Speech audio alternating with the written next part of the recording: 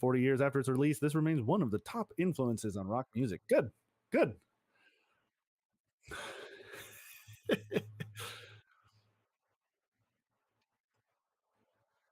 Right on. How to auto tune.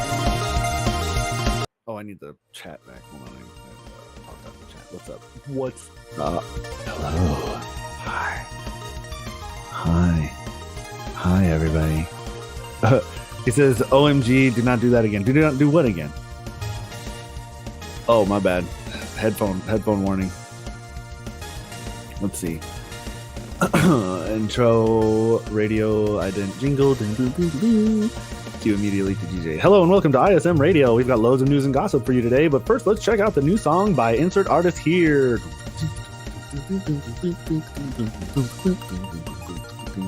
Great new song from Insert Artist. That's gonna be a classic. Now we've got a lot of interesting things to talk about today.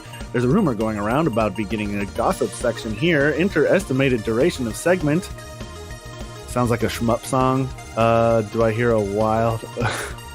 I don't think that's a word, but it is. It would be pronounced wild. AuxxZillary. You still have a radio voice. I think I do too, actually. Especially when I like my normal speaking voice. I don't think is quite right because like I slur and I smush words together. But like when I turn it on, basically, yeah. I think I've always did think I had a pretty good radio voice. Especially if it was something a little smoother or something a little more low key. I don't think I could keep a high energy sort of radio show going, but something a little bit more chill, like a smooth jazz or a classical station, you know, or at least if that would have to be the persona or personality that I develop for a radio sort of deal would be. At least a little bit more neutral or low energy. I couldn't keep it up for a lot, you know. Now coming up, we've got two fantastic new tracks from another artist and the latest news and weather with Jim. But first, I've got Timmy in the studio with me for a chat. Begin chat segment here. Enter estimated duration of segment. All right, thanks for coming in, and now let's get some music on. Some random DJ radio script, just as like a. Yeah, right on. All right. We are Boom Goes the Dynamite. Let me turn off the music. Whoops. What was somebody was saying here? What's up? Let's make this an AuxxZillary. That's funny. Stream puns intended. That's cute. Yep. Yes. Not your mic though. More Aux ASMR.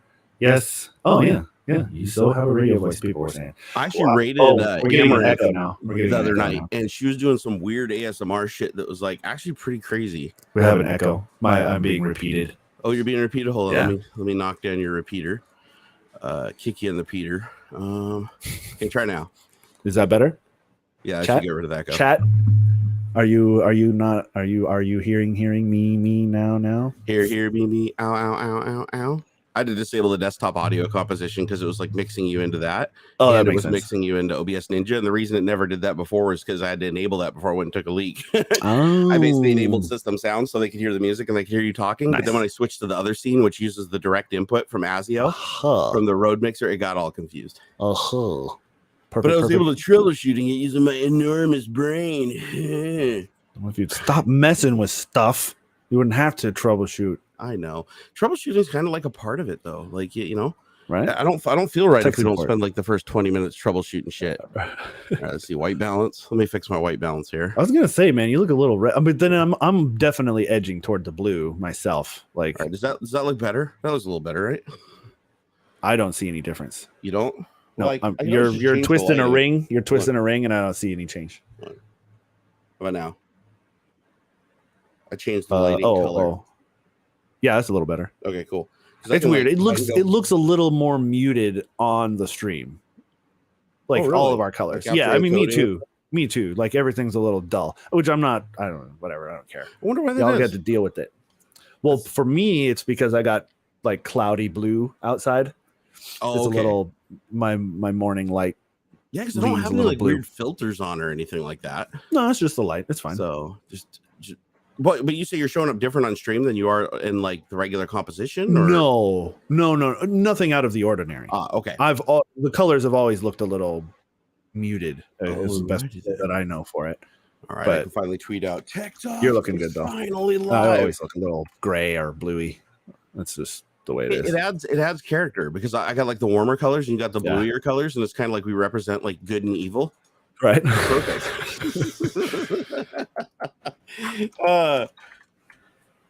So finally live. Let's hear. Get your keysters in here. Hey, what's up, Graham? Get Talking about scams. here. I know some companies in Pakistan running internet marketing scams on a gigantic scale, and the sad thing is they hire guys that are unemployed doing. Yep. Yeah, that sucks. Wait, what was that? Muhammad Arslan was saying, talking about scams. I know some companies in Pakistan running the internet marketing scams on a gigantic scale, and the sad thing is they hire guys that are unemployed and can do anything for money, or will do anything. That's how most of the scammer data centers in India start out. It's just people go in, they're desperate for a job, and they're like, hey, we're legitimate, we got a business, we got all you got to do is call these people and read the script. They like don't even really tell them what they're doing. They don't tell them what the end game is, what the product is they're selling. They just read the script, you'll be fine. And so, I mean, obviously, you got to be pretty damn ignorant to not realize what's going on after like your first phone call. Yeah, but, but they keep doing it because it's like, you know, man, they you got money. Yeah, man, you got to eat. Got to eat. So, you know, but I also don't fault the people that like go after them viciously and like save a bunch of people from getting ripped off. Yeah, because no matter, because you got to eat, other people got to eat too. So I guess it's just survival of the fittest at that point. All right. All right, let's see. I think I've sent it out everywhere. Let me send it out on Discord. I just want to make sure everybody sees it since YouTube hardly sends out a single notification these days. I know. Oh, they don't love us anymore, man. Algorithms because we're not posting shorts and stuff. We need to Instagram Reels. All right, there we go. I think I sent it out to all of the troops. Let me see. Do I got my dashboard up? Yep, I got my dashboard. I got my live stream thing. Okay, I think we are go, man. I think everything is working as intended. Knock on wood. Sitting here drinking my Celsius, not sponsored. That's good shit. Have you ever had this? The Celsius? What is this? It's an all natural energy drink. It's basically natural Red Bull. No high fructose corn syrup, no aspartame, no preservatives, and no artificial colors. It has zero calories, only 2 grams of carbohydrates, 60 milligrams of vitamin C, riboflavin, niacin, vitamin B12, B6, biotin. I mean, it has like all the same shit that like Red Bull does, except for like the good parts. Huh. And it has caffeine, taurine, guarana extract. Oh, that's a good one. I can't read. Ginger root, green leaf tea extract. Oh, yeah, shit, that sounds actually really good. Yeah, no, it's actually delicious too. It doesn't taste like Red Bull. Actually, does taste like bull piss. I don't like straight. Their original flavor is like cough syrup. Yeah, it is. It's like so freaking. I like the colors. The blue one is really good. Yeah, I do like Red Bull if it's like mixed with vodka or something like that. Then vodka Red Bull is the shit. But and demonetized. It doesn't take much these days on YouTube. Gosh, man, every platform's getting like aggravating. So did I tell you what happened on TikTok recently? So over on TikTok, you know, I've built a fairly sizable audience over there, just shit posting, and the stuff I post there is nothing like on YouTube. I'm different on every platform. So it's like you go to TikTok, that's my ultimate shit post, like worst thing in the world. Instagram's kind of a middle ground, but kind of the same thing. You go to YouTube, it's like we just do tech talk here, right? We just do the tech talk stream, and if I do videos, if I ever bring them back, it'll just be technology stuff and nerdy stuff. Yeah, but over on Twitch, I just let loose, right? On Twitch, I just fucking let loose, and on Patreon, I even let loose more. But on TikTok, I've built a sizable audience over there. Some of the posts I may have 1 million views, right? Which on social media for me, that's huge. So I go to enable their partner program because it's like you're now qualified for the partner program. I'm like, okay, cool. Maybe I can make some money on TikTok now. No. So I go to join it and it says, oh, you don't meet one of the requirements. Like it has a whole list and there's check marks next to it. There's one I don't meet. It says you're not old enough. I'm like, what do you mean I'm not old enough? So I go look at my profile and I dig in there because nowhere it says your birthday. You have to dig super deep. Yeah. And it says my birthday is wrong because when I created the account, I put in the wrong year. So instead of putting 1979, I put like 2079 or some shit that's outside of the range. I'm like negative years old or something. There's some weird. I have no idea how it happened because I don't even remember putting my age in when I created the original account years ago and just let it sit. Right. Jeez. So I don't qualify. So I messaged them. I'm like, guys, I have to update my date. Here's my driver's license. Here's my ID. I can prove my age. Here's all the posts on my channel, all the posts on YouTube that's verified, and Twitter. You can see that I'm an old man. I'm not, and they just keep giving me a robo response after like 3 days. They like pause for 3 days to make it seem like a human's looking at it. But then it comes back and it's like, oh, we've reviewed your case and we have determined that there is nothing that can be done at this time or whatever. Why don't you try, blah, blah, blah, blah, blah. And it's like, it has nothing to do with like the message I sent them. I even sent the message. I sent a second one and I was like, hey, I I do not want a robot. I do not want a robotic reply. I really need a real human to look at this. And I went into detail, put all the information, and gave him like 2 pages of text. And then, 2-3 days go by on this is through Twitter DM, right? And Twitter and TikTok support replies, same exact message, same message from the other platform. There's like 6 real people who work for TikTok USA. Like it's literally impossible to find an actual human being to speak to either. Like no matter, I hear that kind of stuff all the time. People are like waiting months and they don't ever get a real person. Yeah, it's terrible. And the thing is, I know TikTok pays like shit. Like becoming in the partner program, it's probably going to be like $10 a month. They're the worst out of all of the. There's bunches of TikToks of people talking about their. It was a big deal a couple months ago. People talking about their cut. Like, hey, this is how much YouTube pays me for this many views. This is how much Instagram paid me for this many views of this reel. This is, and they broke down their entire like month. Yeah, it's ridiculous. And yeah, TikTok is the worst. Hands down. So I know I wouldn't make any money on there really.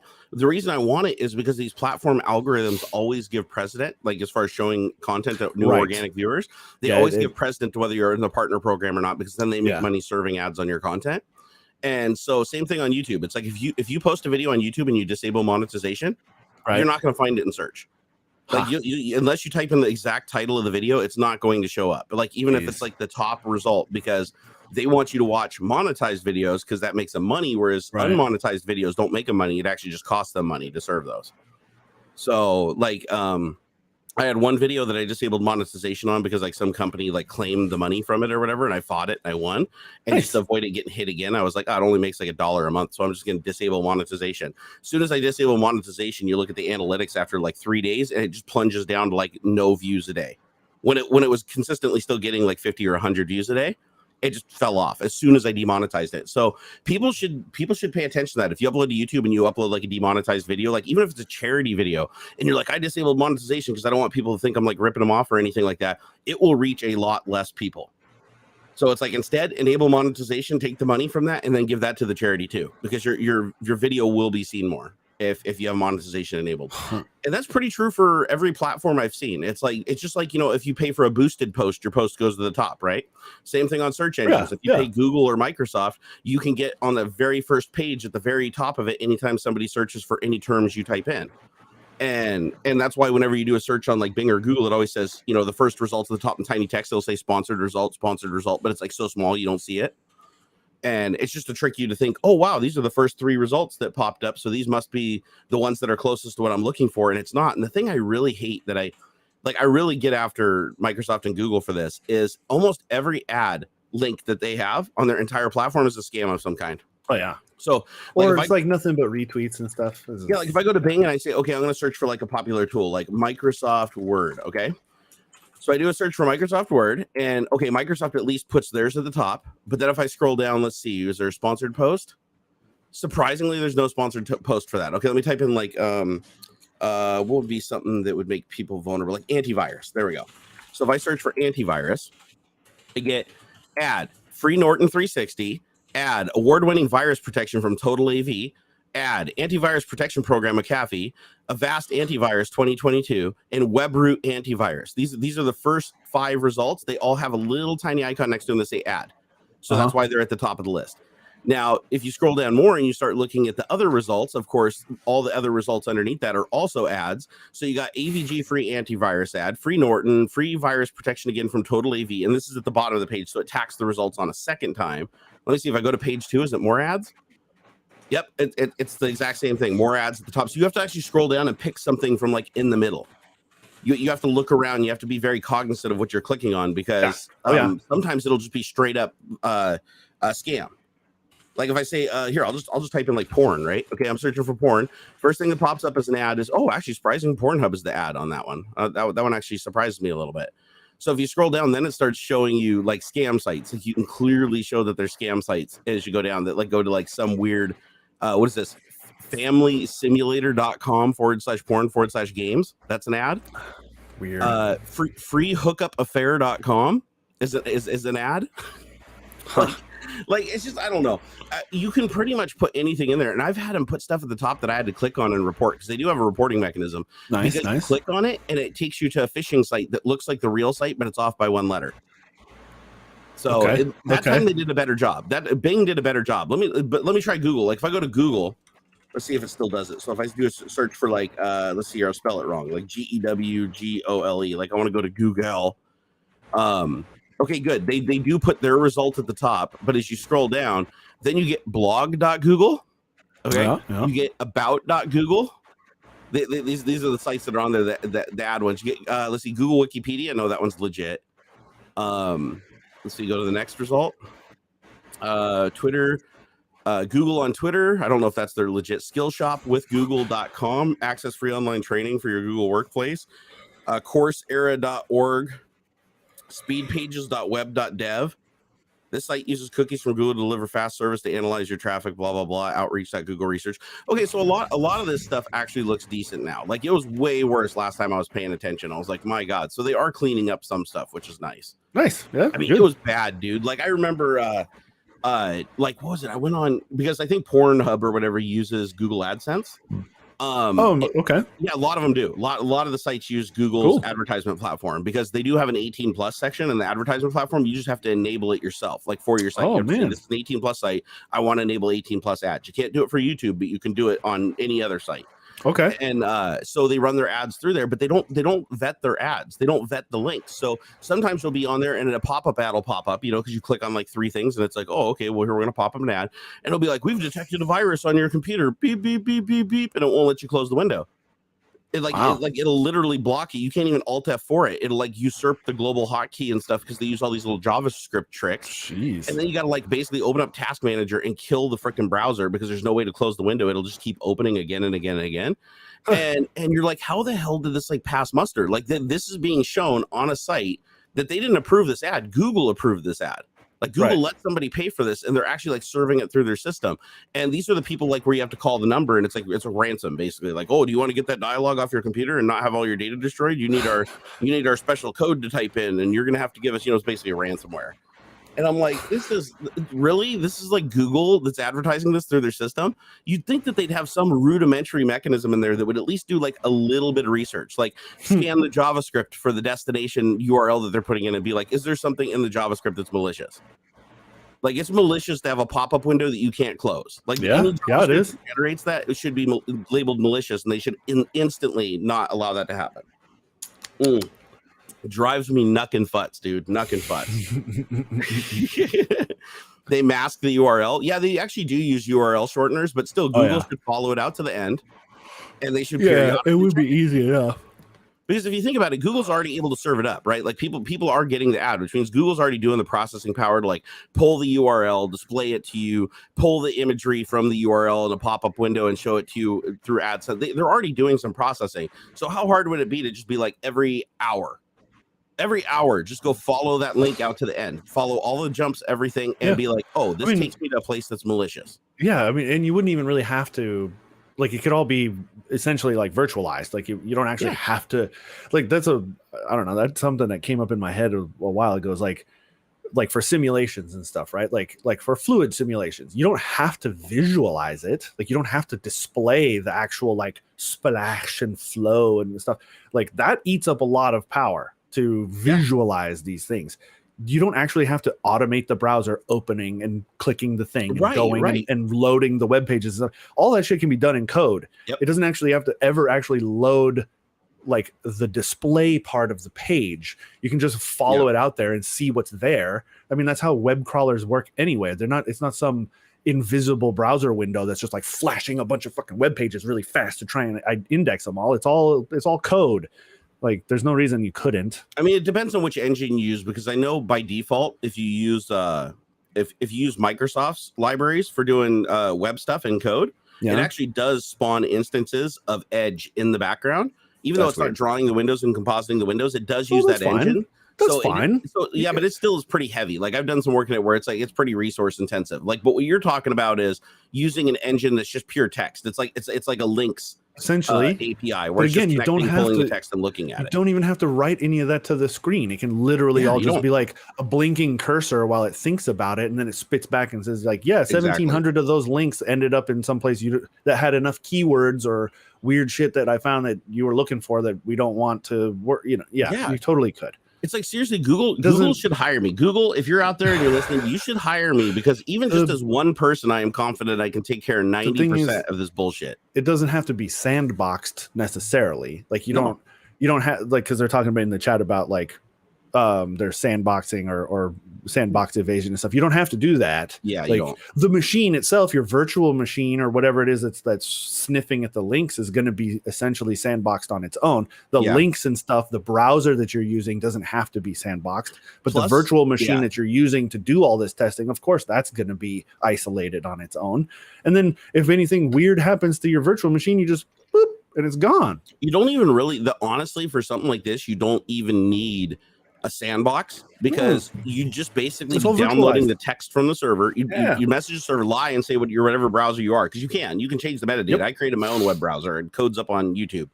All you have to do is just say, hey, I'm Mozilla Firefox or I'm Google Chrome, and it'll send back the site that's formatted for that browser, all the HTML and all the JavaScript and all the links, so you can send the request back to get the JavaScript that it referenced. You could take all that and basically just process it by looking at it and seeing what the code is doing. Like, you don't have to compile the code and actually run it. Instead, you do something like a prefix analysis, which is what Microsoft Source Depot does, where it goes through and it looks for very specific coding patterns, uses of malicious APIs, uses of known variables that are fed into the APIs to create bad behaviors, and they just create a database of all the bad behaviors for the APIs, and then they just scan over the code and say, anytime this API is called, is it being called in this manner? Is this specific fingerprint of this code being used? Then if it is, then you just block the entire site and say, no bueno, you have to fix this. And so doing something like that would actually be really, really fast, since they're not doing any code execution. They're literally just looking at the JavaScript. They're not compiling it and running it. There'd be no risk to the host machine. Like, even if there was a virus in there or something, it would make no difference, because they're just looking at the text. They're not looking at the compiled code. Yeah. So something like that seems like it's a no-brainer, and they should be using it. And half of these things where it pops up in the browser window, like pops up and it stays in the top and it covers up the window, it's like, that's really easy to find. All you have to do is go back and look at the JavaScript payload that's sent down to the client. And the JavaScript payload that's sent down to the client is literally to open a new window, force it to the top, and then they put in a hook, so every time you close it, it just opens again. So that it gets stuck. It's like, you could easily look for that. And if you hit the server and say, give me everything, they might be like really clever and be like, oh, you have to click on something first on the website before it actually sends you the JavaScript blurb that opens that window and does that. You could still follow all of those out. You could go through the web page and send back, I'm clicking links, and it would send you the new payload, and you could go 1 level deep, 2 level deep, 3 levels deep, and see if anything happens depending on what you click on and what you do, and just check that every couple of hours. And it's kind of like a web spider, right? Follow the links out. Yeah, and exactly. Let's just say fuck it and block it and blacklist it until they fix it. And I think if you did something like that, you'd protect so many users from this bullshit. Like, most people get ransomware starting with Google or Bing. Like, they start there, they're searching, they click on a site, 3 levels, 3 degrees of Kevin Bacon or whatever, and boom, their system is like, oh, you need this code to unencrypt your hard drive. I'm just glad Microsoft pulled out syskey. Syskey is no more. Okay. So syskey is the tool in Microsoft that allowed you to encrypt the file system from the command line and basically generate a key that you need to decrypt it. And they would basically, these ransomware packages, all they had to do was execute an inbox signed binary. So you didn't get that thing that pops up that says, oh, this is an untrusted binary. Do you want to run it? It was trusted, because syskey is a Microsoft signed binary. So all they had to do was just exploit something that you'd run it, and it would be like, oh, I'm just going to drop out to command line and run syskey against the hard drive, and it would encrypt the hard drive in the background while it's showing this message on the screen. So when you see that message, like, your system has been ransomed, shut the fucking computer off ASAP, because syskey is in the process of encrypting your files, and the longer that that's on the screen, that thing in the background is just encrypting more and more and more and more as long as syskey is running. But now they took out syskey, so now if you get that message pop up, it's like ransomware, you're not going to get your computer back. If you're running Windows 10 latest version or Windows 11, just reboot the computer and you'll be fine. Like just reboot it. Like, it'll say if you reboot your computer, you're gonna lose all your data. Nope, just reboot your computer, because they won't be able to run syskey because it literally isn't there. So unless they include their own syskey in the payload, it won't work. And even if they do include their own syskey, it's going to be mismatched it's not going to be signed with the same certificate as the one on Windows 11, and there's going to be a mismatch. And it's going to be like, wait a second, this syskey is not trusted.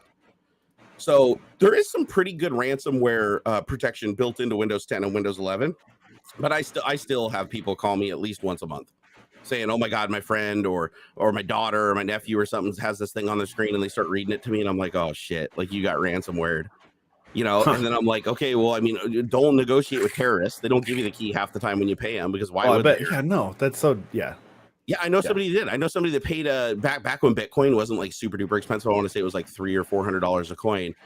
They actually paid a Bitcoin, $300 and some to get their computer back, and they sent it to them and they transferred, and then they messaged them, emailed them, no response, emailed them, no response. On the same email they said the reply on when they made the payment. No response, no response, no response. Never showed up on the page and said, "Oh, your payment is received. Your thing is being unlocked." Yeah. So it's like shit. And so he was really mad because he's like, he bought that Bitcoin. It wasn't one he just had laying around. He actually bought it from an exchange to give to this guy because he couldn't afford to lose the data off his hard drive. Now, the good news is I was able to get his data back, because it turns out the like little stupid hack thing that they were doing left the syskey decryption key in a file on the computer. And so we just had to go find it. Because it was basically what they do is once you paid them, they would basically give you the key back, but they didn't want to store the key on their side because that would require them connecting to a server and identifying them in some way. So they stored the key locally. And so you just had to go and find the text file that had the key in it. So I basically just did, I didn't use grep. I used another tool, third-party tool, to basically crawl through his hard drive, and whatever wasn't encrypted was one of the unencrypted files had the key in it. And that's not always how it works out, but we tried it and it worked. We put the key in, boom, the ransomware ran syskey, backed everything out, gave his files back. So that was luck, because a lot of people do not get their shit back. Like, you can't break syskey encryption. Like, it is hardcore encryption. I should say you can't break it today. There will come a time where you can break it in like 5 minutes, right? I mean, computers will get to the point. Like quantum computers apparently are going to be able to break complex algorithms in minutes instead of thousands of years. Like, that's one of the cool things about quantum computers is they're already, this is the cool thing, quantum computers are so dangerous to breaking encryption that they've already developed and deployed, and it's in use today, encryptions that quantum computers can't break. So they already had like super military encryption that a regular computer would take 1 trillion years for it to break the key or whatever. Then quantum computers were like, oh, quantum computers can actually do enough parallel operations to basically, iterate like 5 times and find the key. And so they're like, okay, well, that's not going to work. So now they created, I don't know what the algorithms look like, but they've created quantum encryption keys that a quantum computer is good at certain things, but it's really not good at this one thing. And they base the encryption on that. So now it's a combination of a normal computer encryption and a quantum computer resilient encryption. So when quantum computers become mainstream and stuff, as long as you have that lock, they're not going to be any more effective cracking it. So I can't name any of the encryptions. I can't think of them off the top of my head. But I mean, they're crazy. They're absolutely crazy. I believe that the overhead's pretty bad on them too. Like they are pretty processor intensive to both encode and decode. So, but it's like anything that's encrypted can eventually be broken. It's like, think about shit that was encrypted 10 years ago. It's like, remember Windows, or even 20 years ago, remember Windows XP used to be able to encrypt the NTFS file system. You just right click on a folder. You still can today. You can go there and encrypt it. It turns the folder green, right? Yeah. If you try to copy anything off the computer and view it on another computer, it's garbage. Because it'll copy it as encrypted. It won't decrypt it. It only decrypts the files if you're using the file system on the main computer. Okay. And it's like, that was really good encryption. That protected a lot of people. But at a certain point, somebody figured out how to break that shit. And they wrote a program that goes in there, just decrypts the entire file system, and you don't even have to enter a key. Just because they figured it out. They figured there was a master key, and they figured out what the master key was, whether it leaked from Microsoft or whether they stumbled across it. They figured it out. So then Microsoft had to implement BitLocker, which was a much stronger encryption with a much larger key.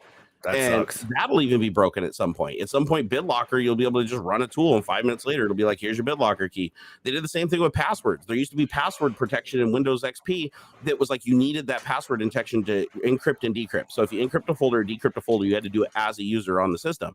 So you had to be able to log into that user's account and have their password. The problem was they had something called a shadow file, or a password, what was it, password shadow matrix or something like that. The way they stored the passwords, the encryption was so weak that you could literally run a program that took 10 minutes, and it would go through there and get the password for every single account that was on the box, every local password.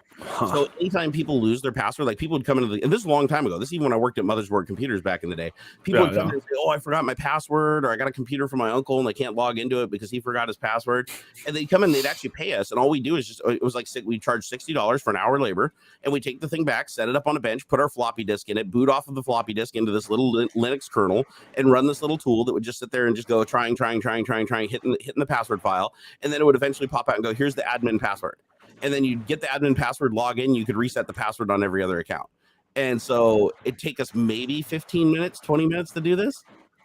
So it's like, so anything that you consider secure today is most likely not going to be secure in 10 years because we haven't foreseen what that technology is going to be. Like, we don't know what the capabilities, like we didn't know quantum computers were going to be like where they are today. It's some kind of usable machine back when they started making encryptions, right? Otherwise they would have compensated for it. Hey, I want to thank Richard Strorbo. Thank you for the subscribe. I appreciate that. Hey, 5 hours ago before we were even streaming. What a stand-up dude. And also, or a sit-down dude. Who knows? We don't know. He could be a sit-down kind of guy. Sure, you never know. You never know, man. You never know. Oh, that's so much better. Holy cow. See what's going on in chat. Sounds like breaking a WEP key. Remember airjacking that stuff? It only takes a few minutes. Yeah, no, I've actually broke the WEP encryption on every router between my house and Microsoft back in the day. Because I used something called, who here knows what NetStumbler is? So back in my nerdy days, I had a 2001 Toyota Corolla that had a car PC in it. So I basically ripped out the center dashboard and I fiberglassed in a Xenarc screen, so a 7-inch touchscreen that was connected via VGA and serial for the touchscreen. It was like serial touchscreen that was plugged into a little micro ITX computer that I built in a double DIN box that slid in where the radio used to be. So the radio was gone. I did a radio delete. So I had the computer in my dashboard. I had this touchscreen that was all perfectly molded in with fiberglass and painted the same color as the interior. I had USB ports next to my shifter down on the side column. This is all back in like 2002, 2003. Sure. And I had a full computer in the trunk. That just like a carpeted sub box. It was like there was a box in the trunk that matched the carpeting and everything, and it had a ATX backplate sticking out of it, and you could actually unscrew it and pull the drawer out, and it had all the computer and everything on it. So you slide in, lock it in. It was like fixed to the car, right? It was fixed to the chassis. And the hardest part about that PC is I had to replace the hard drive that was in it about every year because just driving around and all the vibration stuff would just kill the hard drives. And they didn't have SSDs back then. So anyways, this thing was awesome. So I had a little Microsoft USB like access point. It was like, I forget what they called it. It was like tiny little thing with an antenna, gray antenna. And it was basically for laptops and stuff to be able to connect to Wi-Fi networks, right? This is before this was like built into laptops and built into computers.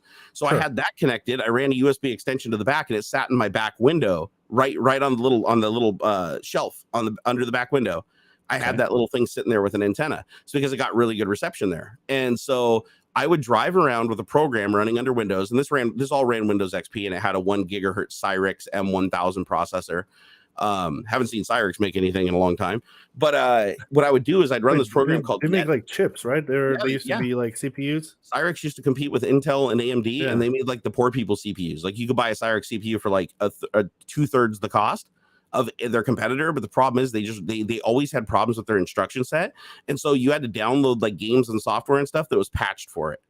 So like you try to run Doom and it would just crash, and then you'd be like, oh, this sucks, and then you'd have to go download like the special Doom for Cyrix chips because they didn't follow the x86 standard correctly or something. The later chips were fine though. Like by the time they got to like the M1000 or whatever, that thing worked just fine. It was 100% compatible. So So what I did is I ran this NetStumbler program, because remember back then all they had was they had like 1G, right? It wasn't even 3G. It was like 1G internet, right? Oops. Yeah. Did you freeze?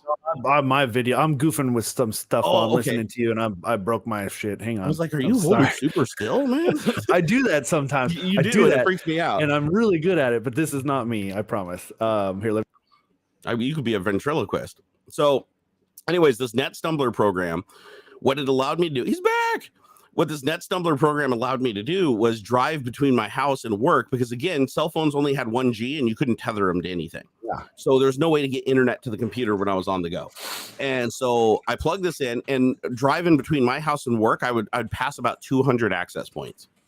And all of these access points were either open, like the majority of them were open back then. Let's not lie. Like the old access points that came out, like when 802.11a, when it came out, like you had WEP as an option, but nobody enabled it. It wasn't a default. So everybody's network was just open. You plugged it in. You're like, oh, there's my network. You connect to it and you have internet.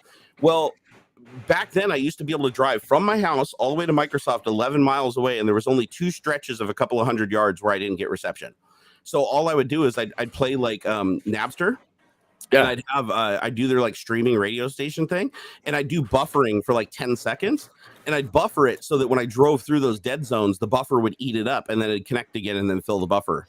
And so I could just daisy chain and jump between 200 access points between here and Microsoft and have almost continuous internet the whole trip. Nice. And this is back before satellite radio. This is back before 3G and 4G and 5G internet access on your cell phone or through a dongle on your computer. So I thought it was really cool. Microsoft did too. They actually wrote an article in their Micro News newspaper about it. And then they punted me. I was supposed to take the card, and they were going to do a whole big article with pictures and everything. And they punted me because the Microsoft has a division that works on Windows CE embedded devices for cars. Yeah. And they were working on their system for like the modern cars with the touchscreen system. It wasn't ready for prime time. It was in development at that time. And they said because they were developing something like that, they didn't want to advertise any components or any configuration that was different than that, because they didn't want people to go buy that instead of their Windows CE integrated shit that was coming out later in the next year. So I kind of got screwed out of that one, which sucked. But no, I didn't build it for that reason, so I wasn't too broken up about that. But that net stumbler was awesome because you used to be able to just go access point to access point, and then they started turning on the web encryption. Like people were installing firmware updates, they were updating stuff. So then I could drive and I could only connect to like half of the access points. Then I could only connect to about a third of the access points, and it got to the point where it's super spotty. You couldn't stream, even with buffering, you couldn't get it to stream continuously between there. So then I got this program. It wasn't I can't remember the name of it. It was a free utility that all you did was basically you boot up off Linux and off a I think it was off a USB drive. I booted it up and I ran this tool that all it did was it found a network and then it intercepted traffic from that network for a period of time. And if it intercepted, I think it was like a gigabyte of traffic, it could figure out what the web key was. Oh, nice. So all I did was drive back and forth running this program every day for like the better part of a month. And by the time I did that, it broke the web key for almost every single access point. So then I just took all those keys that I had and I went in and ran the script that just added all of the keys into the try list. So when you connect to an access point, it goes, oh, is this the key? Is this the key? Is this the key? And so it ended up giving me access. And the cool thing was it was actually faster when I did that because they had the web key. Everybody wasn't like logging into their access point and they weren't giving internet to like all their surrounding neighbors. So it was pretty cool. I really, really prided myself on that setup for like, 10 years before I finally put it out to pasture. Yeah. And it's still sitting. Honestly, it's all still sitting somewhere. I don't know where it is. I sold the car to my brother-in-law and I think the screen was in there. I believe the double-din computer was in there that I replaced the trunk PC with. I used to have a trunk PC and then I changed it to like this little double-din unit that replaced the stereo.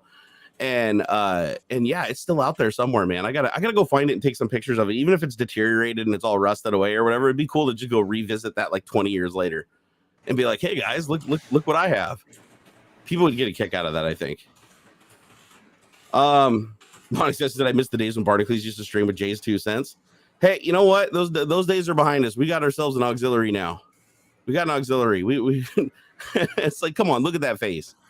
There is no prettier face than that. Come on now. Me and Jay should do one of those exhibition boxing matches or something. That'd be fun. No, that'd be awesome. That'd be so fun. Only if there's no drug test. That's the only requirement. There can't be any drug test because I'm gonna literally. Man, I'm straight as an arrow. What are you talking about? Oh, would Adderall come out? That gets Adderall would show up as amphetamine. Well, yeah, because it is. It says that on the fucking label. It is literally amphetamine salt. Yeah, it says that. But I'm thinking if I took like it's an exhibition. What are they doing drug tests for anyway? Right. It's like yeah, this isn't like for the World Cup or anything. But I was thinking, hey, if I get in the ring and I take enough, Percocets and I'll just break into Jay's studio and just start throwing bows with everybody who shows up. Just don't you have a ring? Just walk in there and just street fight with like people with cameras around. The first guy that comes up to me, bam, and then the next guy, bam, bam. I'm just punching my way through Jay's studio until I find him. Where are you? Oh my gosh, that's hilarious. Like Moon Knight looking for Dracula. Where are you? You fucking nerd! Come here. He's a pretty strong dude. Like dude, he's probably got like 6 inches on me. He strikes me as a tall guy. He looks tall. He's huge. He is very tall. I think he's just big. Like, but not only that, I mean, chubby, but I mean, he's like large, just a big person. Yeah, I don't know if he still benches, but like back when he was going and benching weight, like 3 times a week, he got pretty big. Like when I went down there, his arms were pretty gnarly. Like you don't see it because the way he wears his t-shirt and everything. Dude, I'm weak. I would die. I couldn't. I got to tell you, man, after hurting my leg and all this fucking, man, I get so frustrated. I'm so fucking, pardon my French and stuff, but I get so frustrated. Trying to do anything is like just, it's just a little bit more like difficult. It takes just a little bit longer. I have to like just like rolling around trying to put stuff away and whatnot. I start getting like hot and sweaty. I'm like, geez, man, I'm for one partly like out of shape, but also like it's just more difficult to do things. And I'm not taking this shit for granted. I'm working out and stuff. I'm going to be stretching and whatnot. I don't want to. Dude, you lose it fast. You lose it way faster than you get it. That's for sure. So I've been laid up for the better part of 8 months now, spending most of my time in bed because my back problems, they can't really do much for it except for just alleviate some pain. So I don't spend a lot of time like getting up and moving around each day. It's like I'm out of bed maybe a total of a half an hour, 45 minutes a day lately. And because of that, it's like you can tell the muscle deterioration, like even in my lower back and everything, like just bending over and just like moving upright. Like the tension that's on those muscles because they're having to work so much harder because they're so much smaller and atrophied. It sucks. So what I really need is physical therapy, but insurance won't cover it. So we're trying to figure out how to get through that loophole. But once insurance covers, because there's no way I can afford to go 3 times a week and pay $150 a session. I cannot afford that. So, but if I can get insurance to cover the vast majority of it and I'm only responsible for the copay or whatever, then I'm going to go to physical therapy and I'm going to hit it hard because I love physical therapy. I would love to go again. I went 2 times throughout my life. One because I fucked up my wrists and my hands, and I needed those to work when I was at Microsoft. So I was like, I went there and they did all this stuff where they worked on my hands and put them in like hot wax and molded them and made like wrist braces that were custom for me and everything. And it fixed them up. Like after about 6 months, I got my wrist back to 100%. And then the second time that I went there, it was because of the back. This is when all the back problems started getting really bad. And I went there and I remember they used to put me through like this gauntlet where I'd be like just crying in pain. And then at the end, they'd take me over and stick me on a table and throw these huge ass pads on me with a TENS device, like an industrial TENS device. And it would just shock the piss out of me. And they'd turn it up and say, wait until it hurts. Like, tell us like, what is the max you can stand? And then they'd back it off like 1 notch and leave me there for 20 minutes. And then after about 5 minutes, you get completely numb. So it doesn't hurt anymore. And then after a 20-minute cycle, they take these big pads off and you get up off the thing and you're like, wow, I'm Superman. I could go do anything. And then like 45 minutes, it wears off and you're like, no. But no, I used to love that. I absolutely love physical therapy. So when they do the thing where they put the isometric bands like around your legs and make you do like side to side step to like work the muscle groups that don't get worked when you're not moving a lot. So like the side to side and the front to back. And then they had me do planking, which planking is actually like really, really difficult. But when I started planking, I could only plank for 20 seconds. After 3 months of physical therapy, I could plank for almost 5 minutes. Wow. So I was like that. And back then I was probably 100 pounds lighter. So I was probably pushing like, 280. And I could plank for almost 5 minutes. And I was like so proud of that. But then after that, I didn't plank every day like I was supposed to. Right. And so shit started deteriorating. My back started hurting really bad because I couldn't plank anymore. And it's like you just lose it so fast. It's like all you got to do is blink and miss it, and it's gone. It's like all that effort just down the drain. But now if I go to physical therapy, I won't be able to do all that shit anymore because my back's so fucked up. It'll be more just for managing pain. Just a little bit, right? Yeah, I'm looking forward to the fucking physical therapy, man. I want to get all the stretching and all the things. I want to get back to. I just want to walk again, honestly. Normal, but I'm also gonna I really do want to take it serious and like get back to a good point. Oh, kind of supposed to help with pain when working out. Jared can't take weed. No, weed isn't compatible with me. It's why, guys, the reason I've had to take opiates now for 15 years for back pain is because I'm allergic to ibuprofen, like deadly. Like I go to a hospital when I take it. I'm allergic to ibuprofen. I'm allergic to naproxen. I'm allergic to aspirin. I'm allergic to everything in the non-steroid anti-inflammatory because I'm not allergic to the substance. I'm allergic to how it reacts with your system. So that entire class of drugs is off the table. So I can, and all my problems are inflammation based.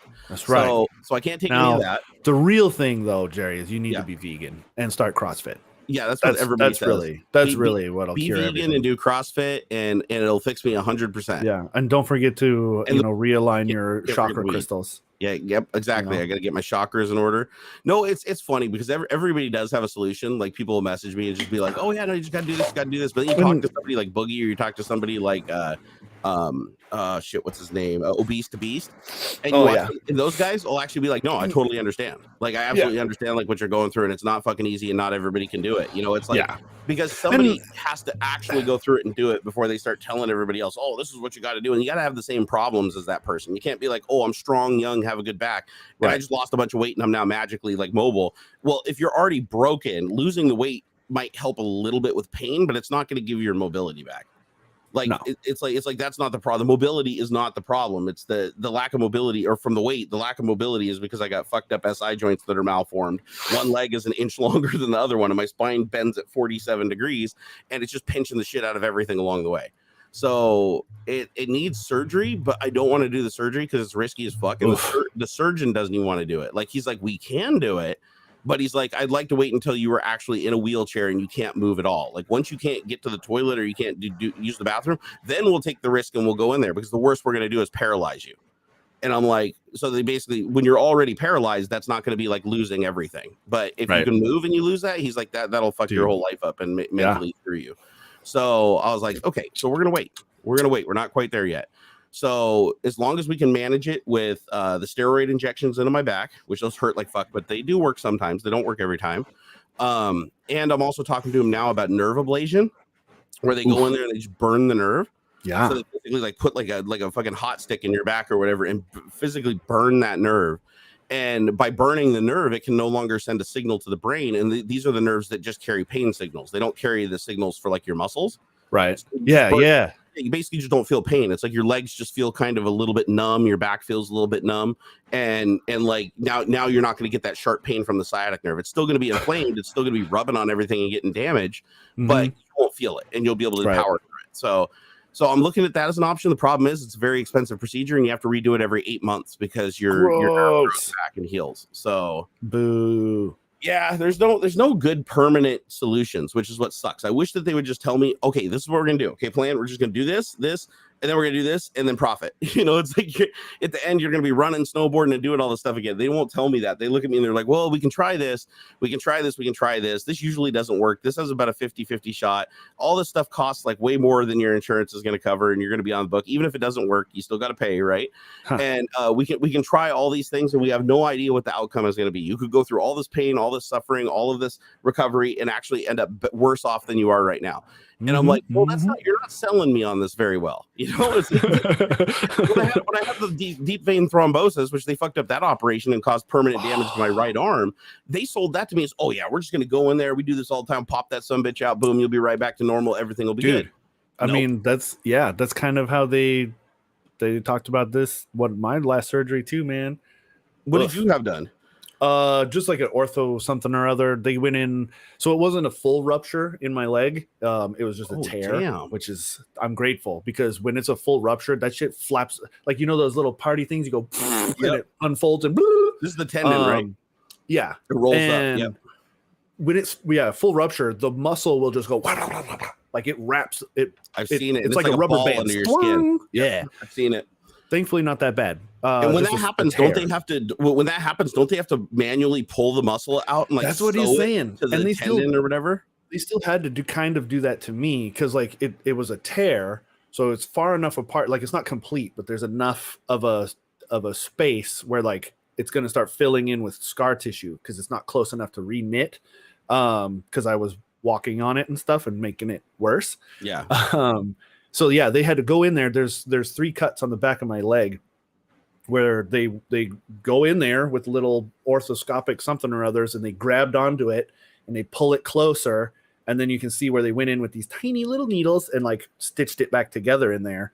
Isn't it crazy how they do that orthoscopic surgery? Dude, yeah, it was like he's super hyped for it. He's like, dude, I've done this literally thousands of times. Like, this is the same kind of thing that Richard Sherman had done to him. I don't know. Crazy. Most surgeries now, like most of the surgeries, like removing your appendix, dude, like a tiny cut, like this big. They just go in there and go. And then they go. Removing my appendix, like to do a comparison of medical science today versus even 20 years ago. Yeah, 20 years ago, to have your appendix out, they had to cut a big, huge ass hole in the side of your abdomen. Yeah. I've seen some of those scars. They're huge. They'd go in and have to like fucking fish through disrupt all of your internal organs, rip your muscle, and then they'd get in there and they'd pull out that appendix and they'd get it out of you and they'd sew you up, and you had about an 80% chance of getting an infection, even with the antibiotics. Sure. They would hold you at the hospital for a minimum of like 2 weeks was the recovery time for that operation. And even after 2 weeks, when they sent you home, you could have complications and come back. Like my dad had his appendix removed. He was in the hospital for 3 months when he was a kid. My grandma had her appendix moved back in the 50s, and she was in the hospital for 6 months. Like, you know, it's funny. Septic. Like when they have to like really cut you open and like really dig around in there, they don't even try to put stuff back where like it came from. Your body will squish your shit around and put it back for you. Like if they ever got to go in there and like unspool your intestines and shit and like try and get it like your liver or something. Yep. They do not even try to put stuff back where it was when they found it. They just stuff all that shit back in there and sew you up. And like over time, your body just like your figures out work it into position like a puzzle. Man, they'll just like push your guts back where they're supposed to go. Like or whatever the most, because I'm sure it's not exactly where it was, but it'll push them back to like the most efficient place that it can. They do have to be really careful with the intestine though, because I know if you twist the intestine when you're putting it back in, it'll cause a blockage. You don't all your other organs are pretty resilient. Twist it up or anything, but yeah, man, it's crazy. So when they removed my appendix, this is how it went. It's crazy. So I started having a really bad abdomen pain.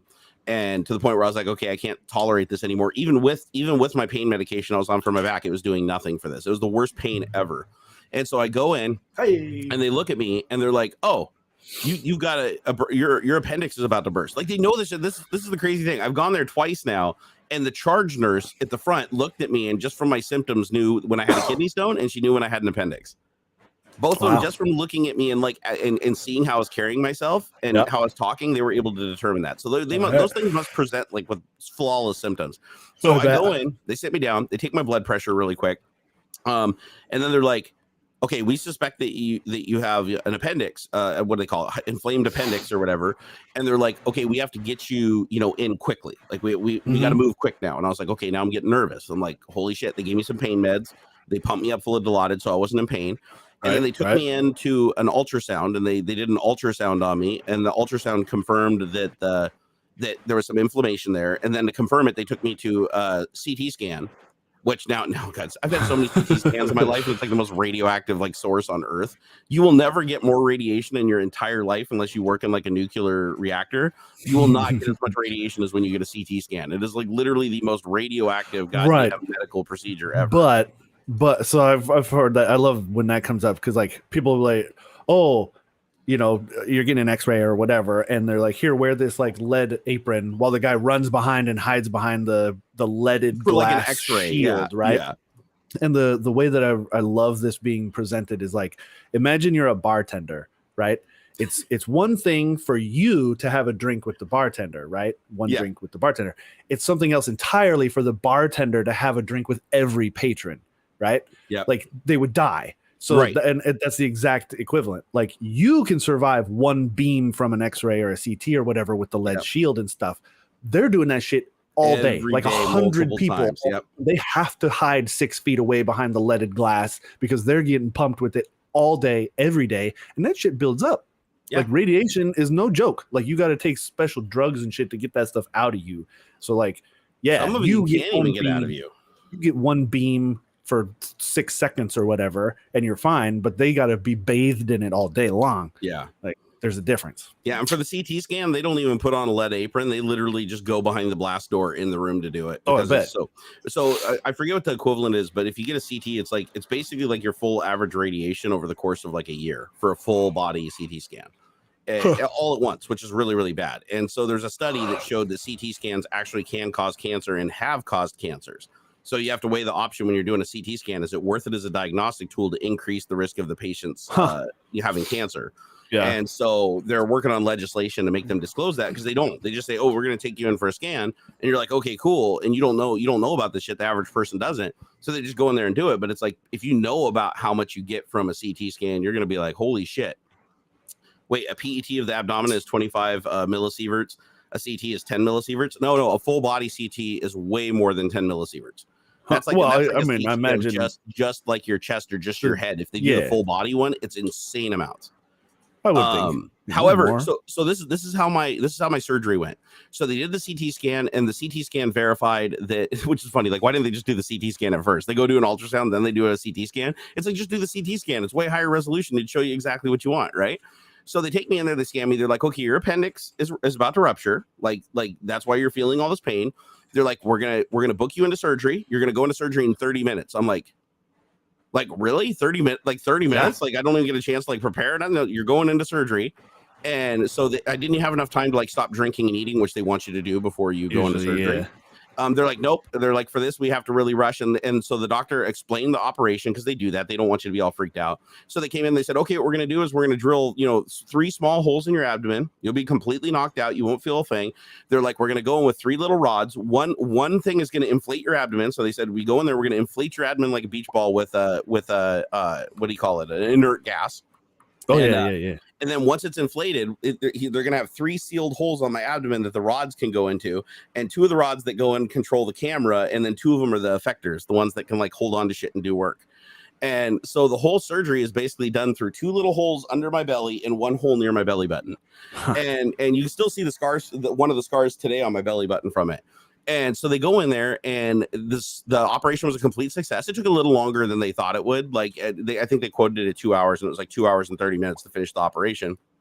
But they said it went textbook. It was fine. I wake up in the recovery room like 1 millisecond after they knock me out. It's like 10, 9, 8. Wake up, dark room. Like there's no passage of time when you're under anesthesia. Dude, they 100%, right? They're telling me, look, we don't do the whole counting from 100 or whatever. Like you're just gonna. You literally, this is how it's going to go for you. We're going to be talking. You're going to be, we'll be doing our stuff. We'll be talking to you, and you're just going to lights out. The next thing you know, you're going to be waking up. Like you won't notice. You will not notice you falling asleep or whatever. It's not like you fade away into darkness. And it's 100% true. The last thing I remember is they're pressing the oxygen mask onto my face, and they're talking about, oh man, you got to really crush it down because of his beard. Like you got to press, like stop being a wimp, like press it onto his face. And like the other guy comes in. And then the next thing I know, boing. Yeah, they put it over your face, and they say, Mr. Whoever, Mr. Berg, take deep breaths. They didn't even say that to me. That was, I was shocked. No, they were just fussing with the thing. Just here, we're gonna put this oxygen mask on. You're gonna press this real hard, and the next thing I know, I'm awake. Like, oh damn! I didn't fade out. For me, they made it an occasion. Nothing. Nope. They're just like, okay, Layden back here. We're gonna put this mask on you, and they're talking back and forth, press. You gotta really smash it on it, and then it's over. Yeah, because they pumped me when I was going in. I was really nervous about the surgery because this is my first surgery I ever had in my life. Was having my appendix removed. Crazy. And so I was really nervous. Everything was moving so fast. My heart rate was high. My blood pressure was high. So what they did is they came in and gave me a drug called Ativan. And it's what was shit. I'm trying to remember the generic name for it. Crazy. It's a benzodiazepine. It's not Levinox. What am I thinking? Somebody will get in chat. Anyways, drugs. They gave me Ativan. That's the name brand or whatever. They gave it to me, and they said that it's an anti-anxiety med that will calm me down and make it easier for surgery, like to get you into surgery and get you prepped. So they gave me that drug, and it's a weird drug because it doesn't make you feel inebriated. It doesn't make you feel any slower like the Dilaudid does. The Dilaudid like knocks you on your ass. But what it does is it makes you have no fear. This drug completely kills like the fear center of your brain, like 100%. So neat. Once they gave it to me after 10 minutes, the surgeons came in and go, all right, Mr. Berg, it's time to go to surgery. And they had me pretty pumped up on Dilaudid too. And I'm like, all right, let's go. Let's do this or whatever. And they're like wheeling me down the hallway, taking me to the OR. My wife had to stay back. And they're wheeling me down there, and they're like, all right, so, we're going to take you into the room. We're going to get you prepped or whatever for surgery, and we're going to get that, the bad appendix out of you or whatever. I'm like, oh, awesome. Let's do this.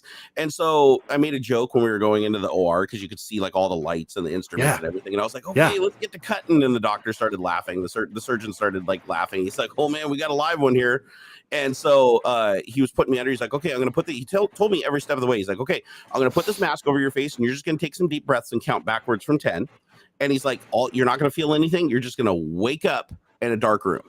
He's like, you're not going to notice the passage of time or nothing because they knew it was my first time. So they explained everything to me. Same. Sure enough, he puts it over me, and I can see the dude holding the syringe with the white shit in it. And he puts the mask over my face and just starts squeezing that syringe down. And I'm like 10, 9, 8. And then it's like not even a blink of an eye. It's just boom, blackness. And it's like the lights blew out in the room or a breaker blew or something. And you're like, hello? Yeah. Oh, he's awake. And, lady runs over and turns on the little light next to your bed or whatever. And she's like, okay, how are you feeling? Are you nauseous? Here, I can give you something for the nausea. Cause apparently coming out of surgery, you get nausea. I didn't get nausea though. So they didn't have to give that to me. And then they took me back to the room. They pumped me full of pain meds for another, I think 2-3 hours, just to keep an eye on me and make sure everything was still working. And they got to make sure I was still peeing for some reason, even though they weren't touching my kidneys as far as I know. But once everything worked and they came in, they pulled the catheter out and they sent me out. And I literally was only in the hospital from 5 p.m. the previous day to 11 a.m. the next morning. I just spent the one night out, and it was like, no, they sent me home. They're like, okay, you're ready to go home. You're good. Yeah. Like, what do I got to do? Oh, just make sure you change this bandage or whatever over these 3 holes or whatever, like once a week, and you're good. And then I was like, oh, all right, cool. Put it. And it was just a Band-Aid. It was just these weird gauze Band-Aids things that I just had to swap out. Right. Because there's like little pus coming out of them. They didn't have to remove the stitches. The stitches just dissolved. Yep. Like, same. Dude, Yep. It was a trip. It was a surgery is so like different today. The stitches for the incisions they made to get up in there, they had to take those out. But I imagine whatever it is that's holding my muscles together is. Yeah, so somebody got it. SpecCon said it was lorazepam. That's what Ativan is. It's a lorazepam. Oh yeah, okay. They said it's a bad motherfucker. I've got horrible anxiety, and that shit. What everyone said is like heroin is like. No, it's not. Lorazepam is nothing like heroin. They feel absolutely nothing remotely the same. And I know because I take oxycodone. And oxycodone is like 2 molecules off from heroin. Okay, it's basically synthetic manufactured heroin. These lamos, they give me 5 milligram oxys and like, oh, if your shit hurts, take these. I'm like, you guys don't realize like I'm a kind of big, right? Like I'm 200 pounds. It's 5 milligrams. No, although the instructions on the bottle say take half to 4, I think. Yeah. Half to 2, I think, in every 6 or 8 hours or something for pain. I'm like, this is lame as shit, man. You guys suck. For a single dose, I take 15 milligrams. That's my single dose. Man, I remember, not to talk about illegal shit that I've done in the past, but I'd take like 200 milligrams of Vicodin and then go to work and like do work. If you're opiate tolerant, like no tiny amount is going to work. And the thing is, like when I go to the hospital, like when I went in for my surgery on my shoulder, I had to tell them because if you don't tell them, they'll void your pain contract. So anytime I go to a hospital, if I'm conscious, I have to tell them like what my medications that I'm on, specifically the pain meds, because if they dose me with pain medication and I already have a tolerance level, they're not going to know. Enough. Yeah, it's not going to be enough, and they're not going to be able to get ahead of the pain, which means they have to keep giving you more and more and more. So what I do when I go in there is I say, listen, this is the dose I take. This is how many times I take it a day, and then they factor that in when they do the pain medication, the dilaudid dose. They'll increase it so it matches whatever you're used to. Right. I thought they were going to ask about like my weed smoking and stuff because like I know that can play Harry Carey with the anesthetic and stuff. Like it'll take a little more, or like you might come out of it or whatever. And they never did. When my lady got her surgery stuff, they asked all kinds of questions about anything that you might be taking for that very reason. And I guess they just weren't concerned about it, or they had enough info already because whatever. But they warned me not to chief and take the oxys, but even still. That's the thing. Like, if you go into anesthesia, you have to tell them, even if it's an illicit substance. It's like you need to tell them because if they overdose you because you already have a bunch of shit in your system, that's going to be a bad time. Do not lie to your doctor. Never. Okay, like of all the people, your doctor and your lawyer are the people who should not be lied to and need all of the information possible. Yeah, you don't want them to get a surprise, and they'll find it out in the end too. They'll do blood toxicology because you'll die. They're gonna find out or whatever. Yeah, man. Those are. I haven't had a lot of interactions with lawyers, but doctors, I do not lie. I don't hold nothing back for the doc, man. They need, because they're important. It is probably the most important person that you need to talk to who needs all that information, and they don't care. They're not going to tell the fuzz about your snorting coke or whatever. Like they might, if you got it in your pocket, they might throw it away, but they're not going to like turn you in. Yeah, they have a confidentiality order. They can't. They won't even breach that for law enforcement unless the crime you did is I believe the crime, you have to hurt somebody. You have to physically harm somebody else before the doctor is required to actually get the police involved and give them information. So, but everything you tell to your doctor is confidential, just like you tell to your therapist. Dude, like my doctor, man, I talk to him about everything. I'm like, dude, hey, it hurts when I masturbate. My left nut is sore. Like, I will tell him anything. Yeah. I'll be like, I took too much pain medication the other night, so then I fucking ran out of pain medication or whatever. It's like you have to tell them so that they can figure out what's going on. Like they're not like the cops sitting there trying to entrap you in something. They're trying to help you. Yeah. And people need to understand that. And it's like the other thing too with like pain medication is it's very dependent on the person. It's not one of those things where it's like milligram to weight ratio. It's because it works on the brain. It doesn't work on it doesn't work by blood volume. Yeah. So some people you give them a 5 milligram oxycodone and they'll puke their guts out for like 2 hours and fall asleep. Right. Like it's a really hardcore reaction. Like my wife, a half of 5 milligram will make her puke in 30 minutes. They gave it to her like after she had a procedure, and she took one pill and never took it again. because she just threw up violently and she was just out of it, like unconscious, like it knocked her out so freaking hard. And I even remember back in the day when I first took it, because they put me on Vicodin. Vicodin gave me constipation to where I had to go to the hospital.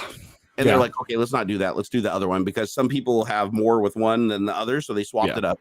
And I did much better on the oxycodone, which is the Percocet without the Tylenol. And for whenever they do long-term pain management, they take out the Tylenol. Like they don't do the Tylenol version because they don't want you to like smoke your liver over time.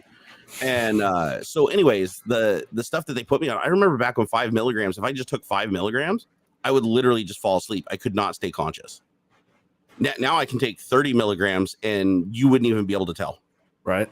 Like you would not 100%. We could go out, do whatever. You would not be able to tell. Like I don't slur my speech. I don't get tired. I don't have cognition problems. It's really weird that you can go from there to there. But if you understand the biology behind it, that everybody will eventually build a tolerance. Yeah. But different people build tolerances at different speeds. And how fast you build your tolerance is a good indicator of how bad your withdrawal will be. So you have to think with me, it's like my normal dose now is 15 milligrams, but that's over 15 years, where, you know, other people have gone up to 60 to 120 milligrams. Like it can get really bad, like on the high side. But again, I figured out over all those years how to go through withdrawal, because I go through withdrawal twice a year, sometimes more. And so I figured out exactly like what combination of things I need to ride withdrawal. So now I'm not worried about it. Nice. That's a big thing. If you ever have to do long-term pain management, you have to plan for this. This isn't always going to be here. Like it could be made illegal tomorrow, and the doctor could literally be like, "I can't prescribe this to you anymore," even though you know you're on pain management for life. He might not be able to do it because of the law, and you have to think to yourself, it's like, okay, what am I going to go through? And if you've experienced a really bad withdrawal, like where you're on the ground rolling around and like freaking crying, "Kill me, kill me, kill me," you're going to be so afraid of going through that you're going to go find an illicit source. But if you get to a point where you understand what it feels like and you know how to deal with the symptoms and get through it in a relatively short period of time, then you don't worry about it as much. It's like it's annoying at that point, but you're not going to be like out trying to seek illegal substances. You'll just be like, you know what? Like I'll just ride it out in transition. And so I try to give this advice to people. A lot of people don't talk about the medications they take. Like a lot of people are very secretive of it because it's a very stigmatized thing. I personally like to speak about it publicly because being somebody who's required pain management for long term because of the shit that's wrong with me, I feel like I'm a good advocate for there is a way to use this shit that isn't like you see on the TV with Reefer Madness. Yeah. There is a way to actually like have a better quality of life with it than without it. Like it's not always what people see. You can manage. Yeah. I mean, come on. You can manage it. That's the, you know, there's people out there that, you know, can have 1 drink a day or 1 drink a week. Right. And then there's people that are just fish that just drink nonstop every single day. And when they run out, they basically almost die from the DTs. And so that's not good. That's not good. But if you drink in moderation, it can actually be good for you, right? Like depending on what you're drinking, it's like you can thin your blood and put less stress on your heart and better oxygenate your muscles. I mean, there's all kinds of like benefits that come from small amounts of alcohol. So it all comes down to quantity over time and the better of two evils. Those are the things that you have to weigh with everything that you encounter in life. But if you do have to be on long-term pain management, just know that your brain adapts to opiates really quickly. Yep. So don't expect to have the same feeling when you start, even a month later. It'll fall off. And what you're hoping for is to get to the point where you basically just get like a Tylenol effect, where it helps alleviate the pain. So you're not having that really sharp pain that is making you so uncomfortable you can't sit still. You just wanted to just take the edge off of that, but not affect anything else. Like your cognition is still fast. You can still type fast. You're not going to sleep. You're not getting drowsy. That's the place where you actually want to aim for and you want to be. You don't want to keep doing the thing where it's like every time I take it, I want to feel like completely out of pain 100% and floating on a cloud. And that's not the point to do that. And that's not the point though. Like it's really meant to just kind of like it's just pain management. That's it. It's just to take the edge off. That's it. Yeah. And as long as you accept that, then it's really easy to stick to a lower dose because you can do that. But I will tell you right now, like if it wasn't for pain medication, I would not be mobile at all. Like I would be permanently bedridden because when I have no pain management over a period of time, I cannot even get up and walk because every time my back clicks or whatever, it feels like somebody's jabbing me in my hip and jabbing me in the bottom of my spine with a cold ice pick. And that does not feel good. So what it does when something doesn't feel good, every time you do it, you usually stop doing it. And that's not good. So it's better for me to do that and be mobile than not do that and not be mobile at all, because you're going to die a whole lot faster when you stay still. That actually is the truth too. I can tell you guys that from experience. It's like when you're bedridden because you hurt your back so bad and you're stuck in bed for like, I think after my surgery, my thrombosis, my back was so bad and the surgery fucked up my arm so bad that I was in bed for 3 months. Only got up to use the bathroom and take a shower every other day. And the amount of muscle that I lost in that I still haven't gotten back, by the way. The amount of muscle that I lost was like insane. Like I could not believe it. It's like my whole life took me to get to the point where I was a really strong person. I was always a really strong person. 3 months is all it took to be like, holy shit, where'd all my muscle go? Yeah. Like now I feel a lot stronger because I'm doing more than I was. But yeah, if you just lay stagnant, your body will just destroy itself.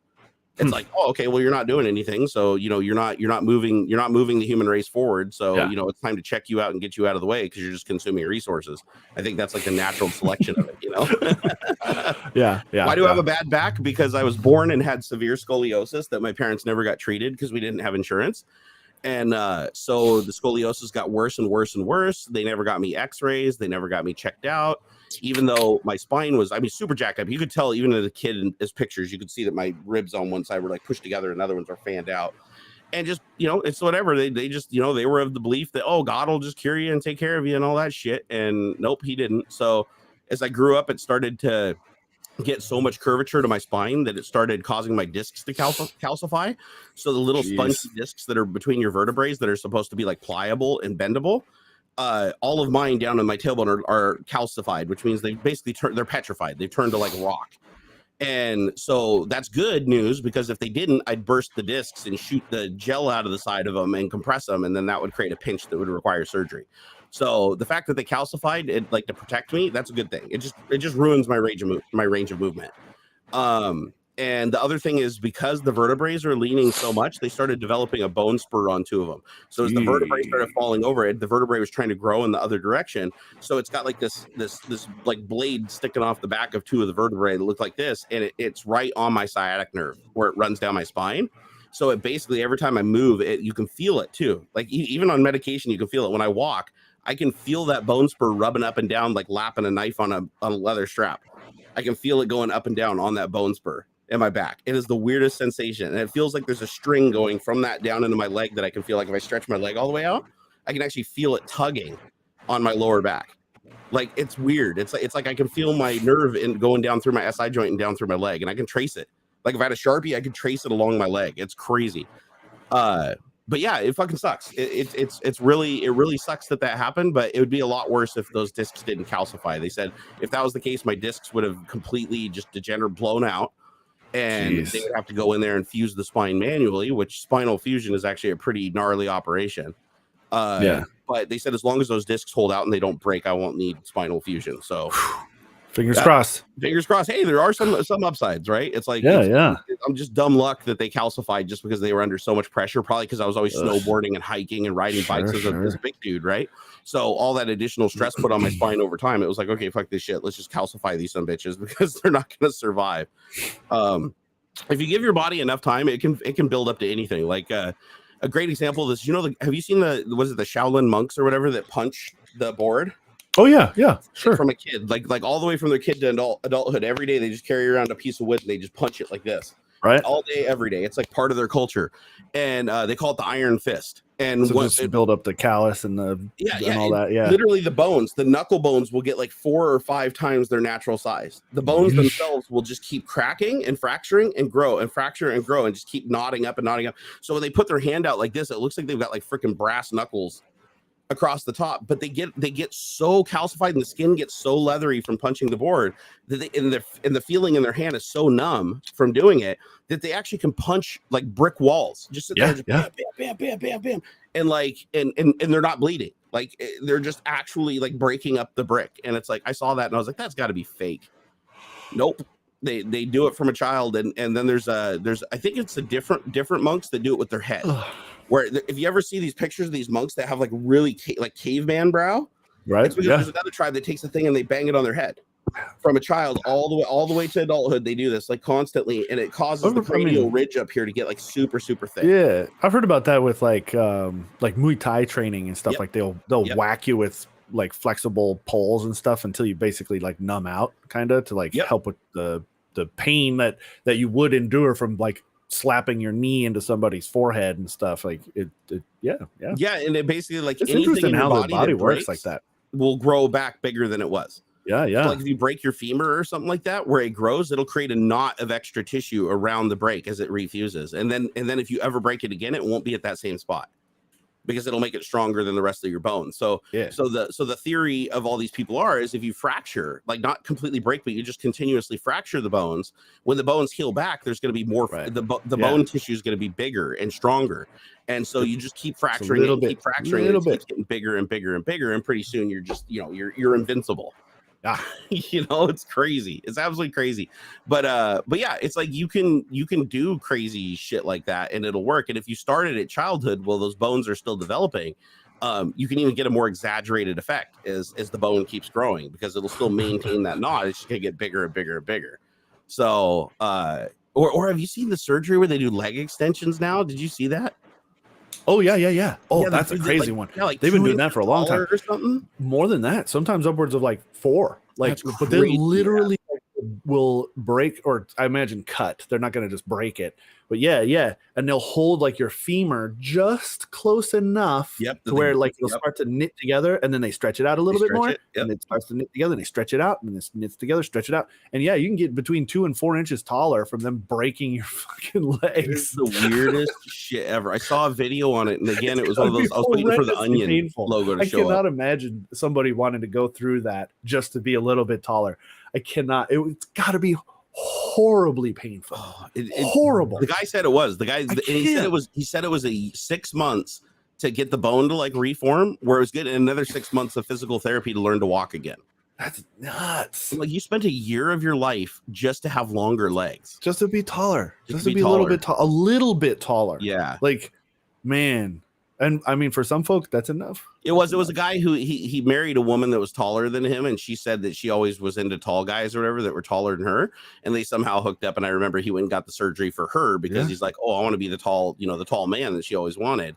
And when I saw the surgery, like what they do is they put like an endoskeleton or whatever outside of your leg that's like these metal rods that they can adjust, and that's what they're separating with. It's like not internal, it's external. So like when you're healing, it's like they close up the wound, but there's still holes in your leg with the poles going and holding the bones relative to each other. And then they screw it and it opens up a little, and screw it and opens up a little bit, and they just x-ray to make sure that the bone's growing. And then once it gets to a certain point, they pull it again, they pull it again, they pull it again. It's like taffy, right? And then eventually it all forms and calcifies. But I'm just like, wow, man, somebody came up with this. Like some doctor was like, hey, I know how we can make people here. And the thing is, like, your tendons will naturally stretch, your nerve will stretch, like everything stretches over time. But the fact that the bone wants to grow towards each other is pretty cool. Like I didn't know that. I thought you had to have them like in physical contact to grow together, but you don't. As long as the bones are close enough. Yeah, like just close, a couple millimeters or something. Yeah, it's the craziest shit. Yeah. Oh, hey, I want to thank some of the people who've been supporting today. You guys are awesome. Thank you so much. Biker Chris, thank you for that $6 super chat. Whoa. He said, feel for you both. Had daily physio, and then every 2 days for 6 months. All right, if somebody else is paying, keep well, my dudes. Yeah, it'd be nice if somebody else paid. I'd do it every single day. I know, right? Robert Settles, thank you for the $20 super chat. You are the super chat leader of the day. We appreciate that, brother. Gaming Maddie rocks. Thank you. Oh yeah, we got to do that. Yeah. There we go. Oh, hold on. Was that the intro to Ruby Soho? It's whatever the default sound is on the Rodecaster Pro. That sounded. I swear to God, that sounded like the intro to Ruby Soho. Listen. Okay, it's not, but oh, ew, not the wrestler, the fucking song by the song. I can't remember who did it. Rancid. So you guys probably aren't going to hear this because my sound doesn't work the way that Jerry's does. But if you pull up Ruby Soho by Rancid, I'm pretty sure that's kind of how it starts. Let me listen here. He's listening. Find out Rhodes. It does. Their music. Okay, really? So if you pull up their music video has like a weird reggae intro until about the 15-second mark. Jump to the 15-second mark on their it's on the music video. It sounds exactly like that. Rancid, it is the opening. Rancid, Rancid. Ruby Soho. It's by the video is on Epitaph Records channel. Here we go. I found it. Jump straight to 15 seconds. Go straight to 15 seconds. Okay, hold on. Here we go. Again, I won't hear it because it's not coming through the Ninja, but You don't want to get DMCA'd, so I got to move it a little. That first opening riff is 100% from that song. Let me listen again here. So it's like reggae, and then it goes into it, right? Yeah. So maybe it's like 13, 14 The timing is different, but you're right. It is the same like string of notes. Boom, boom, boom, boom. Yeah, it is. It's close. The exact same riff. It's like they just tweaked it a little. I was like, holy cow. Everybody ripping off everybody these days. I mean, Rancid, they put that song out like 40 years ago. Like, hey, what's early, up, Jim early Evo? pop? Jim Evo's hanging out in chat. I'd say early punk was Ruby Soho. That's like early punk rock. That's crazy. Gaming Maddie Rocks, thank you the $2 super chat. Says, have you heard of med beds that regrow body parts? I haven't heard of like sci-fi like the med. I don't know about med beds, but I did see a thing where they like regrew an ear and a kidney and part of a liver. Yeah, I can see that. Basically, by creating a 3D lattice of material that dissolves and feeds the cells. Right. And then they just introduce the cells to it, and they basically consume the skeleton to create the matter to make the new cells. And so whatever shape you 3D printed in, you just use the cells of the donor, and it will follow the lattice work and actually recreate the heart and recreate the kidney and all the structures inside. Yeah. So you can basically trick it into just growing a new body part, but they're not approved for FDA transplant or anything like that yet, or whoever does that. But no, they can do it. They can do it. I think they actually did use a 3D printed ear. Don't quote me on this, but I think the 3D printed ear that they made, they actually did successfully install on somebody. So, but in restored blood flow to it, it actually was a functioning ear, like the outside of it. So, but I don't think to this day they've transplanted a like a legit grown organ. They've shown they can do it though. Let's hear Barn and the Beard God. That should be a TV show. Tonight on CBS, Barn and the Beard God.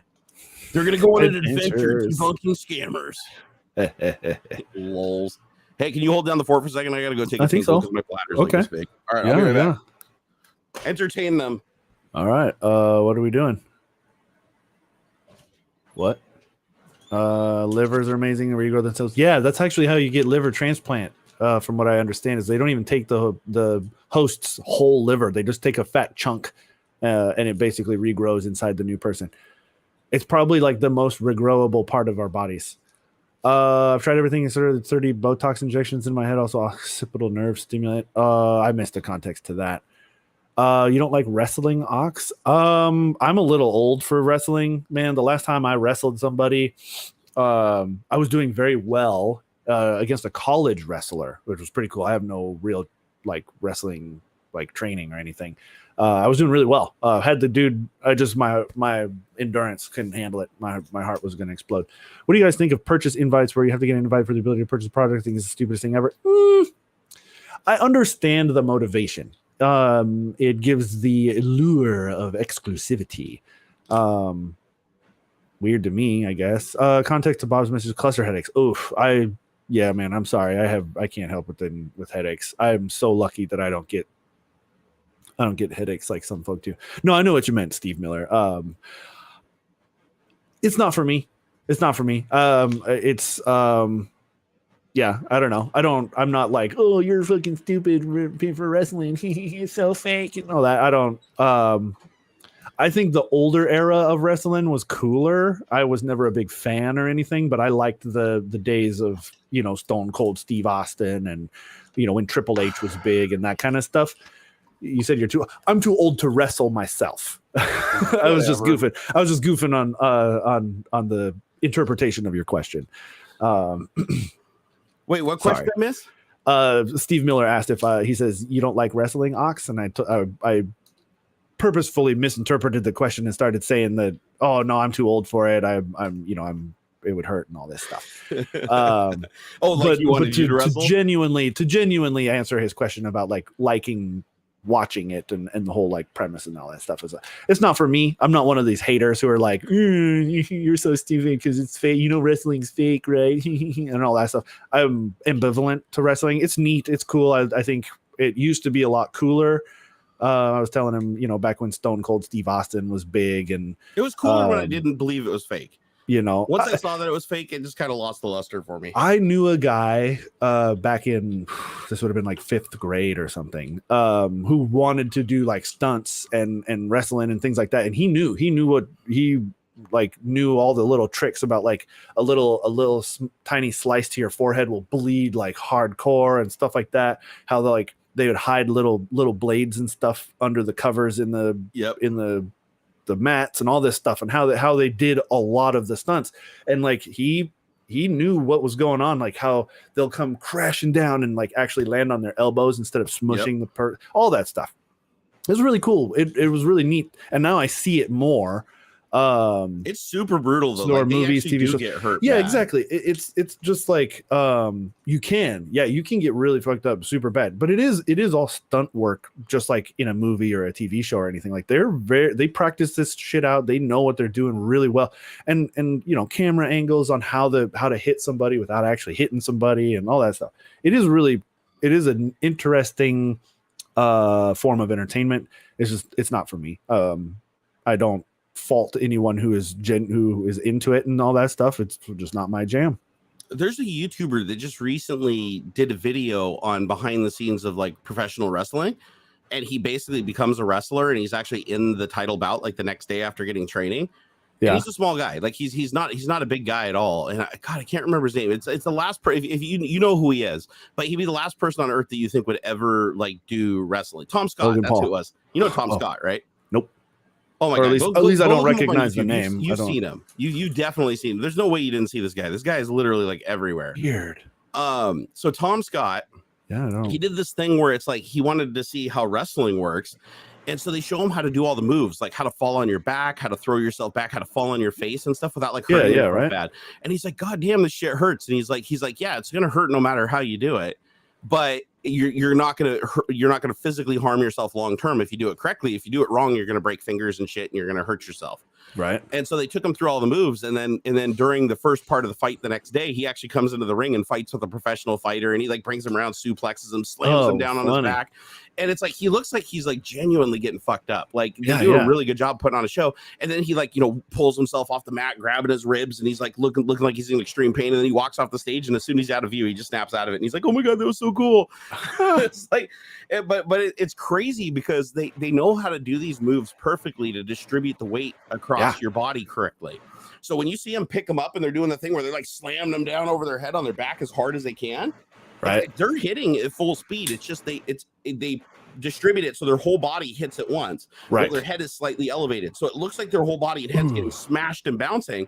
But what's really and the ring is kind of soft too. That's the other thing they show. Yeah, the whole platform actually flexes and is like almost on springs. The whole platform I think is in almost like in sections too. Like the whole thing can absorb some heavy chunk. Yeah, he said the title ring was way softer than the practice ring. Like when he went in there. So they train on a harder ring, I think, so that they're forced to get it right. That makes sense. More, but then they go in the softer ring and it's a little bit more forgiving. But I was like, holy crap, man! Like when you see it, you're like, how is he not breaking his neck? How is he not breaking his back? Like this little guy. How is he not like shattering his wrists? But yeah, they do things where they just we made it, and they fall forward without bending their knees and just slam down on the thing. And you're like, if you tried to do that, you'd break your nose, strain your neck, hurt your back. But they know how to do it where they're like going down where their arms are like this. And like you said, they'll land on the forearms and then go down to their chest. So it looks like they're hitting full force, but they're really distributing the force across their whole chest, their stomach, down through their hips. It's pretty cool. So like when you see those guys like throwing each other off the top of rings and stuff and then jumping and landing on top of them, it's like, yeah, it hurts. They said everything hurts. There's nothing. Oh, sure. If it hurts, it does hurt. But they know how to do it in such a way that they know that they're not going to end up in the hospital if they do it right. Right. So, but if you mess up, you do get hurt really bad. Like they showed that some of the wrestlers, you know, took permanent damage to their legs, permanent damage to their neck. Some of the wrestlers and stuff like had to keep working. Like they were taking like huge amounts of painkiller and stuff because they had like fractured spines and stuff, and they were still going out there and doing hardcore shit, making it worse. And so not a good line of work to be in. Like professional wrestler is not something you're going to do for a very, very long time. Unless you're invincible.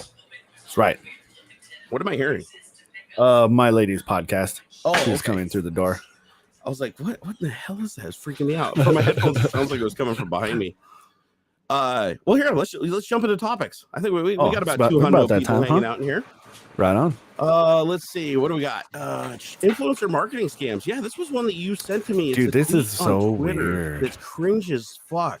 It's super bad. And apparently this guy does this every once in a while. Yeah, somebody said that. Didn't you do the exact thing like a year ago? So it sounds like this is like his way of like trying to get people involved with his company and stuff. It's just, I mean, it's a controversy thing, right? You say something crazy and then everybody like, there's no such thing as bad press, right? It doesn't matter if people are talking shit. It's good. It puts eyeballs, right? So here, I'll bring up the link, I guess, if you want to go read this guy's like weird ass thread here. Where is it? Oh, here, I'll just bunk right here. Bunk. There it is. Oh man, this is super skis. It's basically this guy lays out his whole marketing plan on how he like pressures in influencers into posting about products that his company is trying to. So I guess this guy works with other companies to make connections between influencers and brands for the influencers to promote products and stuff, right? And it boils down to, hey, we're gonna bug the shit out of you, telling you that we want to send you something for free. Then when we do send you something for free, we're gonna bug the shit out of you until you post a video about it or a post on TikTok or wherever your platform is. And then after that, we're gonna pretend like your video did really well. And we're going to ask you if we can use it as an ad, and we're going to try and tell you blah, blah, blah, blah, blah, all this stuff. And it's just really skeezy. And it's like what bugs me the most about it is very clearly cut and paste, copy paste kind of bullshit. It's, hey, name, I'm blank, the influencer marketing specialist at blank. We absolutely love. What kills me is it's never specific. I get what must be people following this same sort of script stuff all the time. And this guy must have legs though, because I literally have a ton of emails that look exactly like his templates. Exactly. It's no different than the clickbait YouTube titles or article titles and stuff. Yeah. People do that because it works. Like people who are, have a fucking sprinkle of critical thinking are going to see like this is dumb and delete it. Most of the comments on here are like, dude, I delete emails like this all day, every day. This is gross. And like, why are you even promoting this? Because it works. Obviously, the guy talks about how he's, we've sent out over 1 million. So look at these percentages. Just think about this. We've sent out over 1 million messages, partnered with over 100,000 influencers. So that's 10%, right? I think I got the math right on that. So 10% of the messages he sends out actually end up like turning into a partner, and made 8 figures. Okay, so 8 figures is just shy of 100 million, right? So anything from 10 plus, right? Yeah. Yep. For our clients in the process. And it's the only way we've been able to get influencer content for brands at a 90% discount. So the guy's bragging about underpaying his influencers. And frankly, the first one's free. Like, so the idea is, this guy will spin up a marketing campaign for, like Tim's cups or this llama cup or whatever, right? Yep. And he's going to say, hey man, I love your videos. Your TikToks are so great. It's super fucking cool. I'm never going to actually like point out what is cool about your video or why I think you're worth a damn to promote this product. But I want to send you Jim's cup for free. All I need is your address, and blah, blah, blah. And then once they send it to you, he's going to poke you and bug you after about 3 days is what he says. I'm going to keep poking you five times. I'm going to send you 5 emails, and then I'm going to send you 5 DMs over the course of a few days or weeks. I'm going to keep bugging you and say, here it is. Where is it? Shouldn't normally take this many follow-ups if you haven't posted. Then if they haven't posted about you within 3 days after they've received their product, so they send you Jim's cup, and if you don't talk about it on your channel within 3 days, they're going to bug you again. Hey, how are you liking the cup so far? Did you get our note? Everything meet your expectations? Looking forward to your feedback. And then, hey, no pressure. And then it says, if they do post, then you send this. Hey, Jim, Ox, we just saw your story. Yeah. Thank you so much for sharing with us, your audience. We absolutely loved it. No pressure, but we'd love to use your video as an ad. So boom, right there. They haven't paid. They've given you the thing, a $35 sweatshirt or a whatever, and now they want to use your content as an ad with something blah blah blah. Give me your code. If the performance is high, so they're going to use your video for free as an ad. Then if that ad does well in 30 days, then they're going to onboard you as an affiliate and give you some, he says, we want to pay you 30% of all sales from your ad, which I doubt he's really going to do that. And then he goes on to say, which could potentially be $15,000 to $3,000 a month at this rate.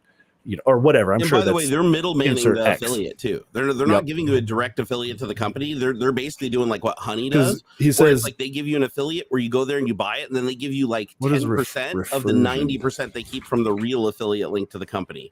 They're basically middlemen between them and Amazon and other companies. He mentions a website called Refersion. He's like, can we set you up with a Refersion account, which is and they're an affiliate, an affiliate and influencer marketing company, There's that a works bunch as a middleman. I encountered early in my career. And then it's just nuts. It's just, that's it. He's like, that's it. Just keep bugging everybody, keep poking them until they agree to send you their address. It's odd that he posted this publicly though, because this looks like, like if you went and worked at a car dealership, this seems so like the training material that you'd see like in the back room, right? Yeah. Like they hire you as a car dealer. Now it's like, okay, guys, to sell this car, what you got to do is lie to them about everything. And you have to make them feel like they're actually taking advantage of you and like they're the ones that are winning, and you rob them blind. It's like, this would be the equivalent. You walk into the dealership and the guy comes out and just hands you the pamphlet on like how they learn to screw people over and says, hey, could you read through this really quick? And then we'll talk afterwards. It's like, there's no way you'd buy a car from him. So this guy is basically bragging about like, here's how I scam people. Yeah. And this is how you should scam people too. Sign up for my business and my information so I can show you how to scam influencers. And he's saying it publicly on a social media network full of influencers. That's what's killing me. So oh God. It's nuts though, because again, as skeezy and as weird and as gross as it is that he even put this out there, it works. And other people are going to read that and are going to do it. I hate multi-level marketing. They're gonna do that. Is literally just multi-level marketing. It feels that way. It does. And what's really fucked is like, it's obvious that the bigger influencers or people who have been around bigger influencers and have noticed this sort of how like scammy it can be, aren't going to fall for this, right? It's going to be the smaller people, the people who are on their own, who don't know. So like I'm lucky enough to know Jerry and by extension other bigger influencers. I know like to be wary of weird things and to not trust like random ass emails and things like that. But some average Joe who's just trying to make it, who's just like, man, I have my 10 or 15 viewers at every time I stream or whatever, and I'm trying to make it. This sounds like a good idea, like, oh fuck yeah, I love getting sent free stuff. Like I signed up for a what was essentially a sales call for an Adobe product. Didn't realize what the product really was until they wanted to get me on this sales call. They sent me a big 32-ounce Yeti jug, right? Yep. For wasting this poor woman's time for 15-20 minutes on this call. Because once they got me on the calendar and I started looking into what they do, I was like, oh crap, I'm gonna waste this poor person's time. And I tried to get them off the call as quick as possible. I did not want to waste their time for this. But they sent me a bunch of other emails saying like, hey, thanks for signing up to talk with us. We'd love to send you a gift, blah blah blah. So I took them for their gift, and I was really apologetic to the poor sales lady, for the time and stuff. But like that's a little different, right? Because they're not hitting me back like, "Hey, man, talk about our product and blah blah." We sent you this cool thing. No, that's a big company. Different. That's a big company showing your product directly, and they're giving you something for your time in the hopes that you might want to work with them. But that's a direct company, right? It was straight from Adobe. It was what these guys are doing is their equivalent of that same exact deal, except for they jump in the middle. And then what they do is they connect you to the call just like you would normally, but then they have you do your affiliate link to sign up for their program. And then anything that Adobe gave you, they give to them, and then they keep the most of it and send you a tiny little piece. And they're like, here's what you get. It's the same thing. They're just they are the equivalent of what do they call those things? MCMs, or I think it was MCMs or whatever back in YouTube. Remember when you had to partner with like Full Screen or Machinima? Oh, sure. Okay. So I can't remember what they're called. Like, the MCNs. That's what it's content networks, right? Yeah. Something about marketing content network or something like that. So So you used to have to go to an MCN to make money on YouTube because YouTube didn't have a direct partner program back then. Yeah, And multi-channel network. That's it. So whenever you join these networks, they would always send you a contract that was like, we own every video that you make. We can republish your video anywhere, whenever we want. And in exchange for this, we will pay you, 20% of the ad revenue generated by your channel based on this. And then they'd have a bunch of clauses in there. Like if you read through it, if you just went to the bottom and signed it, you lost your channel.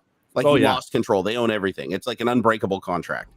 A lot of people fell for that. Me, I was signed with full screen, and I modified the contract twice, sent it back to him, and made him approve all my changes, which I took out about 90% of the contract, and they still let me sign, and I got a bigger cut.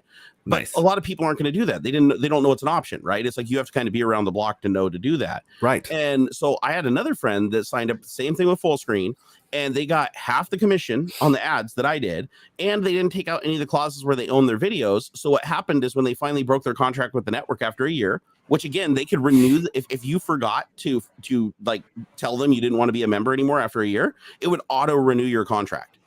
And once it auto renewed your contract, you couldn't break it for another year. So they had all these like little built-in things to screw you, right? Right. Well, he eventually got out of the MCN and he went to a different MCN. And when he went to the new MCN, he carried his content over, and Full Screen actually DMCA copyright claimed every video he made the year that he was with the MCN. And when he tried to challenge it, they're like, in the contract, it says that we own any of the content that you produce under this MCN to publish it to any other site in perpetuity and to use it for whatever marketing reasons that we want. And that you no longer can profit from that content because you agreed to this. Yep. And I was like, are you shitting me? So he literally his entire library of content was claimed in the system. So he had to go back and like re-edit it, change it a little bit, and upload it so it wouldn't content match.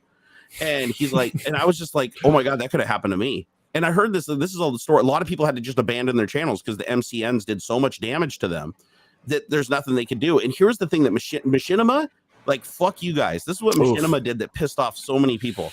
Is Machinima would watch all the videos of the people on their network, and they'd sort and say, what are the 10 biggest videos from our network people? Oh, these ones are going viral. So what they did is they'd copy the 10 viral videos like every day, and they'd publish them to the Machinima channel. They'd re-upload the video in its entirety. Wow. And since everybody had to sub to Machinima as a part of the contract, your channel had to be subbed and you had to recommend Machinima. People would click on that and sign up for Machinima. And then when they subbed to Machinima, Machinimas would pop up because they had more subs than you. They had more videos and they had more views. So your video would pop up on the Machinima channel and you got nothing for it. It said in the contract, any views accumulated by your video uploaded anywhere other than your channel is the sole property of Machinima. So Machinima was taking these viral videos that were getting like 30, 40 million views and not paying the content creator a single dime. And then you'd go to their website and the video that they uploaded first on their channel would have like 100,000 views. And it's like that, it pissed people off so bad. So that was like, but that's exactly what's happening here is you have somebody that's giving no value.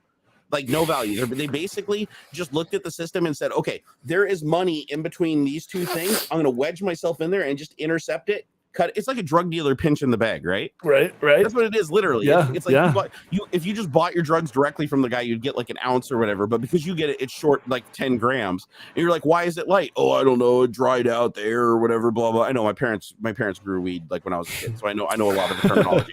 So anyway, and I know how pissed they got when that happened to them. So, so they would do like little tricks so that they could keep some of it. But it's like the only thing they did in the entire process was just take product away. They didn't give any new value. They didn't give you like new packaging or get it to you faster. Like none of that existed. You could have got it straight from the same guy they did, but what they would do is just intercept it and then sell it as if it was their product and it wasn't, and they'd cut the bag and keep some.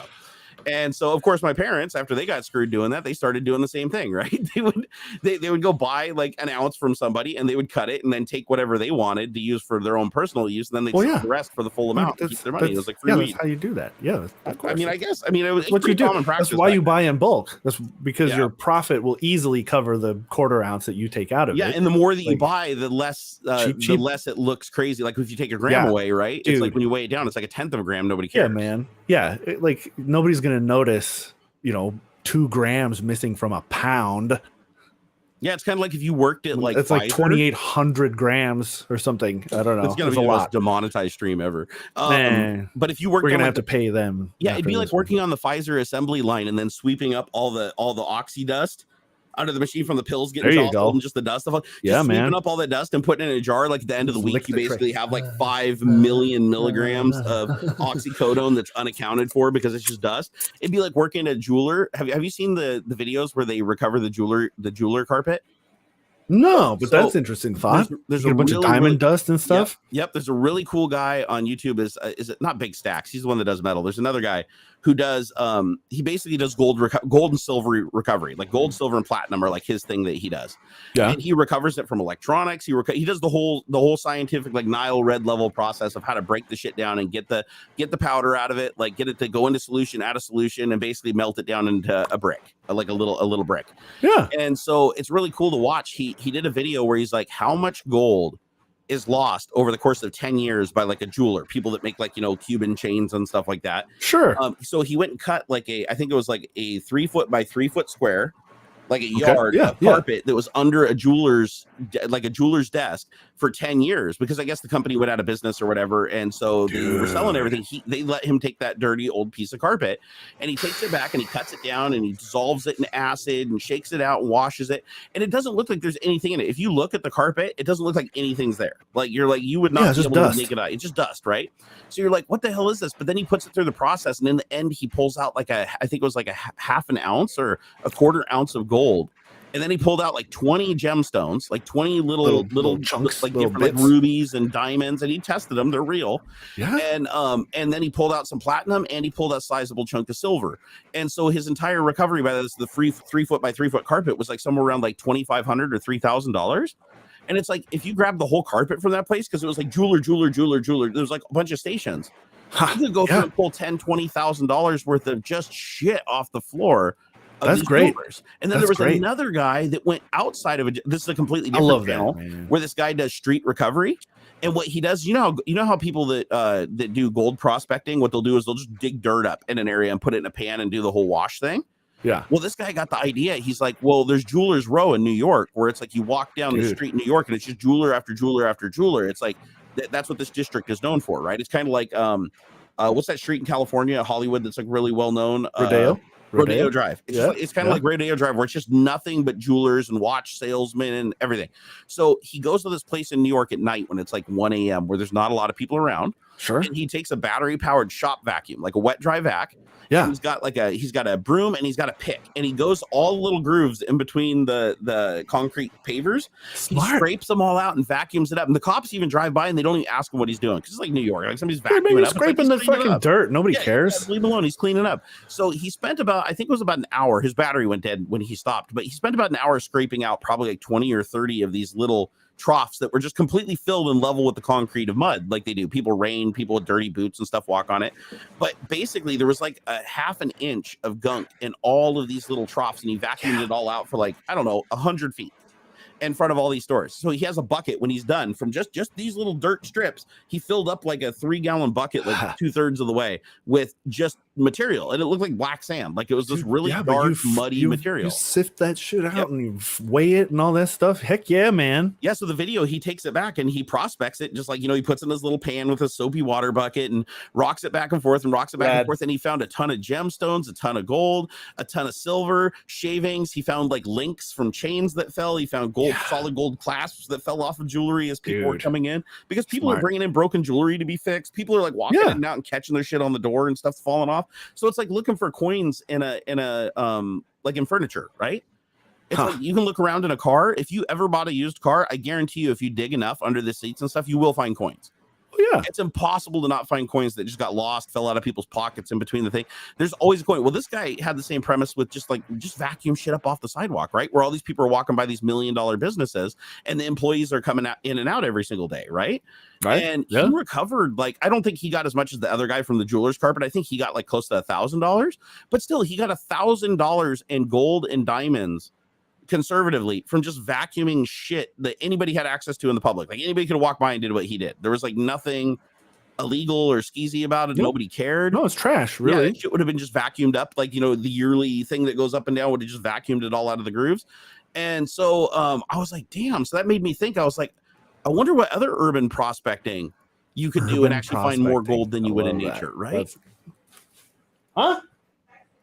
Okay. Oh, look. No, it's really cool, because these guys are like, or have you seen the videos of the PC board recovery, gold recovery?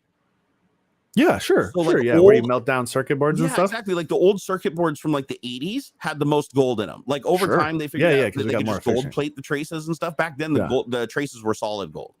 So if you go back to like the 80s and you get like old 286s and 386 motherboards and the old like Cyrix processors that had the gold plated heat spreader plate, and and memory modules. He said memory modules are a gold mine back then, like the old 72 pin DINs that had solid gold contacts on them.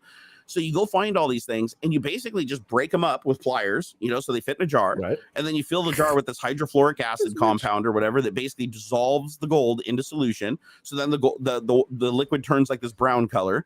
And then you strain it out and take all those pieces and rinse them and everything and throw them aside. And then there's no more gold content on them. And then you basically just go through this chemistry thing where it's like you heat it, you add something else to like neutralize the acid, and then like pull the gold out of suspension. And then you go through these steps, which I mean is kind of involved. It's not something I think anybody could do safely. Like it takes a fume hood and some dangerous chemicals. Sure. But once you're done, melting down circuit boards is no joke, man. But once you're done, you have this gold dust, this really fine gold powder dust that comes out of the liquid suspension that you then filter out with like vacuum extraction. And then you put it into a little crucible, heat it up with just a MAP gas torch, and it melts down into 99% pure gold.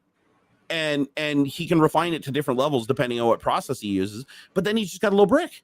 And he just weighs his little brick, and then he stamps like, this is how many grams on or whatever. So that, if he takes it somewhere, they can check their weight against his weight, and, he can see if they're ripping him off or not. But I was like, dude, you recovered that from shit people were just like throwing away and trying to get rid of. Like stuff that you couldn't even put in a landfill. They would have turned you away. And you couldn't even give to a secondhand store. And he was able to take this shit and like get thousands of dollars out of it.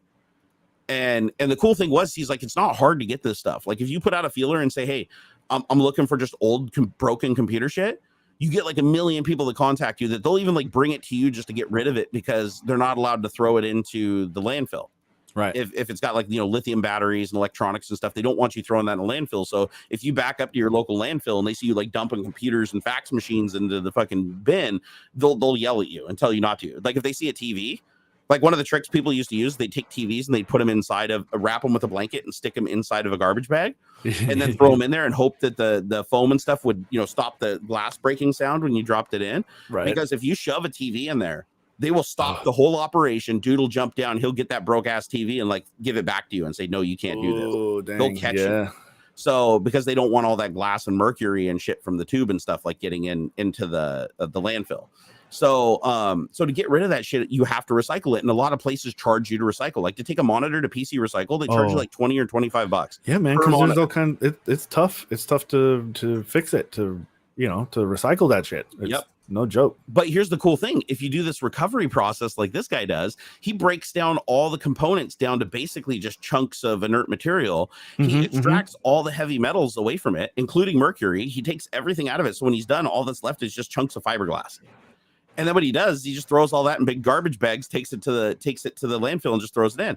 And nobody complains because it's not full computers, it's not full monitors. It's like they're torn down and stripped of every single part of value. And it's like the only thing he probably can't get rid of is like monitor tubes. So he doesn't do recovery on monitors, but he does recovery on, like, if you have an old XT computer or something like that that's broken, he'll take the case off. He'll take the case and recycle it because it's steel. So he can take that to a recycler and get money for that per pound to give them this raw steel. And then he takes out all the boards and rips them up and cuts them up and throws them in this thing, extracts the gold and the heavy metals and the platinum, and then just throws that all in the bag and throws it away at the thing. So it's like he gets all the gold, he gets all the platinum. Sometimes he gets other stuff too, like he'll rip apart the computer and he'll go, oh man, this component in here isn't gold or anything, but these are like really rare capacitors that people look for like recovering other stuff. And he'll set those aside because he wants to get value out of everything he can. And then at the end of each video, he's like, here's how much money I invested to like drive and gas to get the materials. Here's how much I invested in chemicals to do the gold extraction. And then he does all the math and he's like, okay, net profit today, $700, net profit today, $1,500. And it's like, so this guy's like making a really good living. And that's not even including the views he gets on the YouTube videos, which are in the millions for this guy. So he's making money off of that too. So this guy's got like this crazy racket going on where it's like he's helping to break down e-waste. He's recovering all these precious metals that would just be lost forever in a landfill. And the truth is, once landfills, like if a landfill lets you prospect, like if you could go to a landfill and say, hey, listen, I'll sign whatever waiver it is to just walk around and recover shit. The landfill is full of stuff that has precious all kinds of metals in it, stuff. like Yeah, just full of it. So you could literally just walk around the landfill picking up all the shit that you know because you've done your research. You're like, I know how much gold that has. I know how much platinum that has. You just load that shit in your shopping cart. It's like you start making the landfill go down. You start recovering the precious metals, which then reduces the price of them because there's more supply and than demand. And it's just an all-around good system. It's like everybody wins. Oh, hey, Scotty's in here. What's up, strange party? What up, man? We love Scotty. He's awesome. He said generally parting things out will get you more money than raw materials as long as you can find somebody who wants the parts. Oh no, definitely. But this guy, he said usually the stuff that he extracts from is broken. Like the memory sims and stuff that he extracts the metal from, they're presumably broken or inoperable. That's how he gets them for free. Because if they still worked, the retro community would be probably trying to sell them. But it's freaking, it's just, I think it's a cool process. I think it's a cool process. Take something that's broke and not worth anything to anybody. Although I'd argue that there are some computers like, if you had an old like TI 99-4A or a Commodore or what's the other one? The one that was really, really famous over in Britain that started with a Zentrex. Oh, well, whatever. Zenith? No, No, I don't know. I can't. Spectrum, ZX Spectrum. So if you had one of those and it was broken, there's somebody out there that will absolutely go over and replace all the capacitors and everything and make it work again, fix the traces. Like they'll go to any ends to like have an original unit like that functioning, right? Because they're worth a lot of money now. But if it's a computer that's of no value that you couldn't sell to anybody, like an old 286, for instance, 286s aren't worth anything. X86s and X88s, those are worth something, right? Because that's the first generation of the X86 architecture. 386s and higher are worth a little bit of money because that's when you could actually play some retro video games that weren't just text adventures, right? But there are computers like the old Packard Bell 286 and shit that aren't worth anything. Like you might get $20 for them. So it's like the scrap value of the materials is greater than the sum of the components and those specific computers. So if you can find somebody that has, a bunch of those, like even PC Recycle, I'm sure people have already figured out how to go to PC Recycle and be like, hey, listen, how about instead of me like buying all this shit piecemeal off your store, how about I just buy everything that you haven't sold in the last 5 years that's absolutely worthless, that you don't even put on the showroom floor, that's just sitting in the back collecting dust, because PC Recycle has to take everything. That's the one downside of PC Recycle is even at Microsoft, it's like if they sign a contract saying they will pick up anything that meets their electronic standard in the hallway, regardless of its state. So if you put a broken ass empty computer case out there that nobody would buy because it's all dented and dinged up, they still have to pick it up to be able to take everything else. It's a package deal. And so that stuff just accumulates in the back of their store and in the warehouse. So I bet you if you went to them and you're like, hey, listen, I'll pay you scrap value for all of that shit that's piling up the back and taking all that space, and make a deal with them knowing that what's inside of that stuff is gold and precious metal heavy, then you might even be able to like have a steady supply from them, just like the guys do with the biodiesel. Yeah. Like people that produce biodiesel, they'll usually just go find like 20 restaurants within like a 10-mile radius, and they'll do a deal with them where they'll buy their oil, where like normally they throw their oil away and pay to dispose of it. Or people would come in and be like, hey, can I have your oil for free? They pay them for the oil. And they're like, listen, if you don't give this oil away to like all the other vipers in the area that are trying to get free fuel, I will pay you this much per gallon to buy your dirty oil. And so they get a contract going with these people where they supply the oil on a regular basis. And, and then he's like, okay, from these stores, I can produce this much biodiesel minimum and maximum per week. And he actually goes out and pays them, produces the biodiesel, and then sells the biodiesel and then keeps his profit. And by just paying a little bit, like even like $1 a gallon for the oil, or even less than that, right? At 50 cents a gallon for oil, it's like now these restaurants are actually getting a return on their oil, which brings down their oil price. Other people aren't able to get it because they're not willing to pay for it. They just want it for free because they're like, oh, you were going to throw it out anyways. And now you've created a market that you control. But the problem is then other people come in the market and they're like, oh, I'll pay you 3 cents more. I'll pay you 5 more cents. And then pretty soon the restaurants are all divvied up between 20 different biofuel producers. Every market gets saturated at some point if one person's successful at it, right? Yeah. But making biodiesel is a bit of an involved process, so it's not for everybody, right? I mean, it requires upfront investment. It requires a lot of chemicals and stuff to like, to change the oil into the diesel. It's not something that just everybody can easily do at a high quality standard. So you don't have that much competition, but I thought that was cool, right? But you're just doing the same thing. Instead of going and getting oil and turning it into gas, you're going and getting old broke ass computers that are just taking up space in some warehouse, which is costing them money. and you're hauling it over to your warehouse, breaking it down, extracting all the metals and making the pile much smaller, right? Because you're compounding the material. Now the computer case that was empty now has like 5,000 memory DIMMs in it that you've taken the gold off of. So now you compress, this much garbage into this much garbage. You take a trip to the dump and pay whatever it is a ton to dump it at the landfill. And then as long as your gold recovery is more than the total cost to take the material, your time extracting the material and all your fuels and chemicals and stuff, you're doing good, right? It's like you've got a viable career. And I think that's really freaking cool. I think so too. It's freaking neat. Speaking of old stuff, Barnacules Nerdgasm, did you see the video about the 18-year-old kid that installed an old IBM mainframe in his parents' basement? I did see that. That was pretty cool. Oh, yeah. That's a big chonky thing. Yeah, that was fun. Yeah, wasn't his like whole basement like a machine shop and just had like a data center computer down there, like from back in the day? What was he doing? I don't know. I want to say he was like reverse engineering it into something. Like he was recreating the processor of that era. Is this the same kid that recreated the processor from that era, like by hand in his, like the old processors, like an 8088 or something? He made it himself in his basement using all those tools that used to be like Intel's 40 years ago or 30 years ago. I don't know. I know the guy you're talking about. I don't know if it's the same guy. So we talked about him. I know it was quite a few tech talks ago, but I remember we talked about the guy that was like in his basement making microprocessors, like microprocessors, and that was pretty cool. And all his equipment was like period equipment too, like all the shit that lab would have had to create it. Really neat stuff. But now at today's scale, you can't do that. Like it literally takes robots and ultra lithography machines and shit that like I always thought it was crazy that every single chip on earth that has a microprocessor in it has come from like one of like 5 foundries in the world. It's like it's crazy how few. And a foundry is just like the chip maker, the one that actually creates the die, right? The silicon die, or silica die.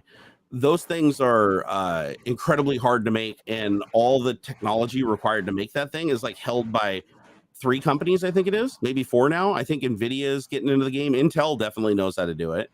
I think it's like Samsung, one that I can't remember the name of. It's TNC or something. That I think they're like the biggest one in the world.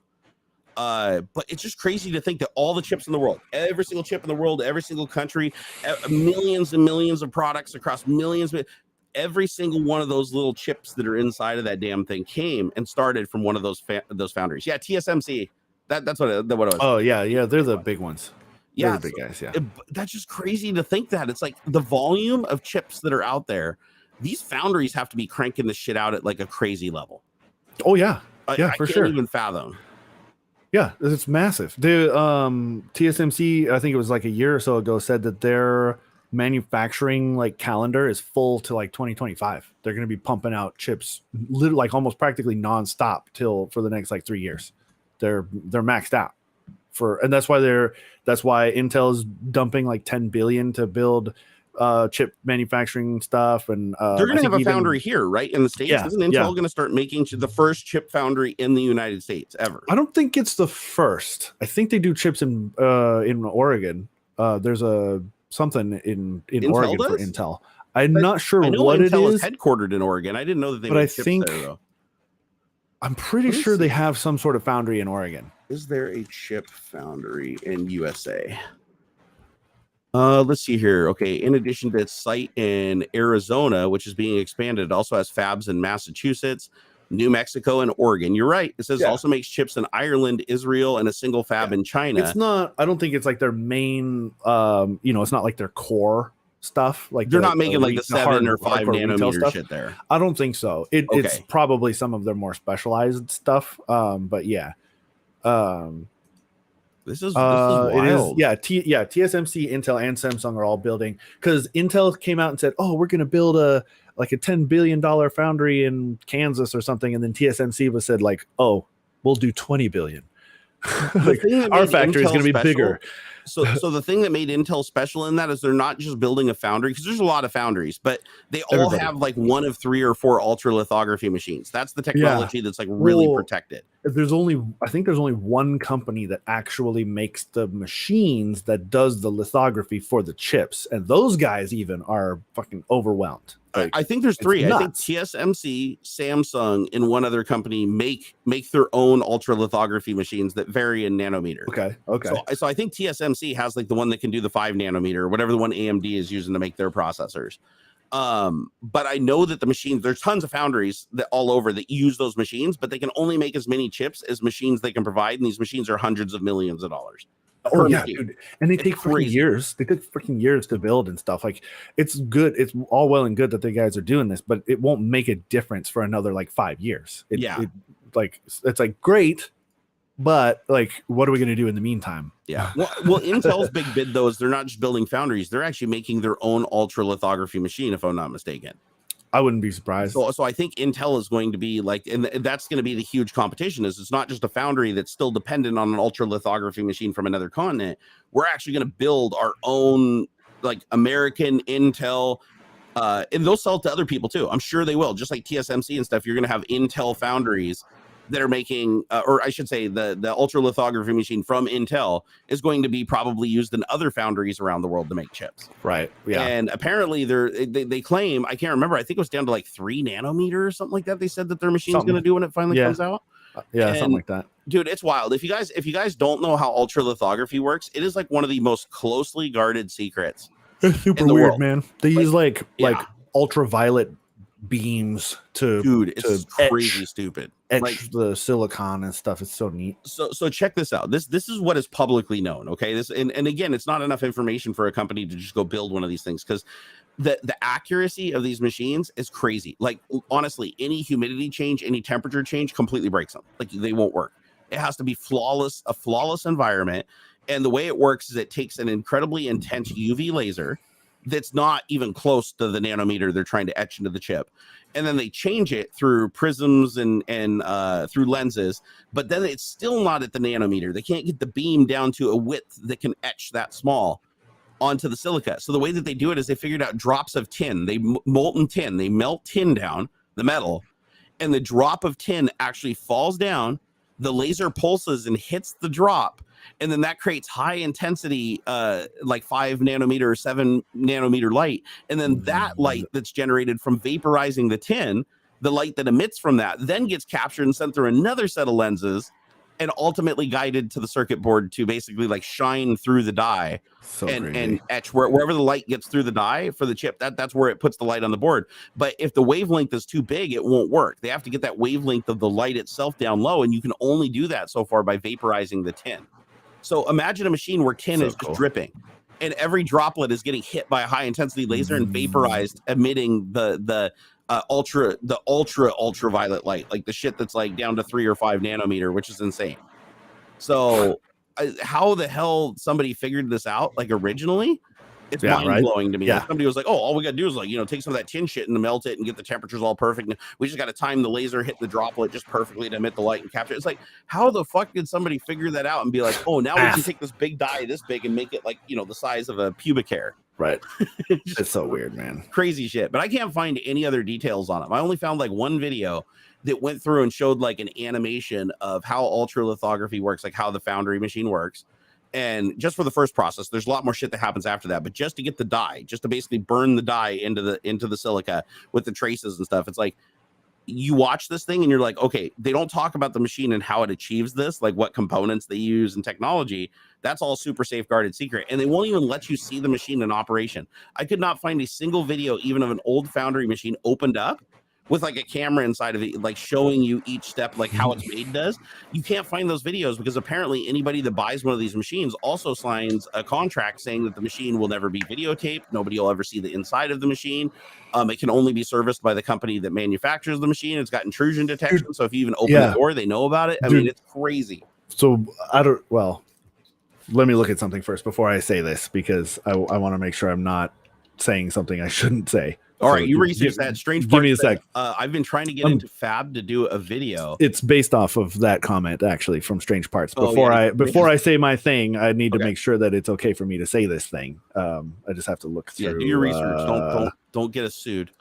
I got to see where it first came out, and then there's a lot of sue-happy scammers on the internet. We're going to talk about in the next topic. So for folks who don't know, I work for a high-performance PC manufacturing company. I know a lot of things that normal people don't know, and so I have to make sure that the things I say out loud are not things that aren't normal people aren't supposed to know. And John, if you're watching, he tells me everything in private before the live streams and lets me write it all down, and he actually sends me pictures. Dude, half the shit is probably already public anyway, and I don't remember the other half. So yeah, you can probably find it all on Puget Systems website. Yeah, man. or it's public stuff anyway. Dude, you guys publish so much good shit though. Like, go to that website. Like, seriously, like this is not sponsored. I just personally am friends with the owner of Puget Systems. He's a cool guy. Yeah. I just like that they publish everything. Okay, they got like the biggest nerd. What's the nerd guy's name on staff? Your PhD, like super scientist guy? Yeah, Dr. Don Kinghorn. Dr. Don. Yeah. Let me see. My God, the level that these guys nerd out on this shit and then just publish all their results. Like, they'll do a ton of work, ton of research, go down the rabbit hole, figure things out, solve problems, all the way down to like microprocessor instructions, like microcode, and then they just publish that shit for free on Puget Systems for like everybody to see. I think that's awesome. I a lot of respect for that. Let's see here. Inside the machine are just I think I can say this. Paintbrushes. I think I can say this because it's not anything like the fact that this happened isn't a secret, I don't think. So my big boss, John, actually got to tour Intel's fab in Arizona. One of he's saying that this is so incredibly rare for this to happen that the previously only 60 Minutes, Jill Biden and Obama have been able to tour this particular fab in Arizona. So damn, it was partly from Strange Parts comment, but also yours, like how strict and controlled and secret these places are. And that's just to get into the foundry. Like, you don't get to see inside of the machine. Like, right. The machine is designed in such a way you cannot see it operate with the doors open. They don't want people physically seeing what happens. They're all up in clean suits and shit. Okay, man, what the fuck? How does this one keep coming back? This is insane. No, it's a different account. It's just a new name. They use the same name, but it's a different account. Because YouTube, this is one thing I wish YouTube would fix. You can create a channel and just call it Barnacules Nerdgasm and use my image, and you can create 1,000 different channels that all have that jumbled up channel name. Yeah, but the display name you can change to exactly the same picture and exact. So if you don't have a verified thing next to your name when you talk, like see how Strange Parts has the check mark and it's like bold in chat. I could go create an account called Strange Parts, use his exact same image, so it would look exactly the same. It just wouldn't have the check mark next to it. So you could actually fool people if they expected you to be in a stream like that or they knew who you were. Yeah. And so this is why you've noticed lately that every big content creator, including Linus and stuff, have had to produce a video saying, hey guys, if you see something in the comments that looks like it came from me saying that you won something or a contest or something to collect it, you got to go to WhatsApp or whatever. He's like, I'm not on WhatsApp. Yeah. That is not me. And everybody's having to do this because people fall for it repeatedly because you'll go to I even looked on my video and found it. If you go to one of my old videos, the room tour or something, it's and you look at comments sorted by date, scroll down a little bit and you'll see a guy, Barnacules Nerdgasm, with my icon. Just it doesn't have the check mark next to it, but it looks identical to me, just like my other comment that's pinned at the top. So if you don't notice the check mark between them, they look exactly identical. And it'll be like, congratulations congratulations. If you're in the comments right now, you just won, Barnacules Nerdgasm's computer setup. Just go here to WhatsApp to collect it. And then what happens is they go to WhatsApp and they say, hey, I won the giveaway. And then the person on WhatsApp will be named Barnacules Nerdgasm Marketing or Barnacules Nerdgasm Business on WhatsApp. And they'll say, okay, we just need your address to ship the product out to. And then they give them the address and then they're okay, we've computed shipping and handling and processing fees at $250 USD. Please send it to us via wire transfer. They won't even take PayPal. It's got to be wire transfer or Cash App or something that can't be reversed. And they're okay, send money here. And then what you do is you send the money and then they'll be all right, this will ship out to you immediately. And then what happens the next day, you message them, you're hey, where's my product or whatever, because they don't want you to be able to cancel the transaction. So they drag it out as long as they can. So you don't call your creditor or whatever until it clears. And so they'll be oh no, we actually we did some more research and actually it's $50 more for a special fee to actually get it from the builder, to get it released to you, blah blah blah. And they'll just make shit up. And then I saw some of these places where the guy was so into the channel that he gave them $250, then $50, and then another $100 before he finally threw his hands in the air and was this is a scam. And then what does he do? He goes, the only reason that the creator found out about this was because he literally went on social media and was putting the creator on blast about he's a liar and he's a scammer and he's trying to steal from us or whatever. And he's what the fuck? And he was showing screenshots that looked like him scamming somebody, and only a few people noticed that it didn't have the check mark. Everybody else was I can't believe you do this to somebody. Oh my God, unfollowed. I will never, do anything with you again, you scammer. And it's how do people fall for this shit? But they do. And the reason that they do is because they're not thinking with their brain, right? They're like thinking with their celebrity. They're like, oh my God, this is my favorite person in the world. And they're talking about me and I won something that they built or something that they created. Like, this is amazing. And so they take that. Now scammers are starting to take advantage of that, like really, really bad. And it's crazy how successful it's been. Like every creator now, I think it was like Kyle had to make a video. I think who was it? I think Linus made a video. There was one other channel I watched that made a video that was like, just the whole video was dedicated to, if you guys see comments that say that you won something, I will never give anything away that way. Like never. Like if you see me and it looks like it's me, it is not me. You have to ignore all that stuff. And I'm like, it's pretty bad when people are creating dedicated videos on their channel just to try to warn as many of their audience members as possible that that people are trying to scam them. And so it's like, how do you get to everybody? You can't reach everybody. No matter how hard you try. That's another thing why, recently there was this whole fake allegation thing going on against Linus over on social media. That blew up, drove me crazy, gave me PTSD because I went through something similar, and it's really messed me up. I'm not going to go into any details because I've talked about it just way too fucking much and beat it to death lately. But needless to say, even after Linus cleared his name completely and showed that the accusations were not only false, they were malicious intent and everything, he cleared his whole name and he's good to go. There's still people that haven't seen his video. There's still people that haven't seen all the people saying, okay, the evidence is there. So they're still backing up the person who lied, even though the person that lied is already deleting and trying to cover their trail and get rid of the tweets where they did it. They're still like, oh no, this is a lie. He really did that. And Linus is a rapist and blah, blah, blah. And I'm like, this is like a week after and people still are believing this shit, even though all the evidence was out literally like a day after it happened. And that's the problem with social media is it's like, if you do something wrong or you do something that hurts people, even if you completely retract it and apologize for it 15 minutes later, the algorithm isn't going to make sure that every single person sees that post that saw the previous post. Like there's no checkbox you can click that says, the other thing I posted was patently false, so this thing I'm posting now needs to go to all the same people that clicked on, read, or engaged with the original post. So what happens is you post the retraction at a different time on a different day. The majority of your audience that saw the first post don't see the second post. And then the people that do see the second post, half of them didn't see the first post. So now they read that and they go back and look at the first post and they're like, oh, this is really terrible. But then you just end up years later, people still will be calling Linus a rapist because of what happened, because of a false allegation he proved wrong.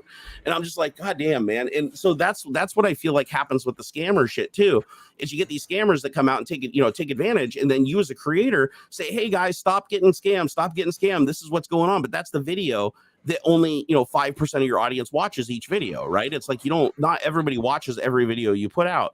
So a huge part of your audience doesn't see that video. So the scam keeps happening and no matter how many times you mention the scam, the number will get smaller and smaller and smaller, but you will never be able to protect your entire audience from the scam. And that is frustrating as hell to me. Oh my God. Digital Sparky said Discord link expired. It shouldn't be. It should actually, I think I have a permanent link now. Maybe there was an old link in the description or something. I got to update all that stuff. If you go to Discord, discord.gg/Barnacules. I think you just do /Barnacules on it. Let me see if this works. Invite invalid. How did that happen? That's new. Do you have to like recreate your invite on Discord? You shouldn't. I mean, if you create one that never expires, you shouldn't. Yeah, I mean, maybe if some weird update or something to Discord happens, and then maybe I wonder how long. I'm sure there are instances where even a forever link would need to be recreated, just as software updates and stuff. Yeah, let me see. Okay, just do invite. It's invite people, right? Okay, invite people to general. Hold on, I'll create a new link for you guys because this is ridiculous. Okay, it says that link is tied to partnership. And I'm not a partner anymore. That's right. They dropped me as a partner because I didn't meet their minimum standards anymore because I'm poor people. Wow. Yeah. Wow. Jerry, a jizz, man. Do they know who you are? They don't know who I am. They don't know. I am the Barnacules. All right. So never expire. Maximum number of users. No limits, right? And then create and generate link. Hidden use the copy button. Okay. Why can't I make the link name Barnacules like it used to be? Oh, because I'm not a partner. I'm not a partner anymore, so that's not allowed, is it? Okay, here's the new link. If you guys want to come over to my Discord server, sorry, the old one is expired. I will make sure that after the stream, I put that on social media and update all the links everywhere.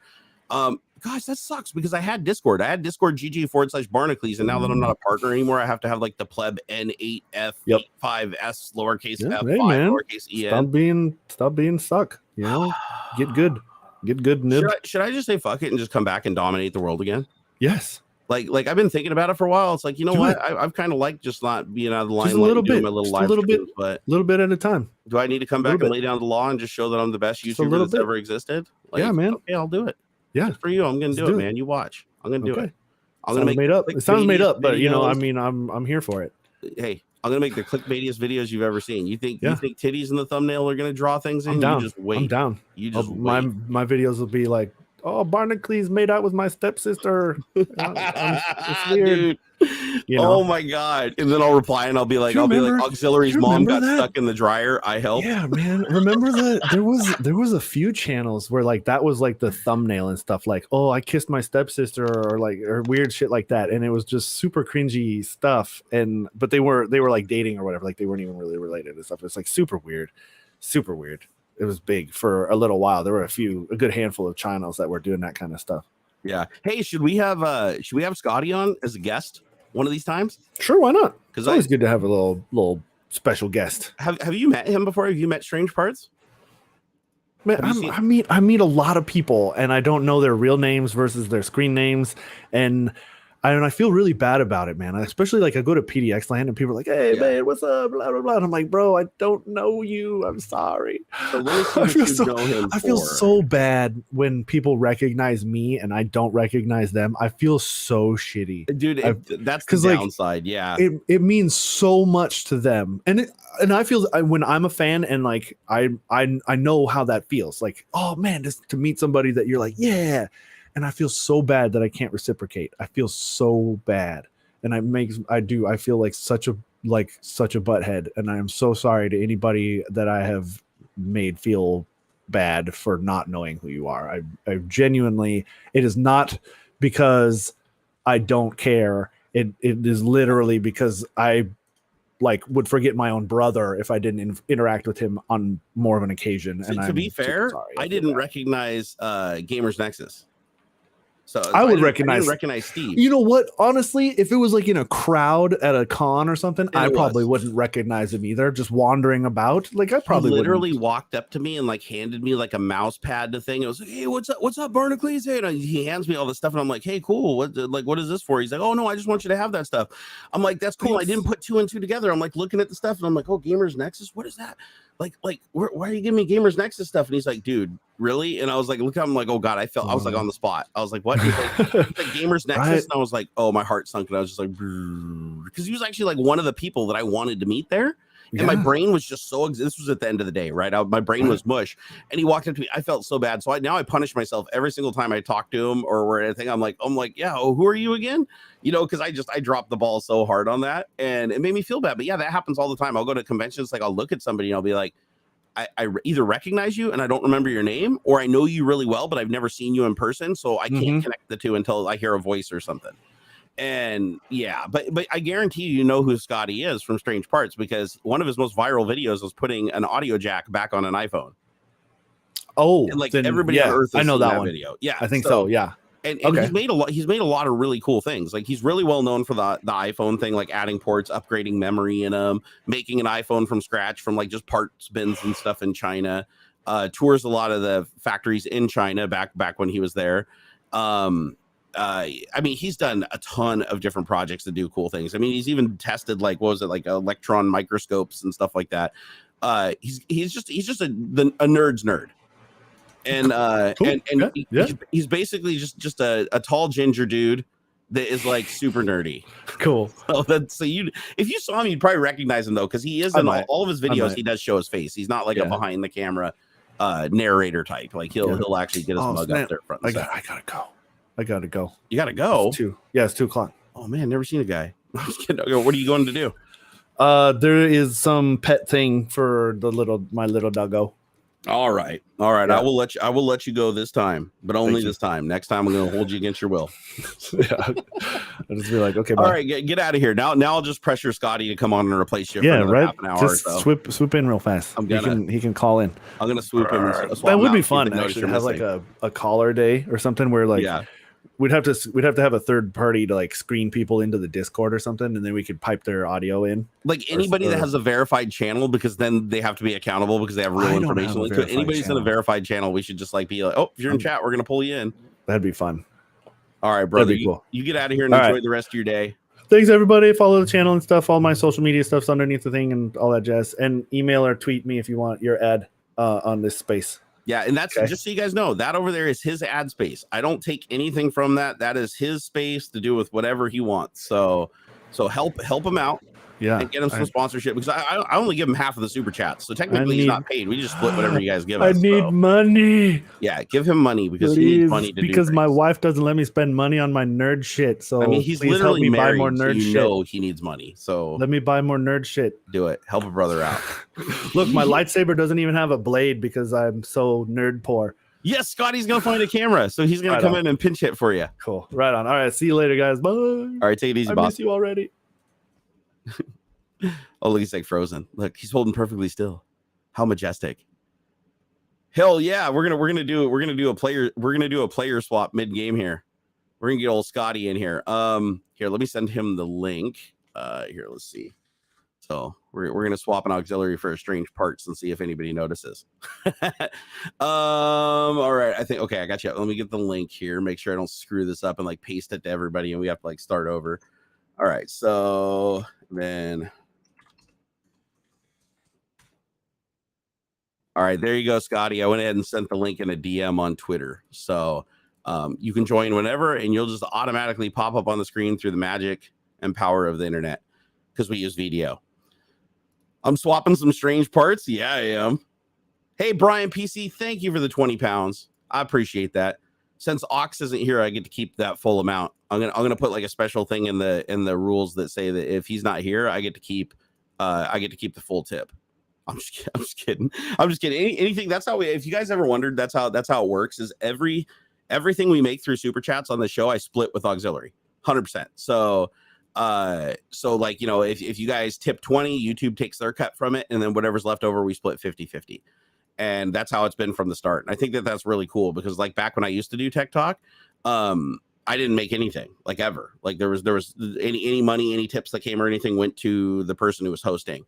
And so that was, and it wasn't a big deal back then. I didn't do it for money, but right now I'm just trying to survive, and everybody is trying to just get by through all the crap going on. So it's nice that we can split it, because then we both got some skin in the game, and it feels like it's, you know, it's not just fun to do anymore. It's actually like beneficial. Like it accounts for your time. So I think that's awesome. Oh, hey, look, the new dating site is back again. My God, does anybody actually fall for that crap? Here, let's see. Hide user from channel. I wish there was just a click button that's like, this is a porn bot. Like just give me that. Just give me a this is a porn bot button. And so I don't have to click 5 things. Did I relocate my PC to another spot? Yeah, I did actually. The PC now is sideways facing out so that the window's not blocked, and you can still see the side of it coming back from the camera. This is all messy right now. None of this shit's supposed to be here. This is supposed to be here, and that stereo receiver is supposed to be here, but the NAS isn't supposed to be here. The power conditioner there is supposed to be under the desk. You can't even see the pile of garbage that's over on the left side of my screen. You can't see the pile of garbage that's over here on the right or left, left and right. Don't even know my hands. And then I got another desk here that's not even in the right spot. It's just got a bunch of shit piled on it. The whole room is basically like hoarders buried alive right now. So, you know, I could be on that show. And if you guys are just joining us, Strange Parts is going to be joining us here in a few minutes. He's just looking for his webcam. It'll be awesome. I love Scotty. He's good people. Like first time I ever met him in person was up at LTX, Linus Tech Tips Expo up in Canada. And I remember I didn't even know he was there at the event, and I just saw him. I was like sitting there in my little booth area that I had, and I look over and I see him, and he's like hiding from everybody, like back along the back wall. Because again, it's like he had to do some text or some business stuff. So I did what every self-respecting YouTuber does, and went over and fangirled like so hard. Like, oh my God, Scotty from Strange Parts. Oh my God. And it's like, and then I realized for a second, I'm like, dude, the whole reason he's like over there and not in the main crowd is because he needed like some time to like, look at his messages and do some stuff. And I'm over there just like up in his grill, like, hey, I'm a YouTuber too, man. And he actually knew who I was. And then that made my giant tingle a little bit. So, and that's my story of how I met Strange Parts. It's always cool when you meet a YouTuber that you've watched forever. So I get it. I understand. I fangirl just like everybody else does. it's cool when you meet a YouTuber and you're 100% positive they have no clue who you are, and then they like say your channel name. Like that is the coolest thing ever. That has happened so many times. Like when I went to Vlogger Fair back in the day, I remember the first Vlogger Fair I went to, like people just kept coming up to my little booth where I was 3D printing and stuff. Because I just went there because Chris wanted some 3D printing representation back then, because like nobody had 3D printers and it was magic to everybody. So I had it set up, and I remember people would walk up all the time and be like, "Oh my God, Barnacules, I didn't know you were going to be here. Oh my God, Barnacules, can I get a picture?" And I was just like, I was dumbfounded that people knew who I was. Like this is kind of early on in my YouTube career, and I was just like, it felt so cool. Like I was just like, this is the coolest shit ever. And then I'd go backstage because they'd put me up on I did talks. You can go back and watch the videos. Like I did a talk on like mental health and suicide and stuff like that, like back in the early Vlogger Fair days, like with a bunch of other creators. And I remember backstage talking to the other creators that I knew all of them. I knew whoever, like was it Megan Tonjes? I can't even pronounce her last name. I love her. Fantastic singer and musician. One of the a comedian guy was back there. Lamar something. God, it's been a while since I've watched any of their channels. This is like long time ago. And I went back there and everybody knew who I was. And I'm like, how the hell does a music YouTuber, a music content creator know who I am? And so that video grew legs, man.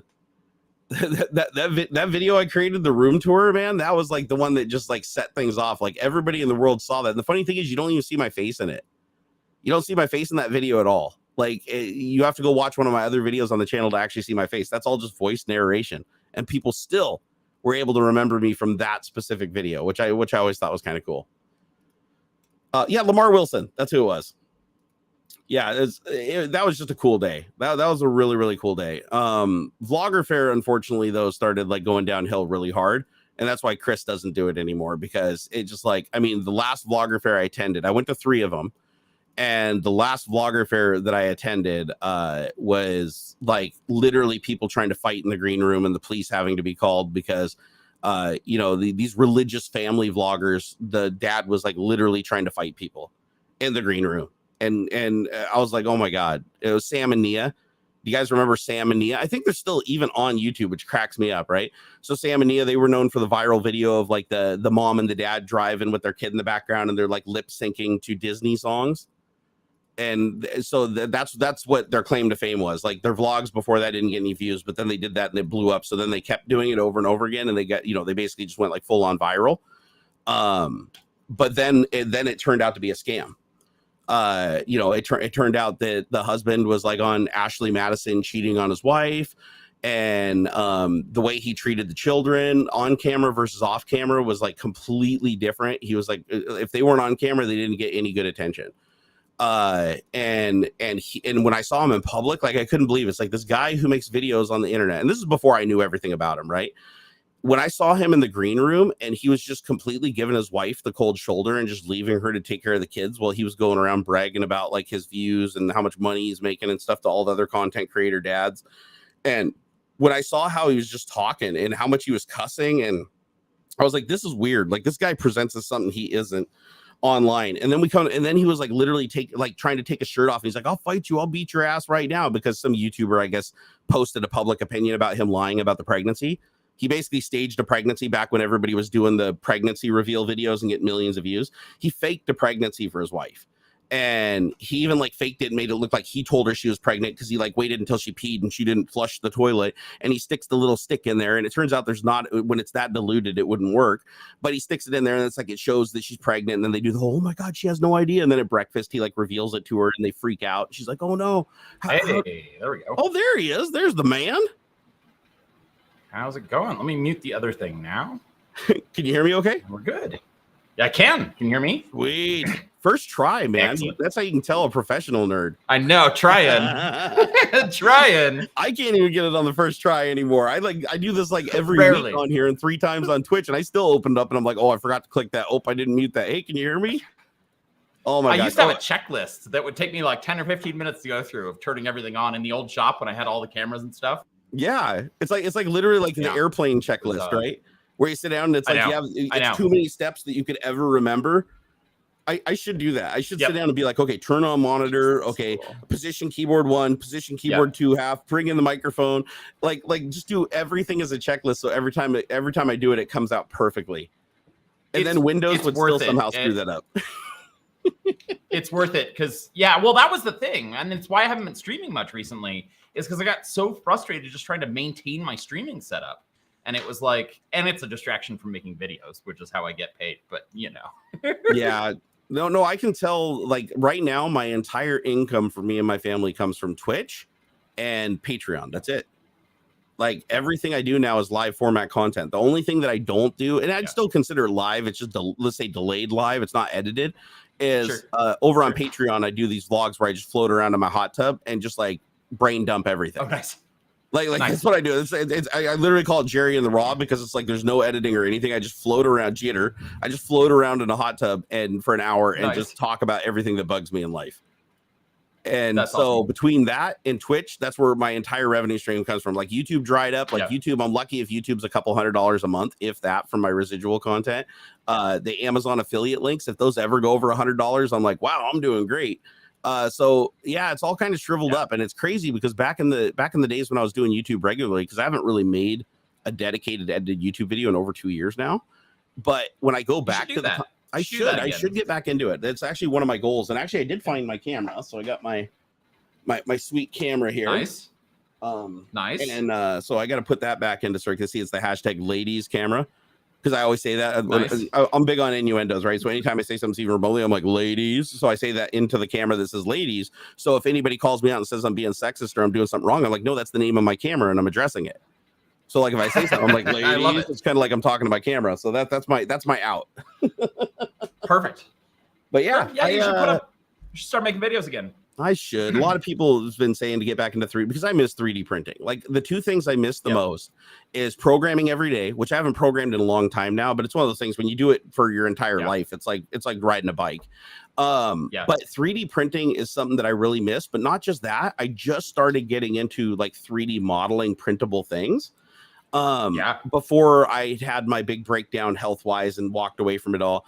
It was a series of unfortunate events that basically led me to not making YouTube videos anymore. But the biggest one was I made the executive decision to tear the Nerd Cave apart, take the whole studio apart, clean everything, resurface the desks, and I did burnt edges on them and refinished them. And so that required me to take everything out, and I bought brand new screens. I had the 4K 120 hertz LG C1 OLEDs. And everything was going great. Like it was going back together, but then my back gave out. And it gave out really bad, which laid me up. Laid me up for months. Then you were like screwed because you couldn't move everything around anymore. That's exactly it. So every time I came back up to the room, I'd try to move stuff and my back would go out and then it'd lay me out for another day. So I got to the point after that happened like 8 times that I couldn't do it because I knew I'd pay for it for another day of pain. And so that unfortunately got the best of me, and it just kept compounding. The longer it goes, the worse it gets. Things started just getting stacked up and thrown in here because nothing was organized. And now there's just piles of technology and boxes and everything. Just everywhere you look in this room, there's not like a square inch of space on the floor that doesn't have some crap on it. But if I could get this room back to its former glory, and even the old screens, I went back to the old screens because I can't afford the new ones. I had to return them. If I can get back to just the old screens the way they were and get everything wired and get my stereo system back up, because I haven't had speakers up here for 2 years. I have all this really cool equipment, all my NASs, my servers. I got to place a server rack now that'll fit my crawl space. If I can just muster the strength and get a friend to come over for even just like a day and just tear this all apart, stack it, and get the critical components in there and the lighting set up, I can just go back to shooting videos and doing like 3D printing stuff. I can stick a 3D printer on my desk, be like, today we're gonna redo my doorknob. I'm going to make a different doorknob. It's simple stuff like that you can just model. And that sounds like it's just a phone call away. It is. It quite literally is. And my buddy Graham lives local to me, and he will come over and help me with anything. It's just a matter of me just sucking up my pride and being like, I can't do it. I need help. And time to make that phone call. I'm gonna do it. I'm gonna do it for you, Scotty. Even though every one of my other friends, my family have been beating on me for 2 years to do this, I'm gonna be like, guy on the internet told me, and that's what made me do it. Awesome. Well, I mean that definitely resonates with me because I haven't uploaded until recently. I hadn't uploaded in over a year, and dude, your head injury thing health set issues. You back. Yep, and then I didn't have a shop anymore either, partly because of like the health stuff. Right, it was a slightly different situation, but like I had to leave New Mexico in order to get healthcare, and then I didn't have a shop, and so I've spent the past 6 months putting this together. Dude, so I mean, do you feel like life is starting to get back to normal a little bit? Like, is there light at the end of the tunnel now? Yeah, I do. I still get headaches pretty much every day, but they aren't like debilitating. I have to go lie down headaches. They're just like a dull roar in the back of the head kind of thing. Not like a full-on migraine where you can't see and stuff like that. Right, exactly. Okay, good. Yeah, I never really got full migraines, but they would just get to the point where like, not only would I get a headache, but I would just get dumb. Like my whole brain would kind of slow down and I'd get like brain fog and I just couldn't think straight. So I get a lot of brain fog that's induced by, because I'm on like 7 medications now for various things. And if you take the medications out of order or out of time or the wrong one with the wrong one, then that brain fog kicks in. It's the worst. I'd rather be in pain than have that. It drives me nuts. But for the people that don't know who you are in here, why don't you tell them like what you're known for? You know, like we talked about earlier, and also say like what the hell happened to like your head, because I know a lot of people don't know the story, because again, on the internet, right, people don't see everything that comes out, so it's like they can watch every one of your awesome tech videos, and then you come out with the video that's like, dude, this tragic thing happened that changed my life, and nobody would see that and just be like, oh, where did Scotty go? I've been getting comments recently that said like, where did you go? Why haven't you been uploading videos? Yeah, even now, right? It'll be 10 years that describe that I've had a concussion. Yeah, and it wasn't like a concussion you just instantly recover from. It's like you're still fighting with the symptoms today, right? Yeah, it was a year ago in July. It was July 13th a year ago. Not this July 13th, dude. Previous one. And I was actually shooting the video that I released today about building the BattleBot. And we were weight is a big deal for these robots, right? There's a 250-pound weight limit. So we were in my friend Greg's warehouse at Rev Robotics, and I had taken. They have a pallet scale. It's a scale. It looks like a bathroom scale, but it's made out of metal, and you can put an entire pallet on it, right? For checking your shipping weights before you ship out a pallet. And I had previously, to make some more space, like a couple weeks earlier, had lifted the pallet scale up and stuck it between the wall and like a pallet rack. And there was an aluminum pipe about this big around, maybe 10 feet long, one of them that was like they used for their trade show booth. And I had stuffed it back in there, and it fell over like towards me as I put the pallet scale in there. But it missed me the first time. And so I just didn't think much more of it. I shoved the pallet scale all the way in there. So the pipe is like dead upright at the back. And when I pulled the pallet scale out, the pipe came down and clocked me in the back of the head. Oh my gosh! So this is like the pipe on the pallet scale, or no, it was just like it was up against the pallet scale in back, right? The pallet scale's here, and they're kind of wedged in between the pallet rack and the wall, and it just tipped over on me, and it just caught you completely off guard. And it was one of those things like it could have happened anywhere. It wasn't like a warehouse. It could have happened in a garage easily. Right. I've had a ton of close calls, and I've even had shit like actually impact me, and I walked away without a concussion. Like I've had bad impacts, but it hits you just in the right way at the right time without you bracing for it or being prepared for it. And it just caught you off guard. Yeah. I'd had a bad concussion prior to this from a bad, let's call it a bad landing hang gliding. It wasn't a crash per se, but it was a spectacularly poor landing. Yeah. Which is something I'd like to get back to. My hang glider is actually downstairs right now. I had no idea you did hang gliding. That's awesome. Yeah. So the first concussion I had took me 4 months to recover from, and like similar symptoms, and they kind of stack. You're more susceptible to concussions after your first one. Your first really bad one that takes a while to recover. Yeah. It's part of why like it's not great for like the hockey players and the football players when they keep getting concussed over and over again. They get to a point where it's really hard for them to recover from them. I've only ever had ends up impacting the rest of their life. Yeah, I had one concussion once snowboarding because I broke the rule. You're never supposed to go snowboarding by yourself. And because if you get injured or something, it's like, how do you get home, right? You always want somebody that, because everybody gets it. When you go snowboarding, you just expect to get injured. Like somebody's either going to get a twisted ankle or a busted up knee, or their head's going to get banged up. So you always go with a buddy. Well, this one time my buddy canceled on me, and I had a season's pass, and I was like, I'm not going to miss out on a weekend of snowboarding. So I went up there by myself, had no friends up there. Nobody was snowboarding that I knew. And I went over and I snowboarded like all night. And then as I was cooling down because I got tired, I was like, oh, okay, I'm going to go over to the kiddie run. like just go down the little kiddie hill, right? Yeah. With like no jumps, no drama, just so I could kind of cool down, right? So I didn't get sore. And I go up to the top and I get off and I'm going down the hill and I'm like, okay, perfect run. Like I could sleep doing this. And when I go to stop at the chairlift, what had happened was the entire sheet right there before the chairlift turned into a solid block of ice. And so when I turned just like sideways, a skating rink. So yeah, and I wasn't wearing a helmet. And when I turned sideways to try to stop, it was just pure ice. And I just skidded across it. The board went right out from under me. I flipped backwards and I landed head first. And I remember my proper pratfall right on the ice. I hit the back of my head so hard against the ice that immediately I saw a shower of speckles. And it literally looked like it was rain, like frost was sparkling in the air. Mm-hmm. And when I went to stand up, I threw up. Like it was like a dry heat, but I was like, ugh, or whatever. And the guy at the chairlift was like, dude, you need to go up there to the medical thing right now. And I was like, no, I'm good. And I was about ready to get on the chairlift again. And he's like, nope. He's like, you're not going up the chairlift. He's like, I'm sorry. Take off your board. Go over there. He's like, if they check you out, you're okay. Then you can come back. But no, you're not getting on this chairlift. And then I almost threw up again. So I was like, okay, fine, you win. And so I took off my board. Yeah. And what I did is I didn't go to the medical booth because again, I was being stubborn. And I don't want to admit that I had some damage. So I was like, I'll just walk it off. Right. So I go up there and I sit down inside of the lodge and I get a hot chocolate and I just sit there and sip the hot chocolate. And then I just fall asleep.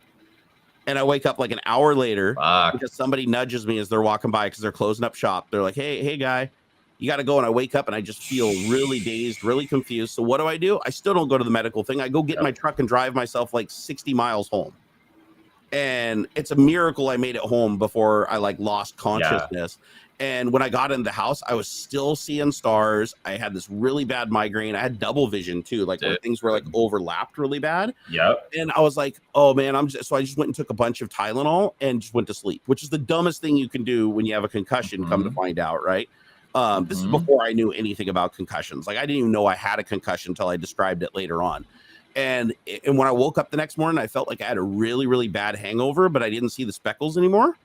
And my head was really sore. I felt like somebody punched me in the back of the head for probably about a week. But then I didn't seem like I had any lasting symptoms after that. So I think I had a minor concussion. Good. Yeah, probably. Like, I mean, everything you mentioned are concussion symptoms. And, it's mostly just a question of how long does it take you to recover, right? Like sometimes it's real fast and it's not a big deal. But you can get all sorts of weird symptoms from head injuries, and the throwing up was really bizarre. Like you just felt like you had to throw up, and even though there's nothing in your stomach, you still would go through the motions.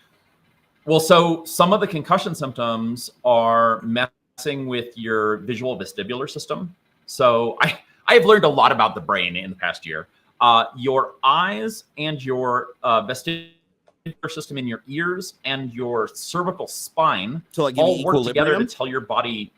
I'll work to tell you where your equilibrium is. And so you can get vertigo if one of those systems is misreporting, right? If not all three systems are in sync, then your brain goes, I don't know what's going on. I don't know what's level anymore. And you can get vertigo and you can get nausea. Because it doesn't know which system to trust at that point, right? It's like check some air.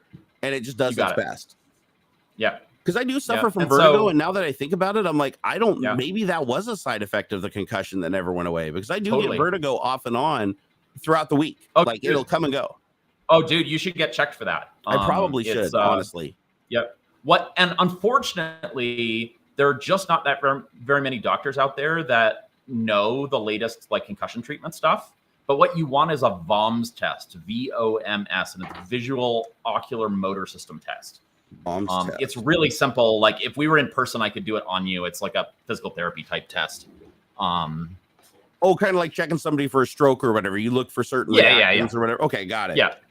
Yeah. It's a little bit more involved than like your typical, stroke test. Like it would take us 10 minutes.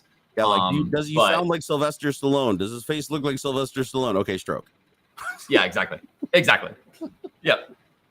Exactly. Oh my gosh, it's not quite those like real quick tests, but it's simple things. It's eye movements and like balance and a couple things like that. Well worth having someone do it. There's some more involved stuff. They can like put you in a chair that like I don't know, it's got a screen and it shows you stuff and it spins you around, and like apparently that can give you much more fine-grained diagnosis of things like I've vertigo. actually seen that chair. I've seen that at a hospital before in the physical therapy area where they had the chair that has the screen fixed mounted to the chair. And so I was like, so you should get them to throw you in it. Yeah, actually, and the thing is, like, I do know that'll mess me up. Like because like if I even go out, like, you know, when you're a kid, you spin in circles and get dizzy and then try to run. Yep. For me, if I spin in circles like that and I just suddenly stop, I'll feel like I'm flipping upside down. Like I'll have I've gotten to the point where it happens so frequently, just randomly throughout my day, where I'll just get hit by it, like completely at random, that I automatically just put my arms out like this and try to grab onto something to stabilize myself, and then I close my eyes so that anything I see visually. Because it literally looks like if you've never had vertigo, it actually, if you to people who are watching, if you've never had vertigo, what it's like is when you look straight forward, your eyes feel like they're tracking something that's moving. And so what happens, because your eyes are shifting like this involuntarily while you're looking forward, it does feel like you have the motion that you're spinning or moving in a different direction. And so when you're putting your hand out and touching something, you're adding another sense, you're adding another data point. And that allows your brain to go, okay, wait, I know where we are. So you can calibrate. Yeah. So you grab on. Yeah. And the thing is like when I get it, the worst thing that ever happened, and my wife witnessed this happen, and she said it was the craziest shit she ever saw. This is like years and years ago, before my son was even born. I had really bad vertigo from an ear infection. Like it was constant vertigo for like 2 weeks. Laying down, stand up, didn't matter. Even watching TV was hard because I had to take Dramamine because everything was in a constant state of motion. And the doctor's like, oh, well, once the ear infection clears up, it should, your vertigo will clear up too. And so he's like, oh, it'll take like, it could take 2 weeks to 3 months. And I'm like, oh my God, I can't live like this. Well, I decided in the middle of the night to get up and go to the bathroom, and my wife's watching me, and I get up and I walk through the door of my bathroom, and the vertigo would get worse and better, like constantly. It was swinging all over the place. Sure. And so I felt like I was just dizzy with things going to side, but then my entire body in like 1 second felt like I was hanging upside down from the ceiling. That's wild. I'm not anything like that. Oh my God. She said it just looked like I jumped and I cartwheeled or rolled into like a somersault and mashed myself on the ground. God. And it's my God. Yeah, I haven't had anything. My natural reaction was I didn't even have time to process what was going on. It's just my body was 100% sure I was upside down and falling from the ceiling. Yep. So my natural reaction was like to tuck and roll to get myself upright again. And so I just it was bad. That's wild. If you close your eyes, do you still get it? If I close my eyes, it helps a lot. Like, honestly, like if I feel that sensation, I close my eyes and I reach for something. Yep. And if I can't reach for something, what I try to do is focus on just slowly bringing my legs up till I'm sitting on the ground. Yeah. Because if I try to take a step or I try to walk, I completely lose my orientation and I feel like I'm falling off a cliff. So usually what I do is if it hits me really hard, I'll flinch because my natural reaction is to try to catch myself. But then what I'll do is I'll don't believe me. I close my eyes. I'm like, don't believe it. As I feel like I'm in a washer machine. And then once I grab onto something, it gets a little bit better, but I try to get on my butt or laying on my back. And then I just let it play out. Yep. So, but the thing that scares me about that is it's actually happened when I've been driving before. And when you're driving down the road and suddenly it feels like you're going through like loop-de-loops and stunts, it's like it's pretty freaky because you have to keep telling yourself as you're driving, trust your eyes, don't trust your orientation. You're on a racing simulator or whatever, just ignore everything, just trust your eyes, and then slow the car down and get over to the shoulder of the road. Interesting. So it might actually be your ears then, if your eyes are still working more or less. I think it is ears. And the reason I think it's ears is because whenever I get an ear infection, which is somewhat frequent, I probably get like 2 or 3 of them a year. When I get an ear infection, the vertigo gets 10 times worse. And I do have to blow my nose sometimes to clear out the Stacia tubes or whatever, because I damaged both my ears scuba diving years and years and years ago. And never go scuba diving if you have a cold. They specifically tell you not to, but I was like, I paid for this course and did all the training I'm going. So I took Sudafed, and the Sudafed wore off while I was down. And when it wore off, my ear closed. That's the thing. You could go diving with a cold, but as long as you can clear your ears, but don't take antihistamines to clear your ears. If they wear off at depth, you have to blow your eardrums out the surface, and it's the most painful thing. It feels like somebody's stabbing a hot pick into both your ears. No other option. And so I never fully recovered from that. So that's why they think I get ear infections really easy, is because the liquid that's in my ear or whatever that does my balance and the little follicles in the hair, they think that was all damaged from the scuba diving. Probably.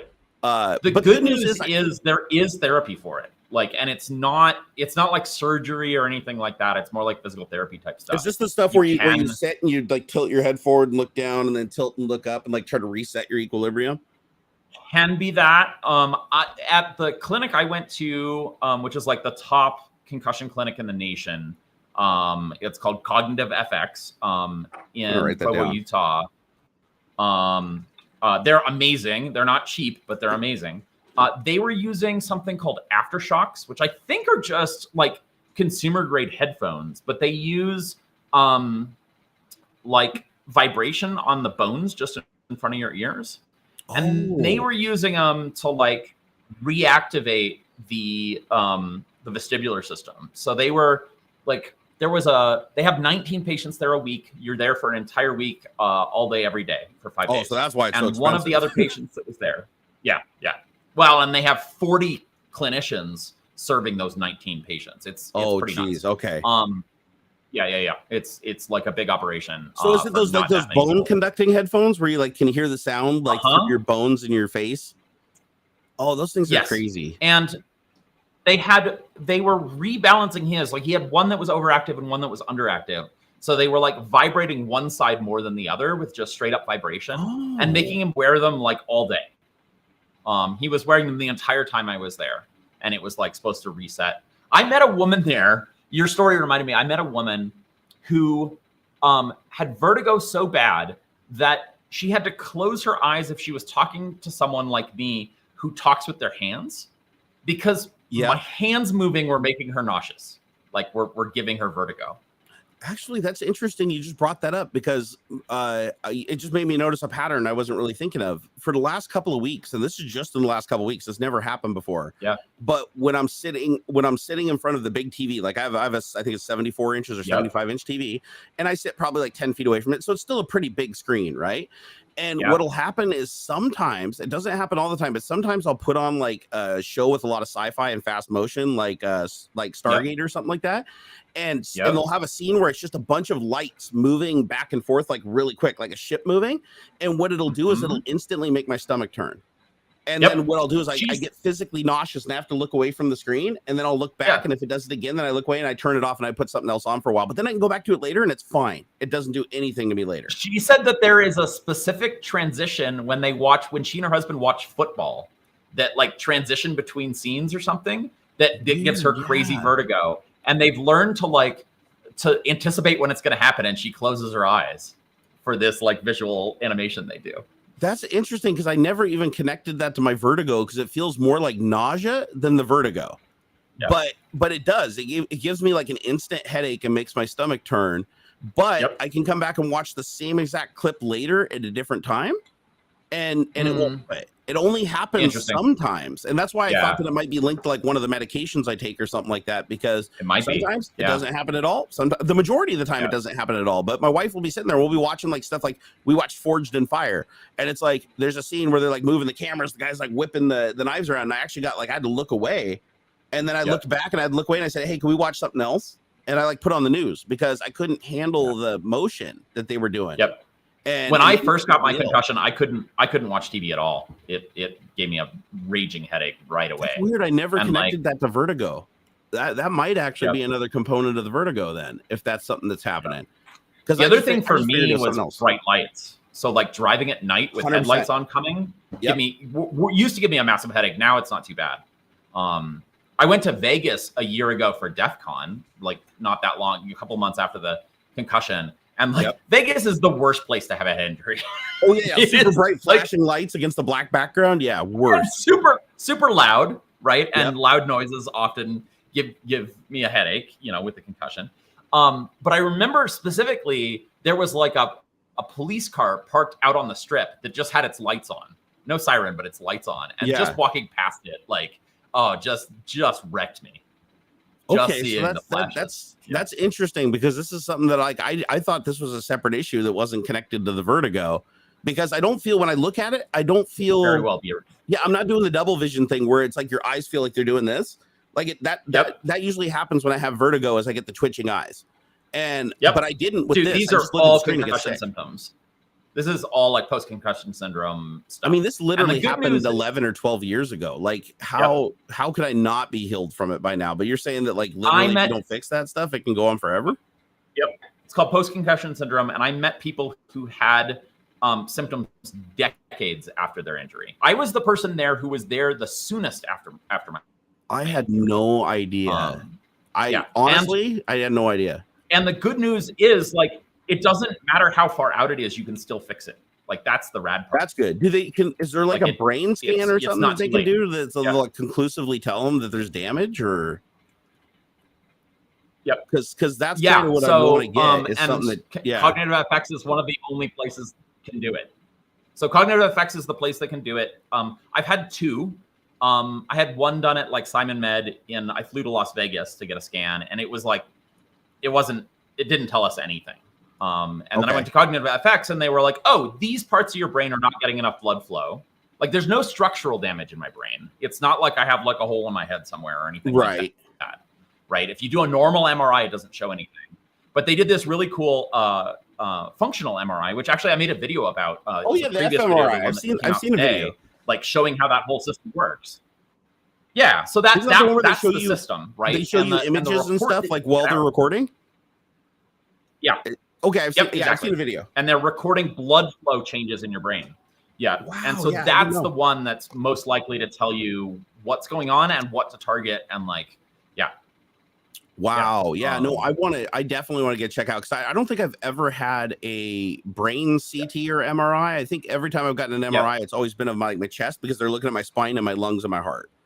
But the reality is, if you get an MRI anywhere else, they're just going to do a structural and it won't show anything. Like, you need the one that shows them like a live video of the blood flow, right? It's kind of like, and there's pretty much nobody other than them that's doing it well right now. Like, Simon Med had a thing, but they literally just gave us a table of numbers, and it, like, there's no telling what it meant. Like, so some of them were like out of the norm. So do they like look at it and then they do like therapy, and then they do like another follow-up scan to see like if things are improved from the therapy? Yep, exactly. Exactly. So they did one on Monday and one on Friday. Wow.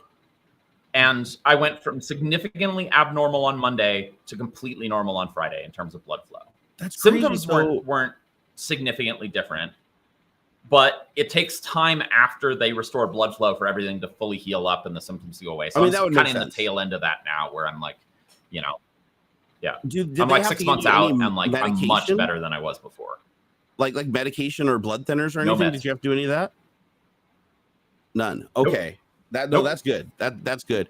No, it was basically like looking into 30 minutes of cardio in the morning and a whole bunch of like physical therapy type stuff, physical and cognitive therapy type stuff. That was cardio is something I don't get hardly any of anymore, and that I need to fix, because I know that's like hugely important to your blood flow and keeping your veins and your arteries healthy and stuff. And that's something that I don't do. And I have to, that's the biggest thing we're trying to figure out right now, is how do you take somebody who is in constant chronic pain and get them enough exercise without hurting them to the point where they can't get even the exercise they're getting right now? Because the last couple of attempts I made just to go like wash my car, like crippled me up for like 3 days. And I had a hard time even getting, like, there was a whole 2 weeks where I couldn't even get to the bathroom without help, because my lower back had such a bad pinched nerve that the muscle was just twitching. If I put weight on my leg, it would basically just like the knee would just give out, grab, give out, grab, give out, grab. No matter how hard I focused and tried to control it, it was like, nope. It was just like an on-off switch. And so I'd have to like, lean against stuff and bunny hop my way into the bathroom, which bunny hop and a big heavy guy like me, that's not good on your other leg. So it was not a fun 2 weeks. And I remember I the doctor that I have, he increased my pain medication for those 2 weeks just to get me through it, because I was in so much freaking agony. And so I'm looking for solutions. Like, honestly, you get chronic pain sometimes so bad that you just ignore every other issue with you. And that's something that I'm at. It's like, I'm so focused on the back pain and what it does to my leg and my hip, and just never being comfortable and having constant that's another thing. I have constant nightmares. Like, it's rare for me to have a night where I don't have a severe nightmare. And so I'm in therapy, and I talk to him about it. And apparently, like, chronic pain does have a tendency to manifest painful nightmares, because your brain is trying to come up with a narrative for the pain that you're feeling in the real world. Like, your subconscious is like, your body's in pain. It's kind of like if you have to pee in the middle of the night, you might have a dream about running around a river or trying to find a place to take a leak. It's the same thing. And so it's like, if you don't get out of pain and you don't get comfortable, then your dreams are almost guaranteed to create like narratives that'll explain that pain. And Absolutely. so I want to try to, so I'm so hyper focused on, okay, control the pain and get comfortable, that I'm kind of ignoring a lot of the other symptoms, like just assuming that they're just byproducts of it. Like, you know, describing to you the vertigo I get looking at things, and bright light sources, same thing. I get migraine headaches from really bright lights, but not all the time. It's only when I'm already not feeling well. But like, I'll turn off the lights in the room. We usually have these little nightstand lights, and every once in a while I'll look up at it. Like, I'll just turn my head and look up at it, and it'll physically hurt. Like, it'll make my head feel numb and warm. Like, it feels like my scalp is burning. And then I'm like, hey, can we turn off the lights? Sometimes I'll turn the brightness down on the TV, which I love bright TV. Like, I watch HDR and all that stuff. But sometimes when I get really sensitive, I'll turn off the lights in the room, and I'll turn the brightness down to like 10%, just so that it's comfortable to watch until it subsides. And I've never really put any thought into it, because I've been dealing with the pain problem. I'm like, okay, everything else is a side effect or medication, but it's entirely possible that concussion has just been following me for all these years.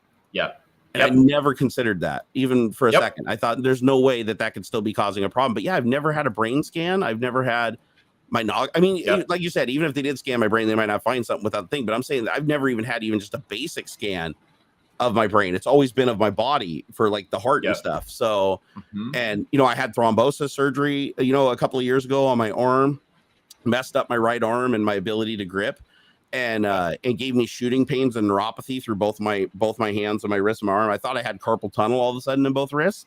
And it turns out that no, it's neuropathy from this freaking botched operation and the nerves being pinched everywhere. So they put me on a drug called gabapentin, which is one of those drugs that some people like, some people don't, but it's like they really don't know how it works. They just know that it does. So that's a little scary when a drug has been used for a long time and they're like, well, we still don't know what it does. Totally.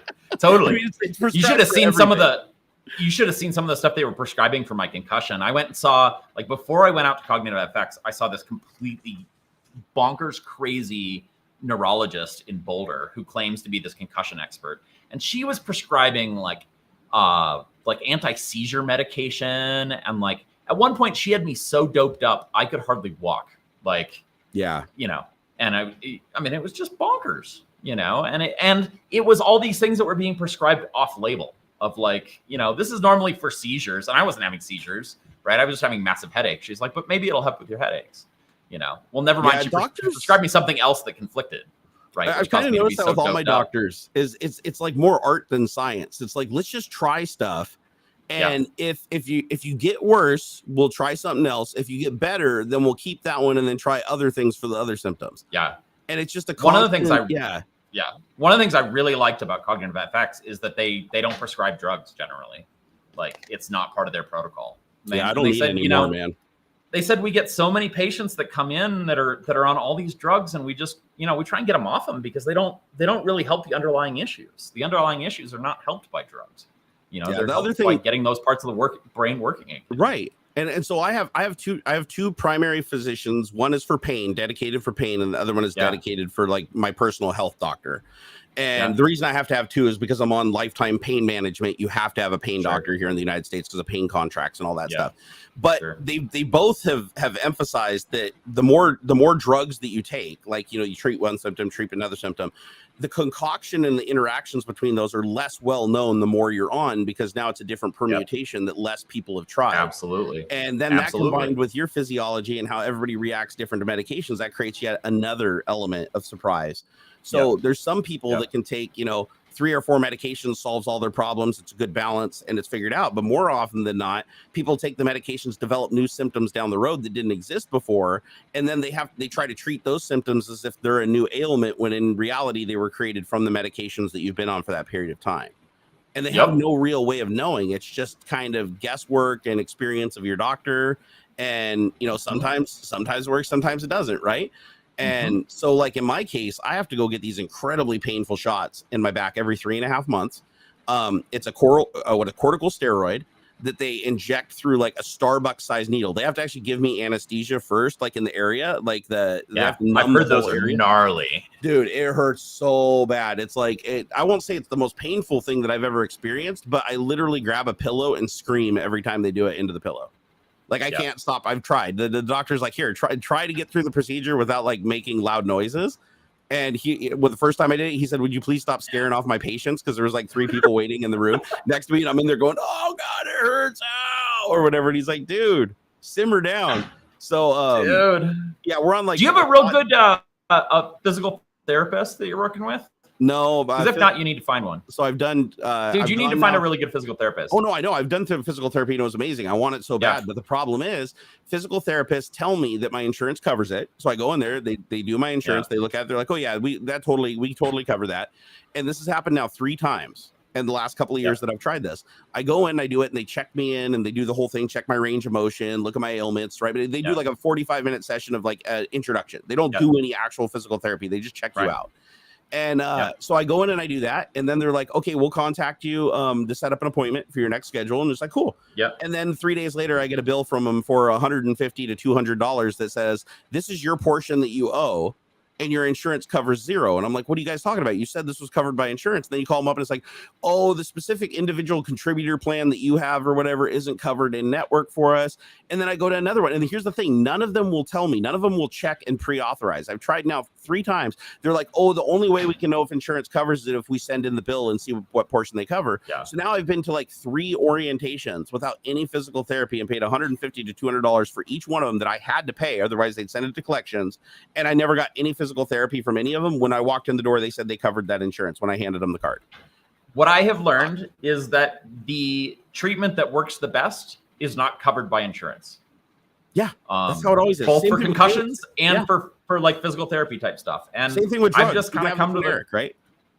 Yep, I've just come to the conclusion that, like, I mean, with my concussion, right? Like, I paid, I don't know, I probably paid 50 grand out of pocket for concussion treatment over the past year, and like, I had the savings, and like, and I'm lucky that I did. But the reality is, and I didn't want to spend 50 grand fixing my head. But the reality is, if I didn't fix it, I knew the quality of my life would be terrible the rest of my life. And I knew it wasn't going to get any better, you know? See, I just sucked it up and like. See, here's the thing is you took, that's a big risk. That's a big financial investment and risk. Sure. But what better thing to invest in than your health, you know? No, I get that. But here's where it gets a little weird for me, because I've had other people say the same thing. It's like, dude, if you don't have your health, you have nothing, and you're just going to run out. But here's the scenario that I'm worried about, because this has happened to me so many times, is I have gotten so many procedures and $70,000 surgeries and stuff that luckily insurance did cover the lion's share of, that actually made things worse. They didn't make things better. Yeah, sure.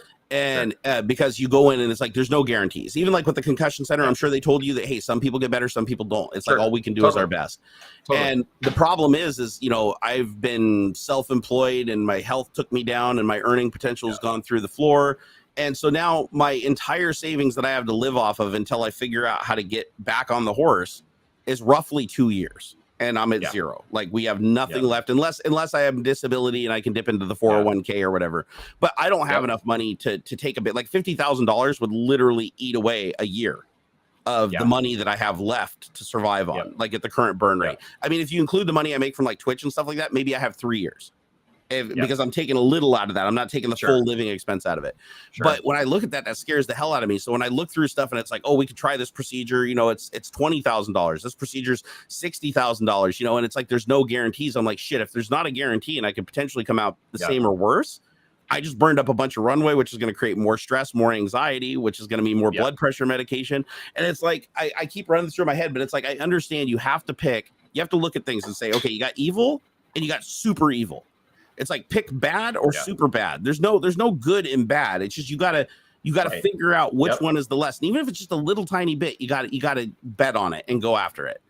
And so the more confidence that I have and that something will work, like if I had a doctor go, hey, we found something that is specifically wrong that we can do something about, I'd be like elated and I'd be like, yeah, we'll throw all the money in the world at it that I have. Like, literally, my wife's completely on board with that. She's like, shit, if we have to mortgage the house or whatever, and do it. Because then you get your health back, you make videos again, you're the happy person again, boom, that's going to translate into earning potential, right? That was my calculus, and I was just literally throwing money at the wall. Like, I just any treatment I could get, I was just like, because the alternative is not making money ever again, right? Right, like, it's not being able to do what I do for a living, right? And so it was the exact same calculus as you know, and the reality is, you know, I probably paid, you know, I paid a significant amount of money to doctors that didn't do any good. You know, you're not married, right? Are you single? No, you're not. Single. Oh, you are married. I didn't know. You have any kids? Oh, you're not married. Okay, do you have any kids? No.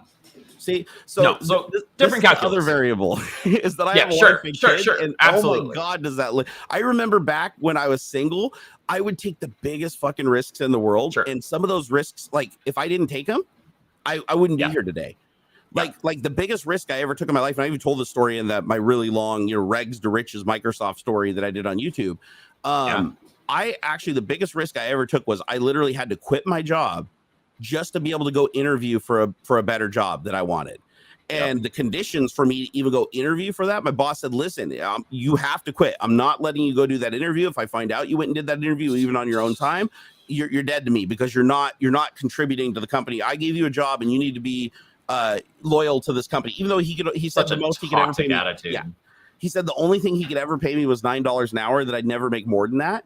And I was like, dude, you literally contract a guy that comes in here for specialized work on, circuit boards. If you pay him like $50 an hour and you charge customers like $60-$70 an hour, like why can I only make $9? And the thing is, I kept getting promotions like all the way until I was the service manager. I literally ran the store when he wasn't absent. I ran the employees, any other employee. Like that was the ceiling for everybody. And that was with minimal benefits. We also had to pay like $40 a paycheck for like the most basic medical benefits. So I was like, what am I going to do? Like, okay, so I have to quit the job. And I was out on my own. I already had my own apartment and stuff, but I was living paycheck to paycheck. I had no savings at all. I think my entire bank account, I had like $250 or something like that in the bank.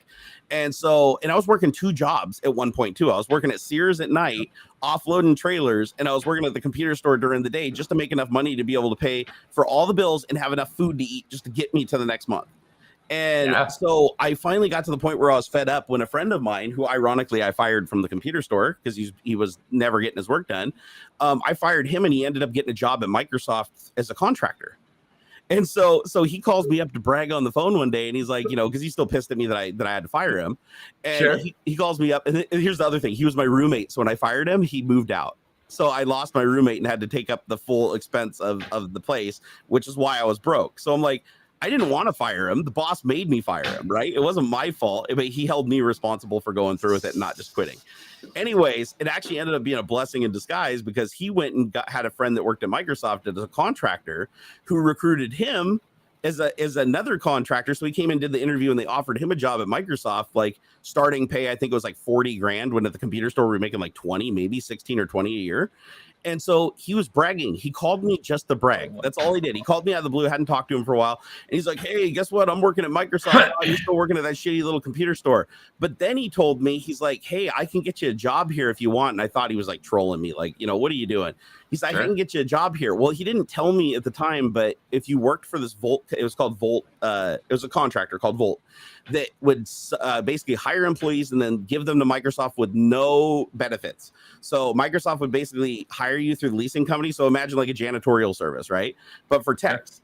And so they'd take, 50% of your income, and they would keep for getting you the job at Microsoft. And then Microsoft could fire you on the spot because you didn't really work for them. They could just say, don't come back.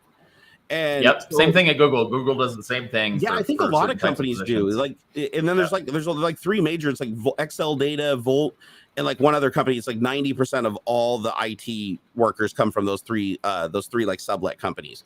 And so he said, hey, I can get you a job. So he got me an interview. And I went, and that's why I had to quit my job, because I told my boss, I said, hey, I need the day off for this interview because it's at a specific time and I got to drive all the way to Seattle. And he's like, listen, if you're going to go interview for other jobs, then you're not taking this seriously. So no, you're not going to go interview for the job. And I said, well, I can't let this pass me by. And he's like, well, you're going to have to quit your job. So I did. This is why you never tell your boss why you're taking the day off. That's exactly it. I should have just said, but he was one of the day off. That's it. He wouldn't give us the day off unless like somebody was dying. Like, so I probably should have just told him somebody was dying. And, right. Yeah. Don't tell your boss. Right. Yeah. So it's none of their business. It's none of their business. It isn't. You get vacation, just take it as vacation. Yep. Take the day off. So I quit my job. And again, because I don't have a wife and I don't have a kid, it's like worst case scenario, I might have to move back home. Worst case scenario, I might have to live on the street, but it's just me. My decisions only affect me. And that's kind of where I'm getting at, where it's like once you have a family, it changes things like pretty dramatically. Totally. Absolutely. But I took this risk. I go there. I do the interview, and I totally get screwed over during the interview because the first person that's I'm interviewed by two people. The first person that's supposed to interview me is running late to get to a meeting back at Microsoft. So I walk in and he just sets down a questionnaire in front of me, and I'm supposed to watch a video and answer each question. He said, I'm sorry, but I have to leave in like 5 minutes. He's like, just fill out this questionnaire to the best of your knowledge. I'm really sorry. But, you know, and I was like, okay, fine. So I fill it out, and I was like, okay, I don't even know half the questions because I didn't watch the video. So I'm like, there's no context. So I'm just like, okay, whatever, write the best. He doesn't even grade it. He just takes and says, oh, thank you, shakes my hand. Thank you so much for interviewing. And he goes off, and I'm like, okay, well, I already lost the job. There's no way I'm going to get hired. Like that's already a thumbs down. If one of these guys thumbs you down, it usually means you're out, right? So I go to my second interview, and it's this guy named Tim Flynn. And, you know, he's the turtleneck wearing his fancy glasses and everything. I found out later that's all bullshit. Like, once you start working at an IT company and you see behind the curtain, it's like, no, when they're doing interviews and stuff, they'll put their suits on and look like Steve Jobs. But then behind the scenes, they're just slobs and running around in their freaking wife beaters and their shorts. But he was very. I had a boss who had a button up that he would hang on a coat hanger behind his door, and he'd throw it over his t-shirt whenever he had like an important meeting.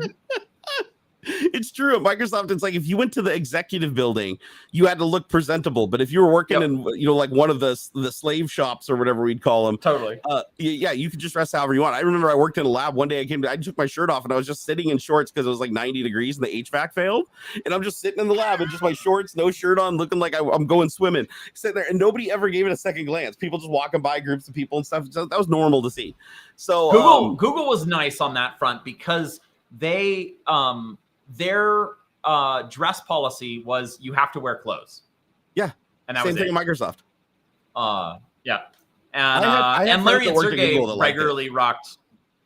What's that? I heard that Google's a fun place to work. Like I had a lot of friends that worked at the Google campus and up here in I think it's Kent or something like that. There's one in Seattle and one in Kent. The little one's in Kent, but I had a friend that worked there, and he said, yeah, we get like 2 free meals a day from the cafeteria. They have places where you can just go and chill and take a nap. I mean, it sounded like it was really cool. Yeah, it was good. I didn't really like the work that I was doing wasn't the best fit for me. But everything else about it was great. You know, I'm sad that I did take a job offer there. Like when Microsoft laid me off, I did take a job offer at Google like 3 months later that was extended me about a VR project that they were working on. And the funny thing is they went through the whole hiring process with me. They sent me the paperwork. Everything was ready to go. And like 2 days before I went in for my formalized welcome to the team, where basically everybody comes in and does the orientation, they sent us all an email saying that the team was already dissolved and the project wasn't moving forward. And I was like, well, what does that mean? Like what does that mean? Does that mean I'm just going to a different team or whatever? And so I messaged them back and they emailed me back and they said, no, we regret to say that, you know, the position has been neutralized, but we will consider you in the future for any future positions or whatever. And I was like, I was really sad about it because I was like, I was really into VR. Like that was when like the HTC Vive like dev kit came out. And I was like, just sign me up. I love this technology. And they saw the YouTube channel and that I did technology. And I think they wanted me to work on the team and kind of segue that into my brand. And that made me so sad because I mean the pay was they already told me what the pay would be and I was like, this is fantastic. It was 20% more than Microsoft was paying me. They pay really well. They do. So and they told me that it's like campus isn't that far away. They're like, yeah, we have really lax, you know, rules. You can take naps. We provide meals. If you work overtime, we'll give you extra meals. I was like, this is cool. This sounds like Microsoft back in the olden days, you know, before it turned bad. But this Volt data place that I worked for, I ended up moving up there with my last $250 in my pocket. That's all I had. I emptied the bank account at the ATM machine and I drove to do the interview. And the problem was they have to call you back during the interview. Yeah. Oh, can you still hear me? I'm here. Oh, he's on headphones. Hold on here. Let me regain my thought. So I took my last money and I drove to Redmond, which is a long ways away from where I lived. I mean, it was literally like a 2.5 hour drive in traffic. And I go over to Redmond and I'm like, I did the interview and it went really bad. And then the second interview I thought went really good. I was the only person there though in jeans and a t-shirt. Everybody else had a suit on. And so I felt really out of place when I went in and sat down for the interview because I was like, wait a second, nobody told me this was like formal wear, but I guess it was supposed to be common knowledge that, oh, if you're going for an interview for a big company like that, you have to dress the part. And I didn't own a suit. All I had was jeans and a shirt. Like I was dressed as nice as I could be, my best shoes, my best jeans. So, but when I showed up, I felt kind of out of place, but I went in and did an interview with the second guy and his interview was more about hardware. because they were hiring one of the positions they were hiring for in the lab, because they were hiring for a whole bunch of different positions, but not interviewing people for specific positions. They were just interviewing them in general and seeing who was the best fit for each job. Well, they had one job that I didn't know about because they didn't tell us anything, called HCT Fix, which is the hardware compatibility test lab fixer. You basically go around, pull machines off the rack, take them over to a bench, fix hard drives, fix memory, do bodge wires. If they send you, the schematic or whatever, do the bodge wires and put them back so that they didn't have to pull the machines out and have them down for like 2 weeks to mail them back to the company, have it done and brought back. And so because it was happening so frequently in this lab of like 1,200 machines. So I didn't know that job even existed. Well, Tim interviewed me for that job. And so I went in there and he had all this hardware laid out on the table. And he's like, okay, I want you to go through here and tell me what each one of these pieces of hardware does. If you don't know what this hardware does, tell me what you think it does. And he's like, if you need to use the whiteboard here to like explain any interoperability between this hardware, then please, by all means, use the whiteboard and show me. And he just kind of sat back and didn't say much. And so I just fully ADHD mode, drank like my 5th coffee. I just blazed through the whole table and identify everything, all the way down to like the fiber channel cards and everything, which I've never used before. I just recognized it because I was a nerd and I was always looking through technical schematics and on the internet, looking at anything I could absorb. And it really paid off that day. So I thought, oh my God, I nailed it. Like when I left, I felt like, oh my God, there's no way they're not going to give me the job with how good I did. And he even commented that when I left, he said, you actually did phenomenally well at identifying that hardware. He's like, you should be proud of yourself. And I was like, this is awesome. So they said that they would contact us within 5 days to tell us if we got the job or not. But they also said, please make yourself available for any follow-up interviews. So I'm like, shit, I can't drive. I don't have the money to be driving back and forth, 2.5 hours every day for 5 days potentially. So I end up shacking up with my buddy who rented a hotel room across the street from Microsoft, this little Homestead Village place. And so me, my friend Aaron, and my friend Jake, who all went and interviewed that day for the jobs. Or actually, Jake, so never mind. Jake already had the job. He was just hanging out with us. But Aaron and I were the ones that were trying to get a job at Microsoft. And so to stay with him, we had to pay a portion of the rent for this place. And it's one of those places where you rent a room by the week. It's like temporary housing. It's right next to Microsoft. It's for people that fly in and do stuff, right? So we stay at this like little hotel, and my portion was $200 for the week. So all I had was $50 left for gas. That's it. And I was tapped. That was food, gas, everything for 5 days. And so I was super nervous. But then the very next day, not even 24 hours later, the phone starts ringing because we gave him the number to contact us. We gave him the number to the hotel room because we were literally just sitting in there waiting for the call. We wanted to make sure we didn't have cell reception issues or anything like that. We wanted to make damn sure we got that call. So we gave him actually, you know what? I didn't even have a cell phone. I remember that I didn't even have a cell phone at that time. That's why I gave him the hotel number, because everybody else had cell phones, little flip phones. I didn't have a cell phone, never had a cell phone. My first cell phone I bought was after I was already working there. I remember it was a little Motorola flip phone. But anyways, 24 hours later, they get a call, right? Phone rings. My buddy Aaron lifts it up or whatever. And they're like, oh, hi, Aaron. We would like to extend you a job offer. We need you to come in if you're interested, come in for the follow-up interview and we'll talk about details. And so he's super happy. He gets off the phone. He's like, oh my God, yeah, I'm in. They're going to give me the job. I got to go in and sign, go through some stuff, pending a background check. Right. So he's like, yes, I got a job. And we're all happy for him. We're like, yeah. And I'm like, my call is going to come next. Right. I'm like, I'm waiting. No call. Day 2, no call. Day 3, we rented the place for the week, right? And we didn't have didn't have an apartment, so we're just all staying in there. And it's like I want to say it was like day 3. I finally just got fed up, and I was like, they're not going to call. And I was so sad. And so I got in my truck, tucked my tail between my legs. My friends are like, oh, I'm so sorry it went down this way. And I get my truck and I drive all the way back to it. With my last money in my pocket, I get gasoline and some cup of noodle. I go back to my house in Bremerton, Washington. Don't even have enough money to ride the ferry. So I have to drive which I didn't. So I drove all the way around. I get back to my little house and I walk in and I'm like, I'm fucked. I don't have a job. I don't have any money. And bills are like in 2 weeks. I don't have any money. I'm probably going to lose everything, go back, and I don't have a job. And I'm like, what do I do? I'm panicking. So I sleep through the night. I wake up the next morning and with my tail tucked between my legs, I go back to the computer store that I left. And I said, I went and interviewed. I didn't get the job. And my boss is looking at me kind of smug, like he knew it would happen. And I was like, I know you said that I had to quit the job in order to get the interview, but, I humbly asked, can I please have my job back? I really need it. I was like, I'll work extra hard. I'll do all this. And he's like, you know what? I'll give you your job back. But to teach you a lesson, I'm going to pay you $1 an hour less. What a prick. He said, you're going to have to earn your $9 back. What a And prick. I was like, my heart sank, and I was like, shit, I was already struggling just to get by paycheck to paycheck. Like even $1 an hour was enough to fuck me. And so I reluctantly said, yeah, I'll do it. And I graciously accepted. And he said, okay, you don't have to start today. He's like, you come in tomorrow fresh and ready to work or whatever. Cause it was midday when I came in. And so I get my truck and I drive home. I'm like, I'm out of money. I got my job back. I get paid $1 less an hour. I don't know how I'm going to make bills cause they're before I get paid. So I'm going to have to deal with however that goes down. And I'm just defeated. So I drive back to my house and I'm just sitting there playing on my computer going, you know, what the hell's happened? Talking to my friends on ICQ or whatever. Oh, this is how this went down. Or IRC. Back then it was Merck. I remember it was IRC. Yeah. And everybody was like, I'm so sorry. My friend Aaron, he called me and consoled me. And he's like, hey, dude, I'm really sorry I got a job and you didn't. Like, that sucks. Like, because I taught Aaron like everything he knew. So I was like, that sucks when you don't get hired, when it's like you literally trained the person they hired. And so then I get a call on my phone at home after I talked to Aaron. And I pick it up and it's like, hi, this is so-and-so from Microsoft. How are you doing today? And I'm like, you know, I'm doing all right. You know, I lie. I'm just like, oh, I'm doing all right. It's good. She's like, yeah, we wanted to call and see if you would be interested in a position working on the Windows team in the main lab at Microsoft. And I immediately was like, what's going on? This is like 5 days later, right? This is like, I had no idea I was going to get a call back. They call back and say, yeah, would you be interested? And I'm just like beside myself. I'm like, yeah.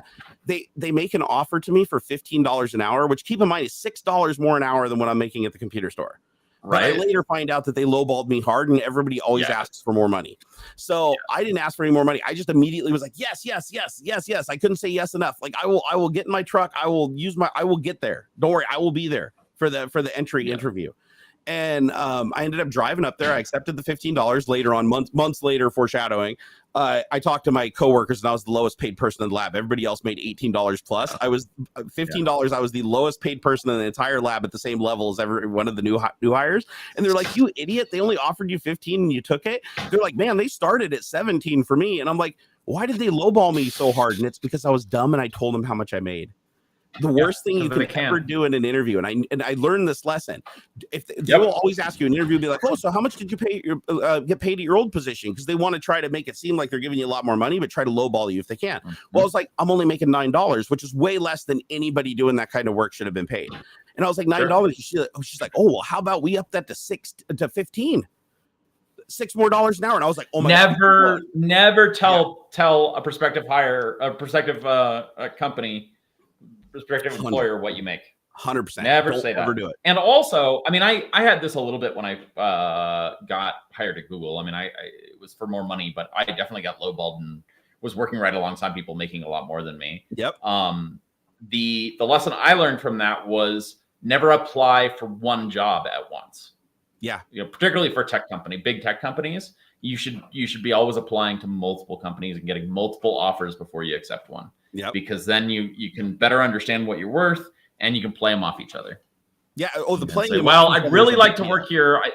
You can say, I really like to work here. You know, this seems like a really good fit, but I got this offer for, $20,000 more. Yep. Can you match that? Or can you beat that? Yeah, when I was a hiring manager at Microsoft, that came up a lot. Like where I'd have somebody in an interview and be like, okay, because we could offer them the wage for the position and the level, and you'd offer it to them, and they'd be like, I'm gonna have to think about that because another company's interested that wants this much more money. And then you would reply back to the recruiter and you'd say, okay, this person said that they're not really interested in getting the job anywhere under this amount of pay, and the recruiter more often than not would just come back and give it to them. And say, no, you can extend that off. You have to get clear. And HR literally has a process for dealing with this. Yep. Both when you get hired, but also if you tell a company, I interviewed at Facebook and they're offering me twice the salary. There's literally a process for matching and beating that salary. Oh, 100%. I actually know someone that I worked with at Google who, when he left Google, made a nice little side income for himself, consulting, like advising people, playing Google and Microsoft off each other. And he charged something like $500 an hour. But he'd generally say, you probably only need an hour or two of my time, and I guarantee you will make many multiples of that based on your improved salary. I mean, he was getting people an amazing business plan. He was doubling people's salaries who had no intention of leaving Google by just getting them to go interview at Facebook, get a much better offer, and then go back and use it as leverage. The other thing that I noticed too, even just as a hiring manager, is you were much more likely to get hired easier with more money if you already had a job. So like we'd have people that come in and interview that were already working at Google or Amazon, and they put it on their resume like current, like this to current, still working there. And I'd always ask them, because they tell us to ask them, like, so why are you looking for another job? Like what, why are you looking to leave whatever company and come work here?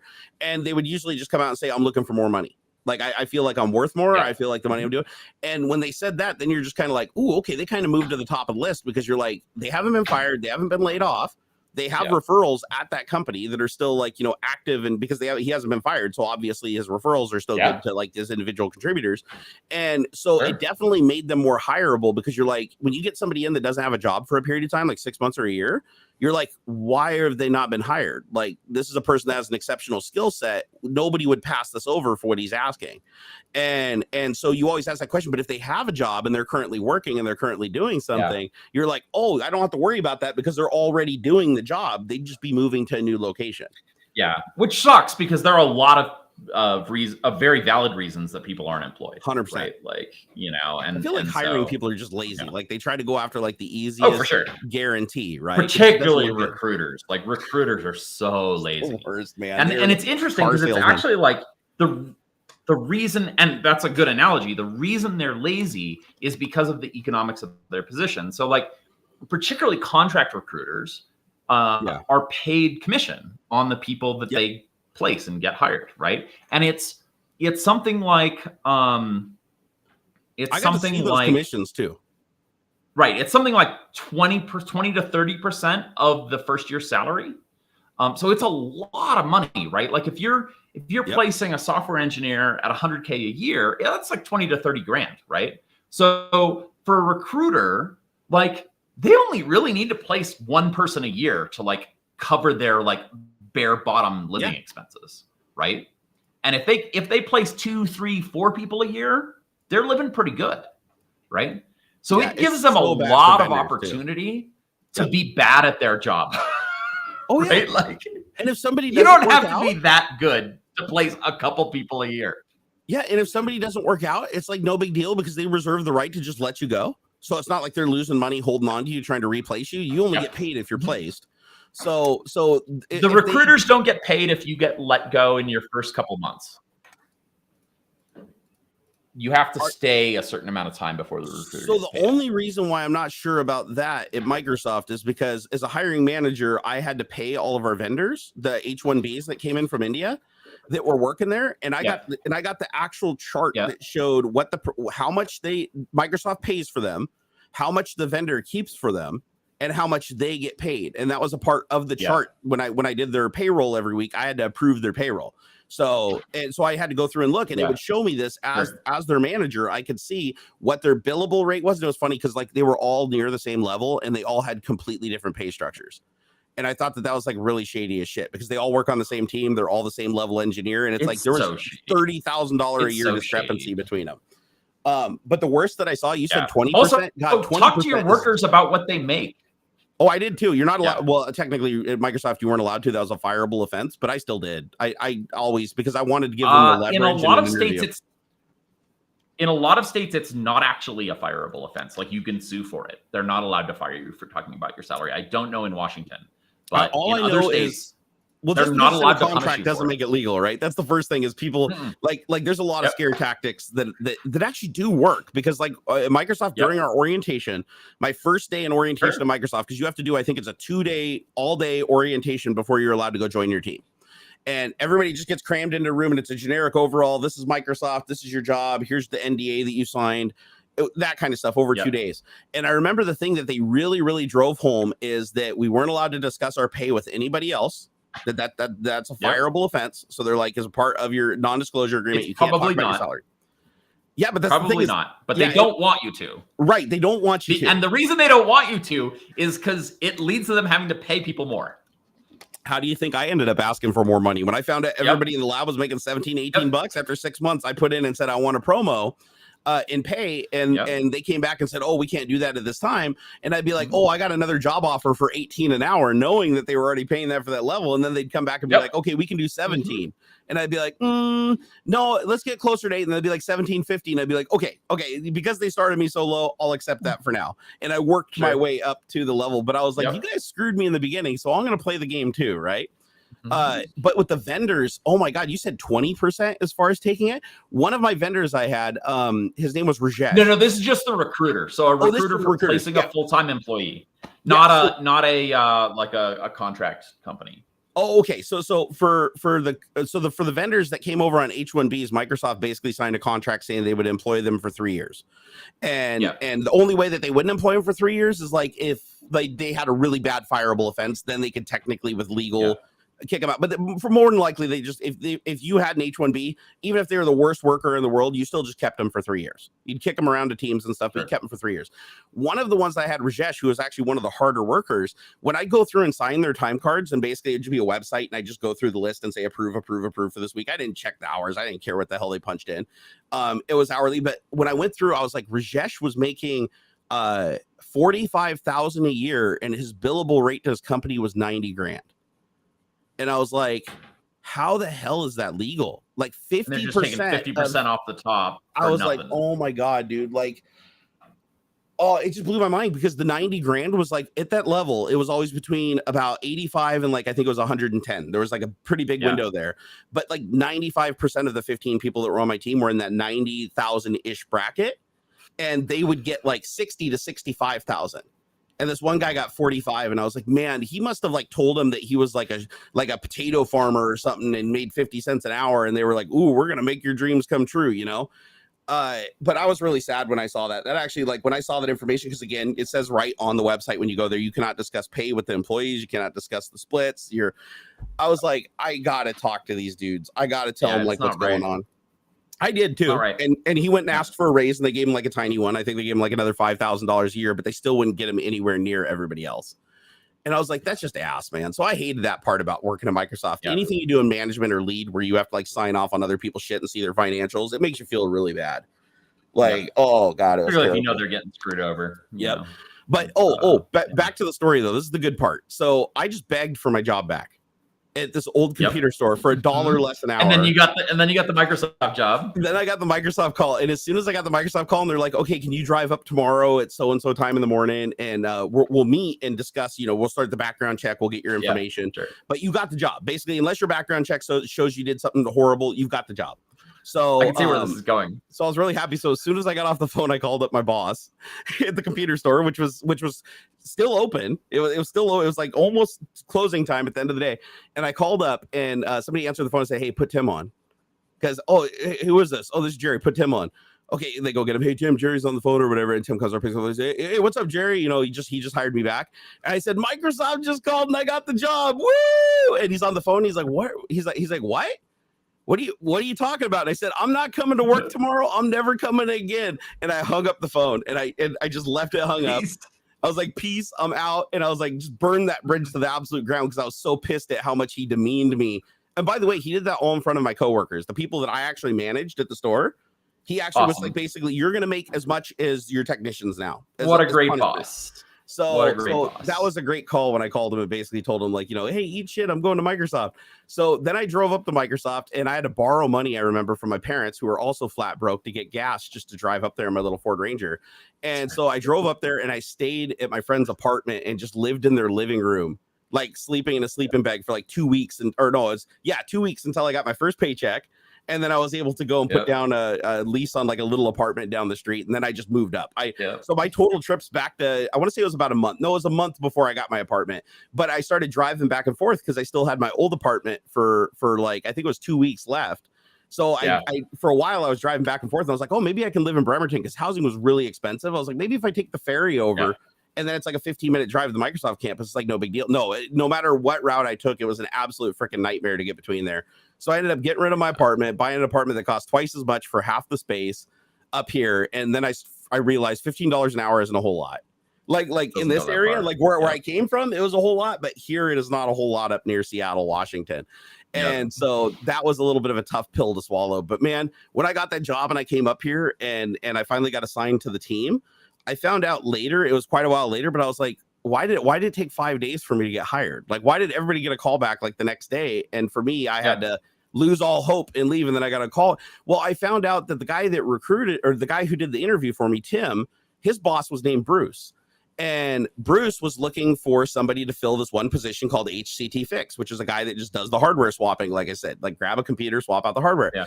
And so apparently he asked Tim if any of the people that he interviewed would be good for that position.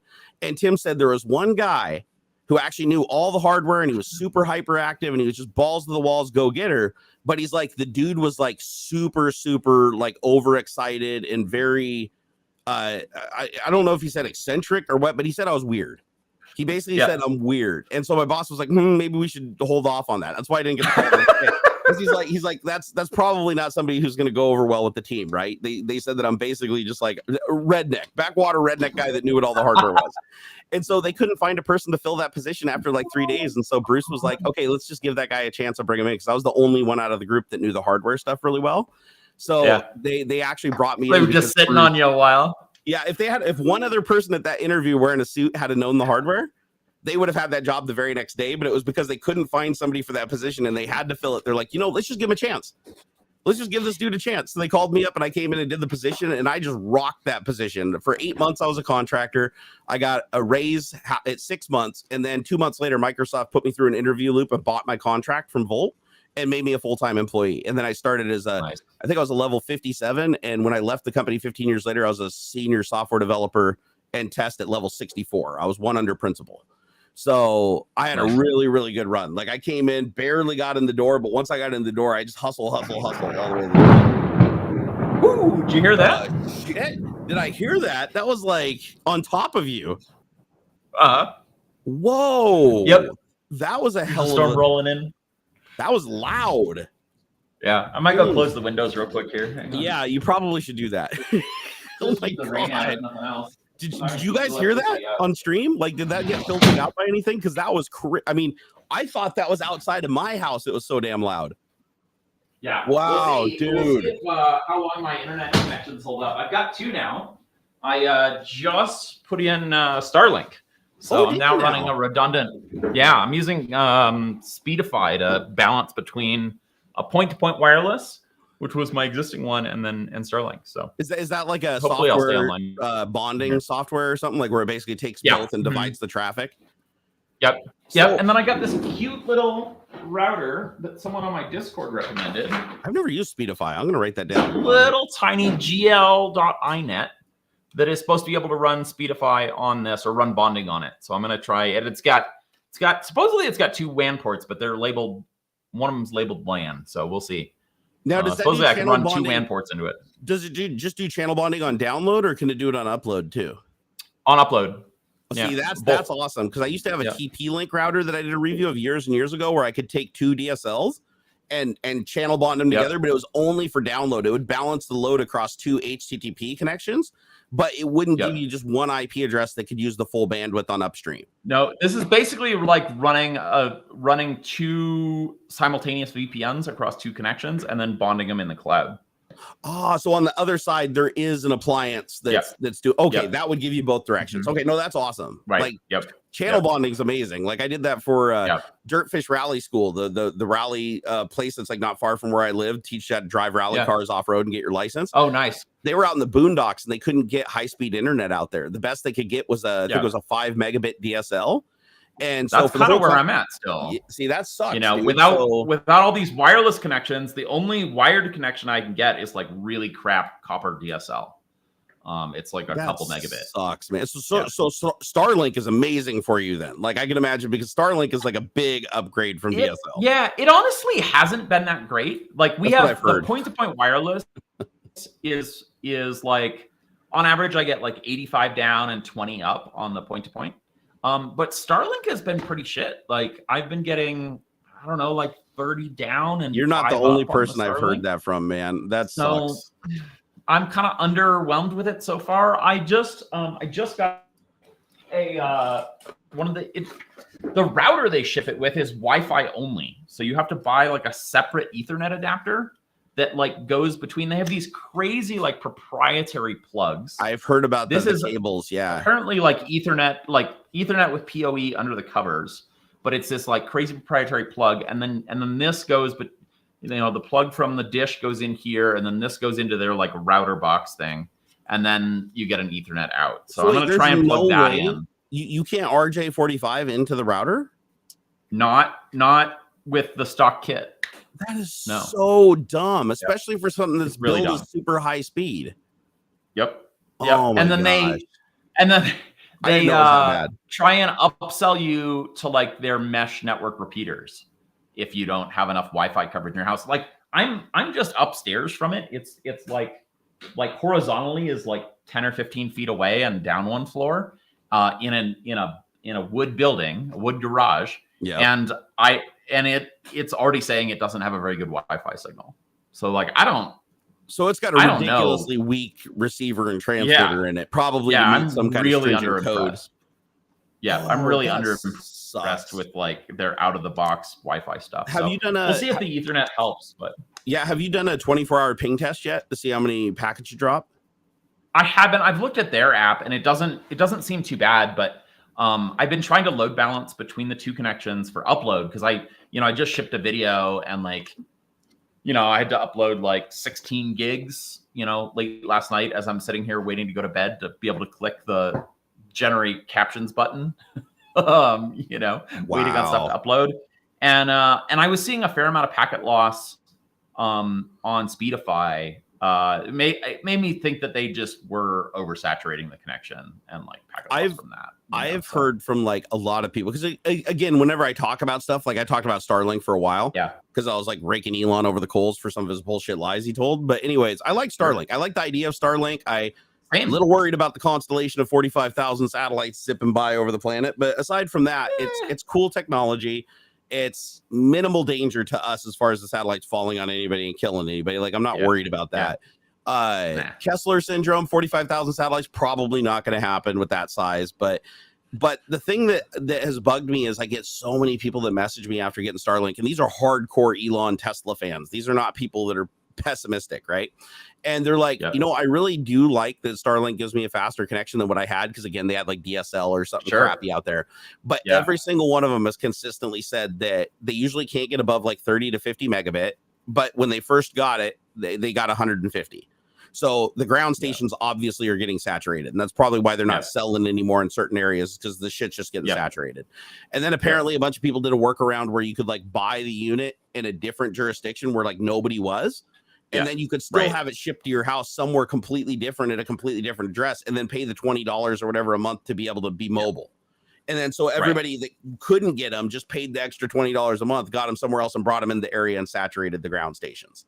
So they're not really doing a good job of handling that. But the packet loss was the thing that kind of struck me, because I was like, if you got the satellite array going over and they can give you satellite, you should have 24/7. Like you should not have packet loss unless there's something physically. I've not been having bad packet loss when it's not super loaded. So I don't feel like, and just looking at their app, like I don't know if I'm connected to it right now on my phone, but they have like here I can connect to it. Because I had a guy who was just pinging Google. He just dropped out the command line, did ping -t google.com, and it was just sending a packet every 10 second ICMP packet. And he was seeing some packets jump up to like 2,000 milliseconds. Then every like couple of hundred packets, there'd be one lost, no reply. I'm not saying that. I should look into it more. But like looking at their stat, I'm just pulling up the stats now. You're on Starlink right now, right? Bonded through this upstream with your video right now. Yeah. So partly. I can pull up what the stats I noticed your video quality is relatively low, like, and the frame rate is relatively low. Yeah. So, but you've come through clear the whole time. Partly the storm, but right now I'm sending upstream packets on both connections. Okay, what is your? You said you had the point-to-point wireless internet. Was that like microwave point-to-point? Oh, okay. No, it's just RF. Yeah, it's just RF. It's I don't know what band it's in, but yeah, it's just a radio link. It goes across the valley. And then actually what's interesting is the tower it goes to doesn't have fiber to it either. And so they run a 10 gigabit like microwave link or something to another tower that has fiber. Oh, what a trip. So it's almost like a relay. Yeah. Mm-hmm. Okay, that's pretty cool. Yeah, because my first high-speed internet I ever had was when I got the job at Microsoft, and I got my first apartment that was like near Microsoft because I just wanted to ride my bike back and forth. So I actually got like a little trash apartment in this complex. Surprisingly, I couldn't get broadband internet there, even though I was a mile away from the Redmond campus. And it was because they just hadn't run any of the copper for like whatever. We didn't have Comcast. It was another carrier. But they didn't have high-speed internet. Everybody else is getting broadband. This company just did cable internet. Or cable TV. That's it. And so the apartment complex, when I moved in, like not even a month after I moved in, they installed a microwave transmitter tower, like in the middle of the complex, that was connected all the way to a building in downtown Seattle that you could see across over the water.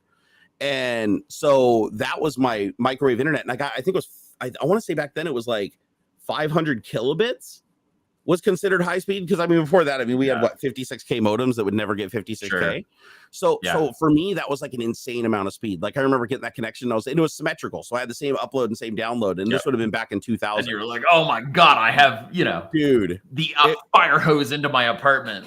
Oh, I bragged so hard, and then I remember my buddy who was right across the street from Microsoft. He got Comcast cable internet, and back then I want to say it was like 2.5 megabit or something like that, but was still massively faster than mine, right? I was running at 0.5 megabit. Totally.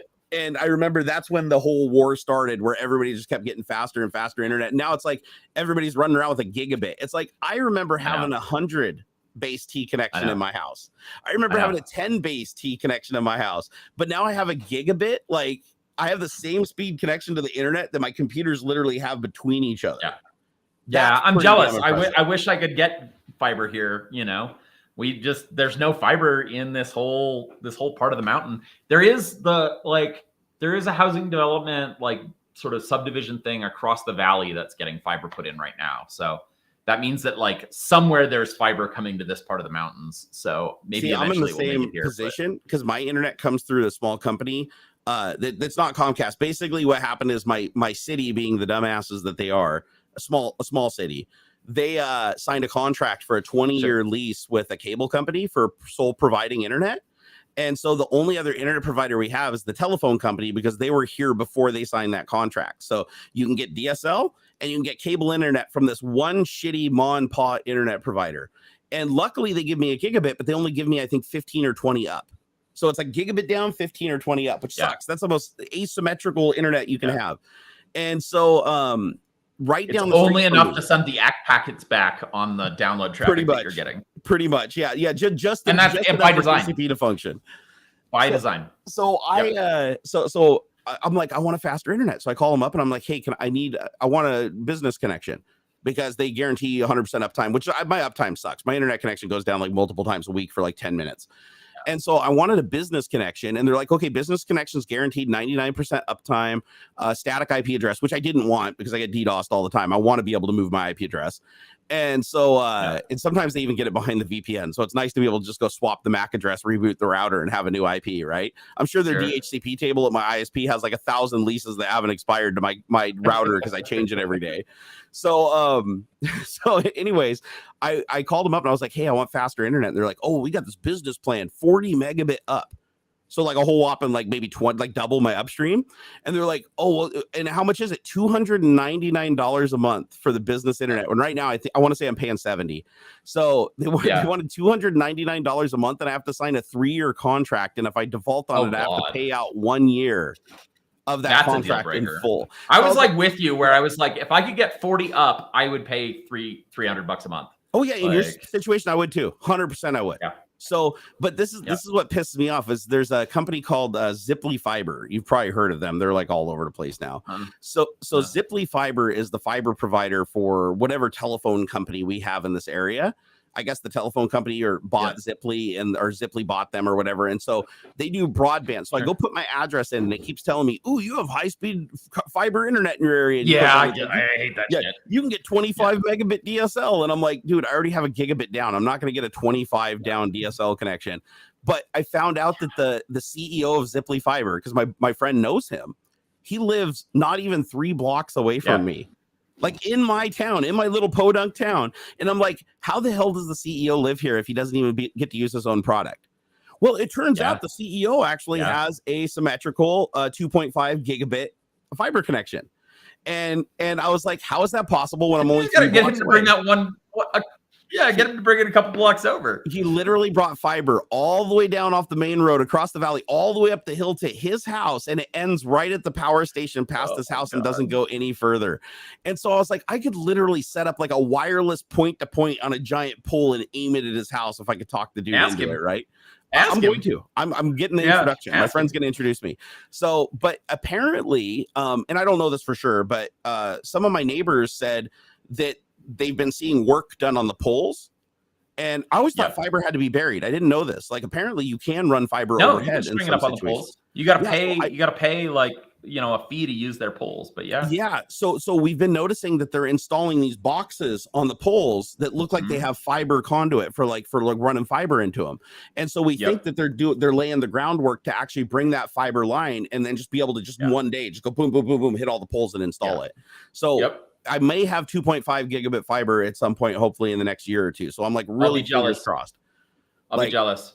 I'm trying to buy, like, the place I'm in right now, I'm renting, and I'll probably have to be out of it by the end of next year. Like, the owner wants to move in. Yeah, it does suck.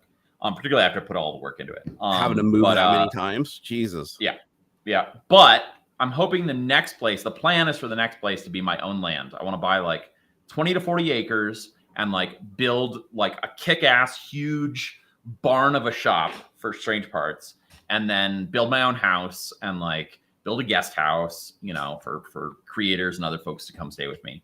And honestly, there are 2 limiting factors. It's of like where I can buy land. It's not power, it's not water, it's not gas. It's internet and like proximity to like Home Depot and the airport. Right? Like, those proximity to like civilization. And hopefully within shot of 5G so you can get some decent internet. Right. Yeah. Well, yeah. But I mean, like, Starlink is kind of the saving grace, right? If Starlink actually delivers on like 100 down, 20 up, that's like good enough, right? It's not perfect for a content creator, but it's workable, right? I can upload videos and footage to editors and things like that, with a little bit of planning. And like, for electricity, you can do solar plus a generator for running heavy equipment, right? Like, I can run a house off solar. Can I weld off solar? Maybe, I mean, can I run a big CNC more and more solar? efficient? Maybe. Yeah, right. But the cool thing is, like, let's say I need to run a big CNC mill. I can fire up a generator for a couple hours to run the mill and then shut it down and be on solar the rest of the time. Right. Like, that's true. Like, if you got to run stuff that's like the 220 or 3-phase or big heavy exactly stuff. You can just supplement with like a diesel generator for a few hours a day and you're good to go. And so really it just comes down to like, is Starlink good enough, or is there another provider in the area? And this little provider I'm with, like, they're decent. They're down, for a morning or two every month. But they're getting me internet where I could not live here if I didn't have them. Right? It sounds like you're having a better experience with it though than a lot of people that are in more built up areas. Because like, I don't know. Well, are you in a pretty built up area now? So not that's really. I mean, okay. I'm on a dirt road. The last like quarter mile's dirt. We get bears coming through and checking out the trash cans on a regular basis. Like, we're like, I'm pretty rural. See, I'm actually pretty surprised your ground station is that saturated. I almost wonder if they're just artificially implementing that 30 megabit cap. I'm only 35 minutes from the edge of Denver. So yeah, you shouldn't be that in terms saturated. Of ground station, I wonder if it's just because they don't have too much bandwidth coming into the ground station. Maybe. I don't know. I suspect that a lot of people up in the like front range of the mountains here are in the same situation I'm in and are on Starlink, where they want to be within commuting distance of Denver, but they're working at home now and they've got Starlink and they're using the heck out of it. I mean, the conspiracy hat, like the little tinfoil hat I want to put on, is that they're just artificially limiting people to those speeds because you can't get anything better in that area. So it's like, it still looks like a saving grace, but they're not like giving up too much bandwidth and they're giving them some room to expand and be like, oh, look, you get faster internet. I don't think so, because I think they're building for the future. So yeah, I don't think so. I know with cable internet, my cable internet company, like I found it kind of odd. put on my little tinfoil hat. I found it kind of odd that I was paying $70 a month for cable internet, and I had 100 megabit, and then I had 250 megabit like 6 months later, and then a year after that I had a gigabit. And I'm like, I don't think you guys are updating all your rack equipment, updating everything like over that period of time. I feel like it was one of those things where it's like they were just trying to get, but nobody's signing up. Let's give them a little more. Oh, they might be backhaul limited. They might be backhaul limited. That's where, well, I guess right now it's not backhaul. It used to be backhaul on the wireless ISP, and then they just upgraded all their backhaul links to 10 gigabit. Oh, so like so backhaul is from coming into the complex. Is that what you mean? Like, just, right. Well, basically their wireless link from tower to tower, right? Not from my house to the tower, but from tower to tower was limited. And now their limitation is more my house to the tower. And so they're working on licensing private frequencies to be able to have no interference on that link, and then upgrade that. And I keep pushing on. I'm just like, when can I be a beta tester for that? But yeah, because I know they do have some links that you can go over like a gajillion miles with high bandwidth. Sure.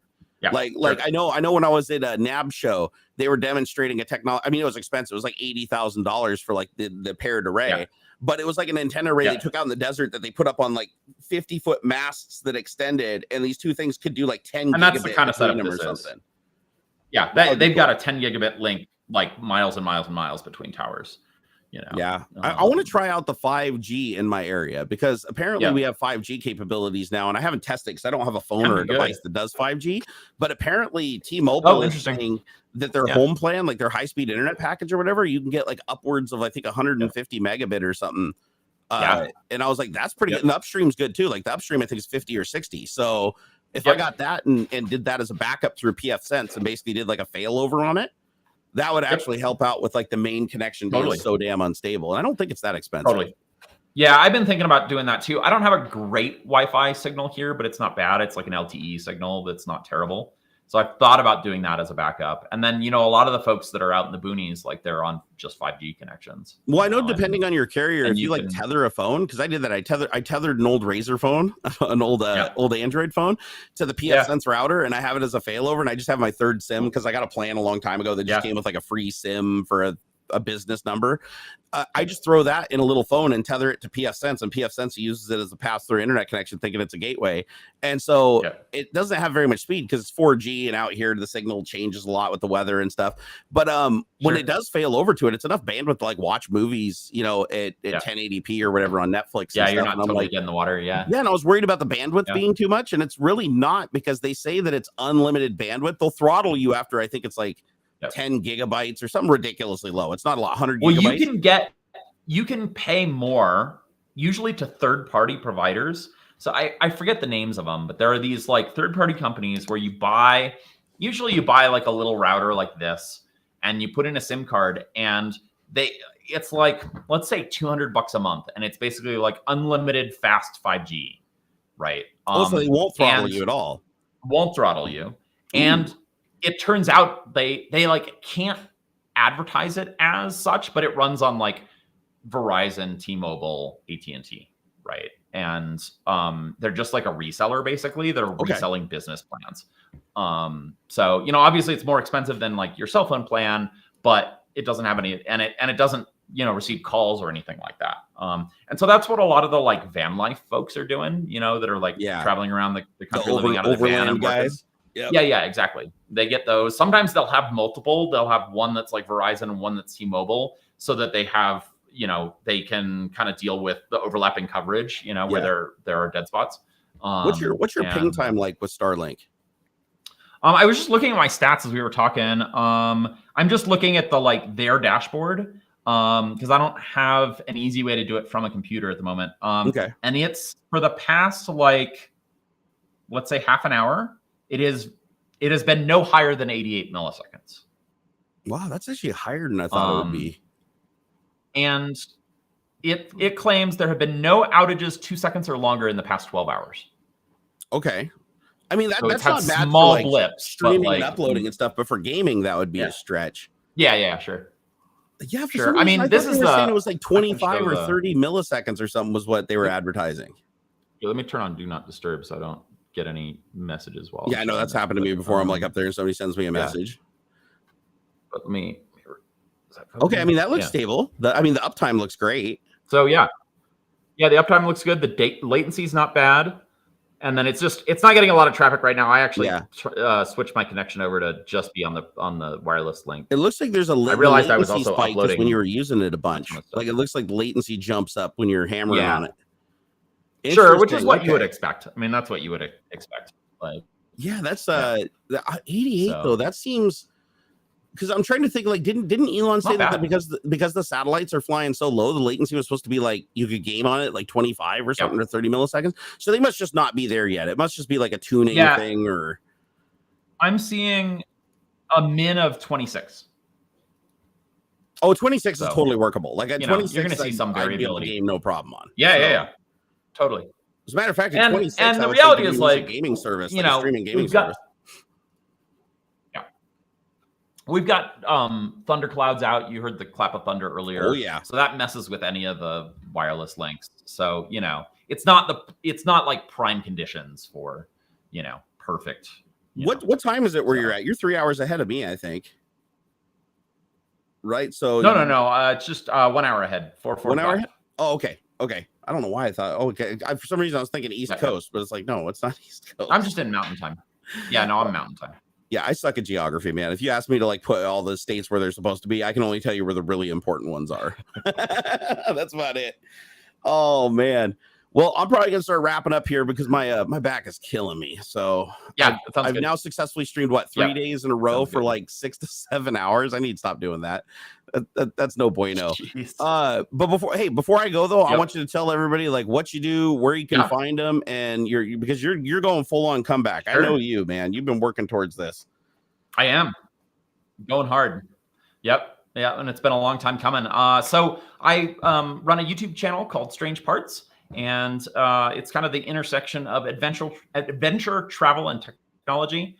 I'm most known for building my own iPhone in the markets of Shenzhen, China, when I lived there, and going around and buying each individual part. I've added the headphone jack back to the iPhone when they removed it, and generally like stirring up trouble.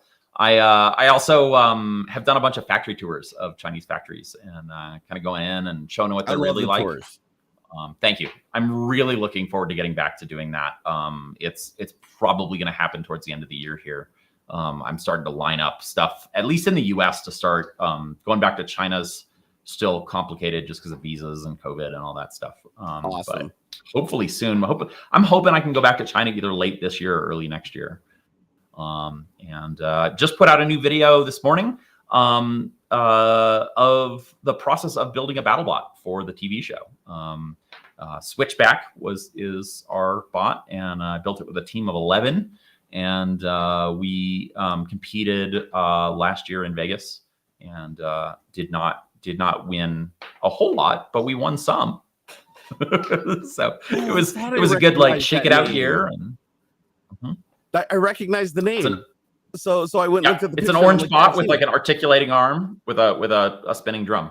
Yeah. It's oh my gosh, dude, that is epic. I honestly didn't know that you were involved in battle bots at all, but it does make sense. I mean, with all the crap you do with technology, it's like that is the apex of everything, right? Wireless transmission, Arduino programming, lots of power.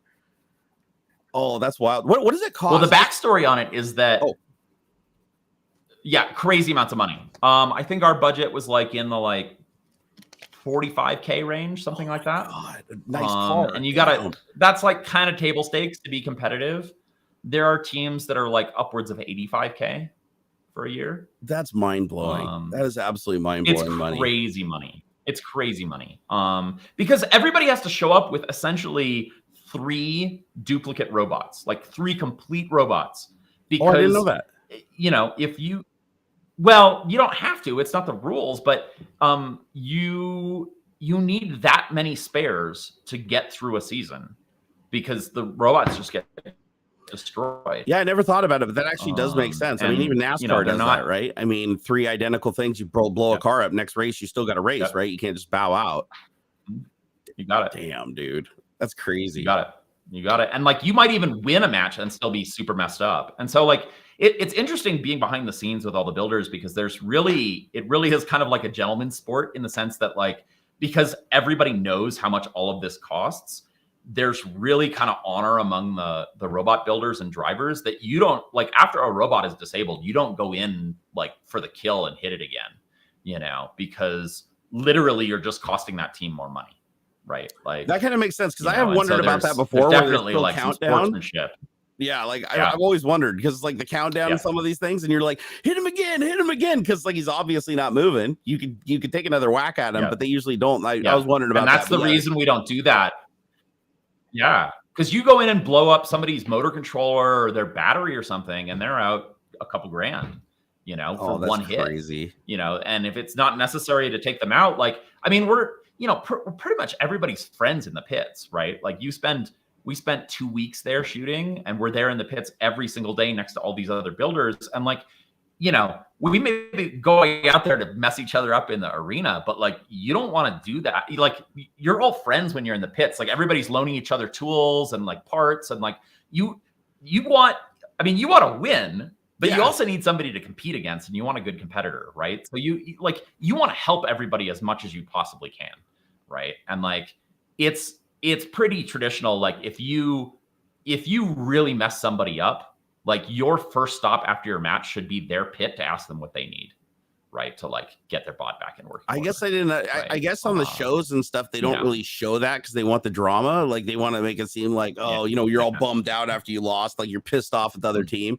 But it sounds like off camera, you guys are all like pretty tight. And it honestly really annoys me because it's that's reality TV though. That's what they always do, close. Right? And it's like because you have to be, right? Like you have to do it. Exactly. People won't watch it if it's not entertaining. Drives me nuts. I would do it. Yeah. Yep. So is the BattleBot thing the primary thing that you're doing now, or do you got some other projects coming up that you want to pitch? No. I'm actually not involved in the team this year. They're doing their own thing. It was such a time commitment last year. I was down in Dallas for like more than a month, and then the concussion, you know, took me out. And then we were in Vegas for 2 weeks. It was fun to do once, but it doesn't make sense for me to do that's right. You did say the video that you just published is from footage from a long time ago, right? So if they come watch the video on your channel now, it's footage from pre-concussion or So what's up next? And post, it was around the concussion. Around the concussion. Yeah. So the next video is going to be about my new shop and building this out. Awesome. Yeah, that's what's coming up in a few weeks. So yeah, I don't know if you can see me zoom out here. Like I've done a lot of work on this. All these shelves up here are custom, like made out of pipe. This is a custom railing that I made so I don't fall down the stairs. Oh, that actually it looks really cool. Like it looks built out. Uh-oh. I lost him. I've done a lot of work to make this built out. Yeah. No, that's very cool. Sorry, I'm looking forward to seeing the tour. Like I really want to see the tour of that. And sorry for the latency between it. Something's happening with like Video Ninja or something. It's creating a massive lag. So sorry about that. Yep. All right, guys. Well, go check out Strange Parts. It's exactly how it sounds over on YouTube. He's also over on Twitter. So he's on the social networks doing the socials.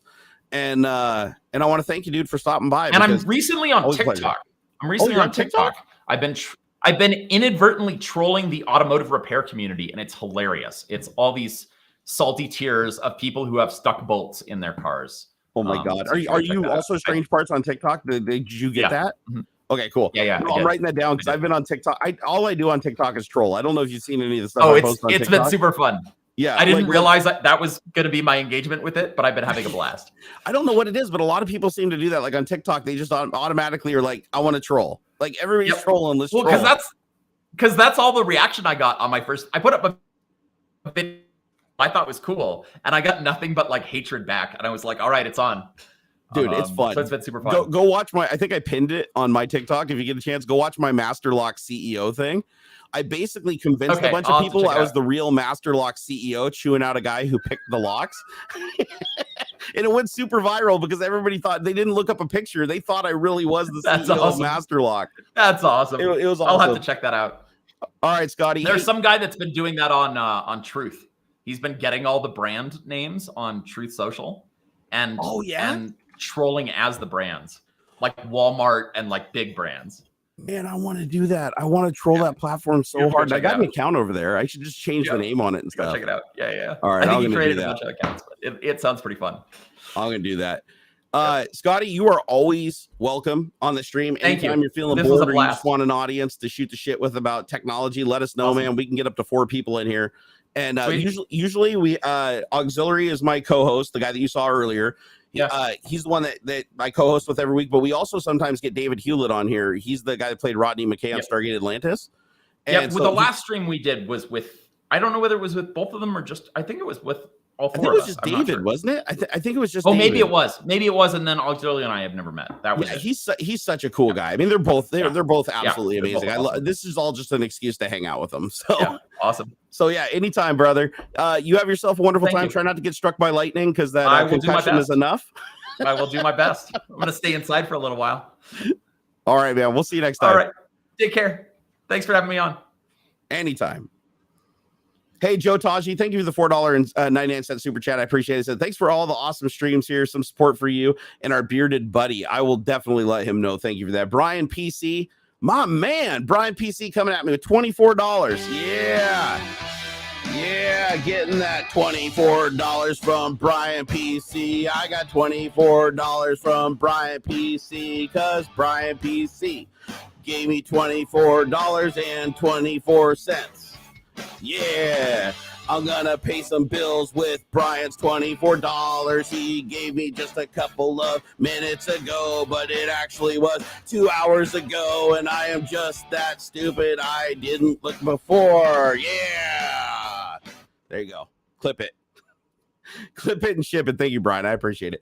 Theodorus, thank you for the $5 super chat. I appreciate it. I'm always looking forward to the next Tech Talk, and you guys never disappoint. I genuinely enjoy each one. When is David coming back? David wants to come back like so bad, but he's been busy these last couple of weeks going on trips, renovating stuff, moving stuff around. He's just been like super duper busy. He definitely wants to join us. He every single week, like clockwork, he messages us on the thread and says like he wishes he could be here and he's doing something else. So he 100% wants to be here. 100% wants to be here.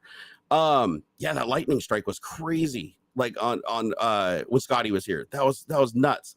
So yeah, no, you guys should go sub him though. Like seriously, if you don't sub to Strange Parts on YouTube, he makes wildly entertaining content that is on a whole different level nerdy. Like I loved watching all of his videos where he's like he built iPhones from scratch from just parts he found in random like Chinese stores. He hacked the iPhone to like get more memory in it. I think he did like a faster processor swap on like an older version. Put 8mm jack on the I think it was the iPhone 10 to bring back like the headphones and make it look like OEM. Like, oh man, and it's cool to watch the process. Like the amount of shit that he goes through and the stuff that breaks and he learns from it and figures out what works and what doesn't. I mean, he does a lot of work and puts a lot of money into making that content. So plus he's the nicest guy you've ever met in your life. Like seriously, he's like that all the time. Like if you meet him in real life, you just walk up to him, he's exactly that exact same person that was just here on stream. And that's refreshing as fuck. Oh, you're following him on YouTube and Twitch? That's awesome, Andre. Said, let's see, he finds time to stop by your YouTube channel and Twitch streams. Dude, he is so cool. Everybody, like he'll just drop by, you invite him on, he'll just jump on if he's got time. He is just a super personable guy that likes to talk about nerdy shit, and I love it. I absolutely love it. So he's welcome on here anytime, just like David. Like if they want to pop in, shit, I'll send them the link. They pop right in through Video Ninja, and we're good to go. Dear friend, with such speeds as 5 terabits per second, you can broadcast on YouTube 24K, 960 frames per second per second like mine. Dude, I wish I had your internet connection. Like I'd even settle for 1 terabit. Like I don't even need to be greedy. 1 terabit a second, shit, I'd rock that all day long. Like seriously. Oh, dang, Daniel Frost coming at me with 200 sexes. That's a lot of sexes. Said hi, say hi to the wife for me. Hey, honey, somebody said hi on the internet. It was Daniel. Daniel said hi. Okay, there, she heard me. Thanks for the stream. You're very welcome. And I feel like I need to sing a little song about sexes now. Here we go. Ready? Yeah, there we go. There we go. Daniel gave me 200 sexes. That's right. I got 200 sexes from Daniel, Mr. Frost, because he likes to give people sexes, and a lot of them, because he's a very sexual person. Yeah. Now I'm demonetized, but it's okay because I got 200 sexes in my eyes. Yeah. Son, Yeah. All right, there we go. That's what you get for 200 sexes, which is actually $19.68 converted. I think it's cool how Stream Elements actually converts it down below. People are probably like, what the fuck is he doing singing? No, I've been doing that shit over on my Twitch stream forever now. I just figured I'd bring it over to YouTube. Because the internet likes stupid. The internet likes cringe. So I provide it. Now I'm demonetized. Let's see, I'm not greedy. I'd be glad to just have one sexes. I know, man, right? Like 200 sexes. That's I don't have enough, I don't have enough length for 200. I mean, maybe 5 on a good day. It's like that's a lot of sexes to handle. Robert Rittenhouse say, oh yeah, for us it's normal. Yeah, if you came over here from my Twitch stream, this is all completely normal. 100% normal. Let's see here. I gotta wrap up here in just a few minutes because my back is like no bueno. It is very angry with me because I keep promising I'm not gonna push it too hard, and then I do because that's how I roll. We're gonna talk about Russia's Oculus to use AI to scan sites. That's kind of a scary topic. Let me get you guys a link on that. Unfortunately, we didn't talk about it too much on this stream. So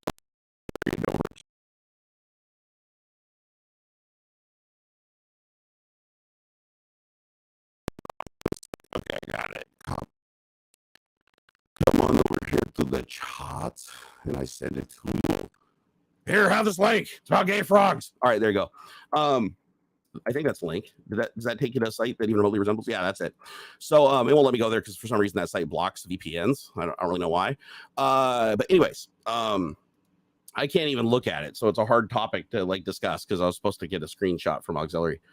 Oh wait, the audio is weird. Oh, I'm sorry. It probably was something on my side. Technical problems at the end of the stream, par for the course.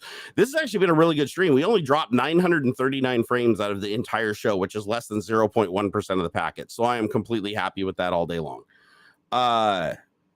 Tech issues at end of stream. That's what happens. That's what happens when you're Barnacules on the internet. So yeah, anyways, Russia up to shenanigans.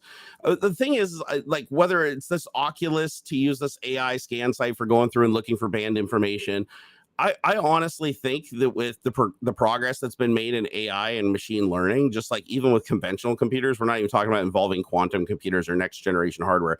Just current GPUs are so freaking powerful, processing a lot of these AI algorithms that it's perfectly reasonable that a computer can now search the internet at breakneck speed and find and associate data that was never meant to be like indexed or joined on, which is pretty crazy. I mean, it's eventually we're going to get to a point where you can literally just write a SQL query across the entire internet and you'll be able to use pseudo language. So instead of saying, hey, select this from this table that equals this or contains this word, you'll be able to just say, search everything that is in this topic that says anything negative about this specific thing. And it'll be able to go and analyze all the speech structures, different languages, poor syntax, poor grammar, good grammar, and basically go through and extrapolate and return you a table of like all the information, regardless of its source, regardless of where it came from, regardless of what software presented it, regardless of which browser and JavaScript generated it. Like, it's going to be able to go through there and index all that shit at like nearly real time. And one day when that happens, like, there is nothing that can't be found on anybody. Like, nothing will be buried. It'll include blockchains and decoding of data in blockchains and standard decoding algorithms. And if it finds the keys published somewhere to decrypt another piece of data somewhere else because of some join, it'll automatically decrypt it and add it to the data set or the OLAP cube. It's going to be crazy. The future is going to be crazy. So, and basically what we're going to learn from that when it all happens is that every single person on Earth watches porn. That's what's going to happen. Here, how do I do this? Where is it? I'm reporting that bot. Let's see. Misinformation, unwanted commercial content spam. There we go. Done. Reported. Not that they'll do anything about it. They won't. Oh, wait. I reported it and it didn't remove it. Okay. Hide user from channel. Actually, you know what I'm going to do just for fun? Here, hold on. I got an idea. I can't say this publicly because it'll violate TOS if I do, so I can't tell you what I'm about to do. But just needless to say, I think it's time that website learns a lesson. So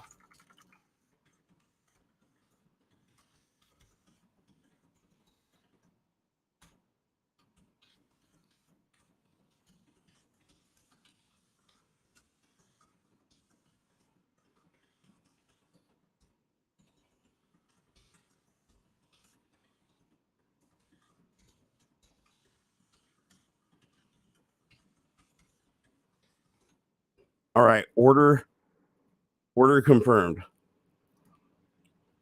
You know, all I'm saying is those spam bots need to learn a little lesson. You know, that's all I'm saying. That's all I'm saying. I'm not doing anything. I wouldn't do anything because that's like, you know, that'd be bad. But I'm just saying, if, you know, something happened to their website or, you know, something horrible happened to the scammers that ran it, you know, I'm just saying, you know, that can happen.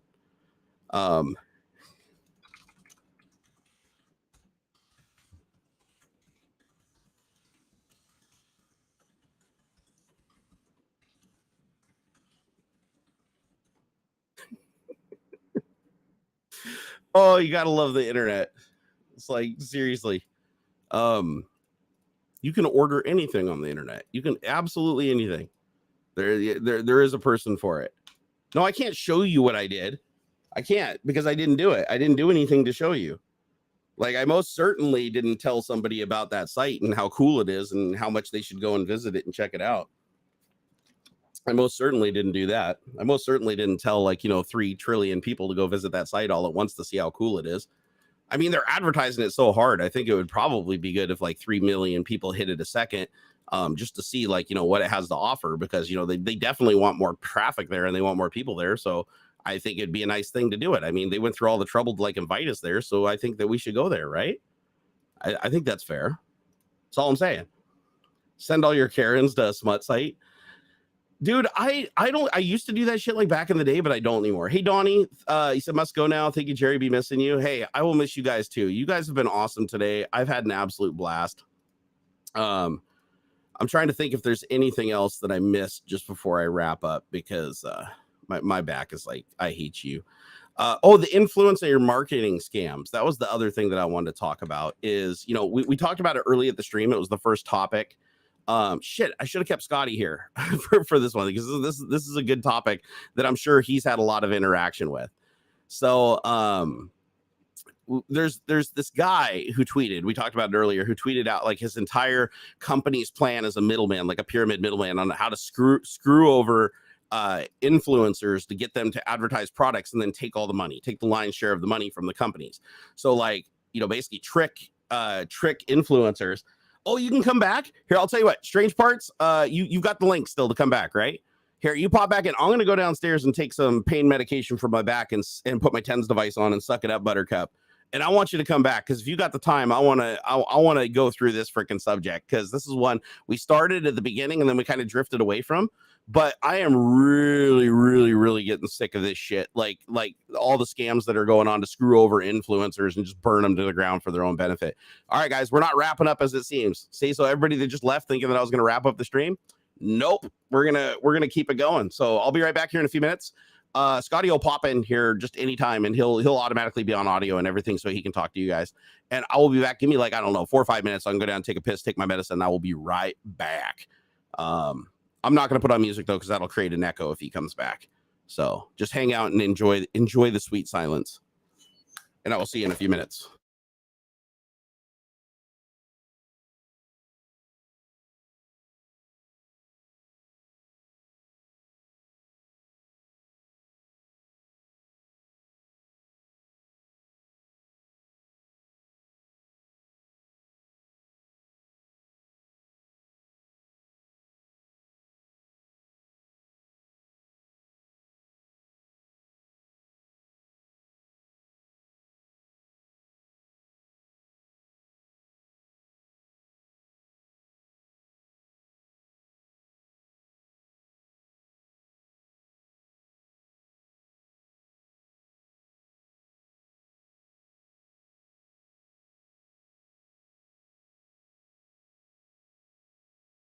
All right, there we go. Hopefully you can all hear me. I had to turn a few things back on. I got to turn one more light back on. There we go. Sweet. Oh, I got to mute that. Hang on, you're just gonna see me fumbling around with my streaming setup here. Pop out chat too. Okay. Cool. I feel weird hosting Barnacules' stream here without him, but hi everybody. I definitely want to talk about influencer marketing scams, because I've had my run-in with them. particularly back when I first got started. My very first video went crazy viral, and so I got a lot of attention really quickly, and did not know what to watch out for. So yeah, we'll wait till Jerry comes back, because I know he's going to want to hear some of these details, but won't spill the tea. But yeah, let me grab a drink real quick.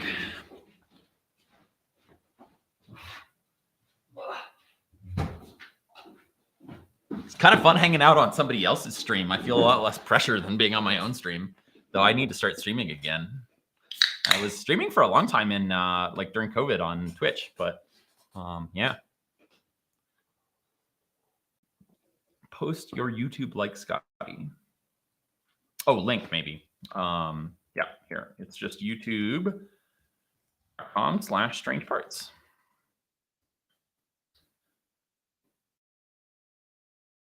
Yeah. Yeah, I've been kind of low key about the streams. I'm trying to figure out what to do going forward. It doesn't really make that much money for me, unfortunately. So it's mostly just out of passion. But I do really enjoy it. So I'm trying to figure out a more lightweight setup, because like I'm streaming right now off a camera like that. And getting everything all set up and HDMI cables running everywhere, it's pretty heavyweight. So I've been experimenting a little bit in the past couple months with just streaming off my phone. And that's fun just because I can like push a button and I'm live. Yeah, Sam, this is the upstairs of my new workshop here. So I've just kind of finished building this stuff out and building this place out. It was the drywall wasn't even finished when I first moved in, so I had to like mud and tape it all and paint it. And I built all these cool like shelves. I put up pipe for like a lighting grid up here. I built that railing. I've built out furniture. All these chandeliers with the big bulbs are custom. All the shelves have all these little light bulbs here, all wired through the pipe that goes over there. So it's been a bit of a project. I was expecting it to take me like a month, and it's taken me more like 6. So but I tend to overdo things. So you know. And then there's a whole downstairs that's I've got a dirty shop for welding and woodwork, and then I've got a clean shop for other tools. Hopefully, I'm going to get a CNC mill in there soon. And yeah, I am going to do a shop tour. Stealth ESW asks, is there any time frame on the next video? Yes. Well, I released a video today, so you haven't seen that. Go watch that. That is building out a BattleBot for the TV show. And then the next video probably will come out in like 3-4 weeks, something like that. I think it's scheduled 3 weeks out right now. So yeah, I'm going to try and release once a month going forward here. That's the goal. Oh, here's Barnacules. Wait till he gets his headphones on here. Whoop, I can't hear you. Can other people hear you? I forgot to push the button. Ah, I wondered. I was telling him I have plenty of tea to spill on influencer marketing, so I'm glad you had me back on. Oh no, like I was gonna wrap it up, and I went through the topics because I've been trying to. I miss topics so much. Like I'll do a stream, put topics in the title, and then just not even talk about them. Sure. Just because I go where the river takes me, and so I was like, sure. I started talking about this just because I wanted to like breeze through it, and I was like, I can't breeze through this one. This is one of those topics where it's like it goes into scam territory, and it drives me nuts. Yep. So yeah. So should we spill the tea? I mean, I can name some names even. No, hell yeah. I can name names of companies that are marketing themselves as like fully legitimate services to creators that are actively evil. Here's the thing. I, unlike many content creators, have no allegiance, no contracts, no sponsorships. I am just a one-man band. I don't even owe a landlord anything. So I am free to say whatever the hell. So you have no restraint. You can talk about whatever you want, everything. Just all right. You go nuts. Well, let me tell a story. Please do. So I my very first video on my channel took me 5 months of full-time work to make, which is absolutely bananas as far as YouTube goes. Nobody does that. It's crazy. And fortunately, it turned out that video was fairly popular and has now done like I mean, it went crazy viral. It was like top page of Reddit. I was on TV, I was in the newspaper, and this is for building my own iPhone, and was getting just crazy amounts of views. Right, it's now got over like 25 million views on it. I had no idea that you spent that much time on that video. Yeah, it was a crazy amount of time. Like it was like the scope of that project was like a full-fledged documentary film in terms of like the amount of footage I shot and the amount of time I spent doing it. I didn't really know what I was doing, so that, particularly in the editing process, so like, there was a lot of learning in there too. But yeah, it was a major investment. Wild. And so when I was editing that, like I was still figuring out like how do you license content for a video? And maybe people don't know this, but like, we have to license all of the music that we use in our videos, or we get copyright strikes on YouTube. And if you get 3 copyright strikes in short order, you lose your channel, right? And if you can also get content claimed, like copyright claimed, which is not a full strike, but they take all the revenue from your video. And it's usually like under the radar a little bit. Like if you're not paying attention, you can easily miss it. Yep, totally. So I was trying to be careful about this, but I didn't really know how people did it. So I was finding music like online. I think I found some stuff that was like licensed Creative Commons, but I also like was buying music by the track, like buying licenses by the track, right? I was trying to do it 100% above board. And I bought a license for a track from a company called MusicBed, which you might have heard of, Barnacules. MusicBed or? I don't think I've heard of them. MusicBed, BED. Yeah, I haven't heard of them. They're a licensing company out there, like the ones that I use now, and I'll tell you why I don't use MusicBed anymore. I use Epidemic and I use Artlist, and they're those are generally like you pay a subscription and then you get access to their entire catalog. Yeah, I used Epidemic back when I was making videos. I had a subscription to them, so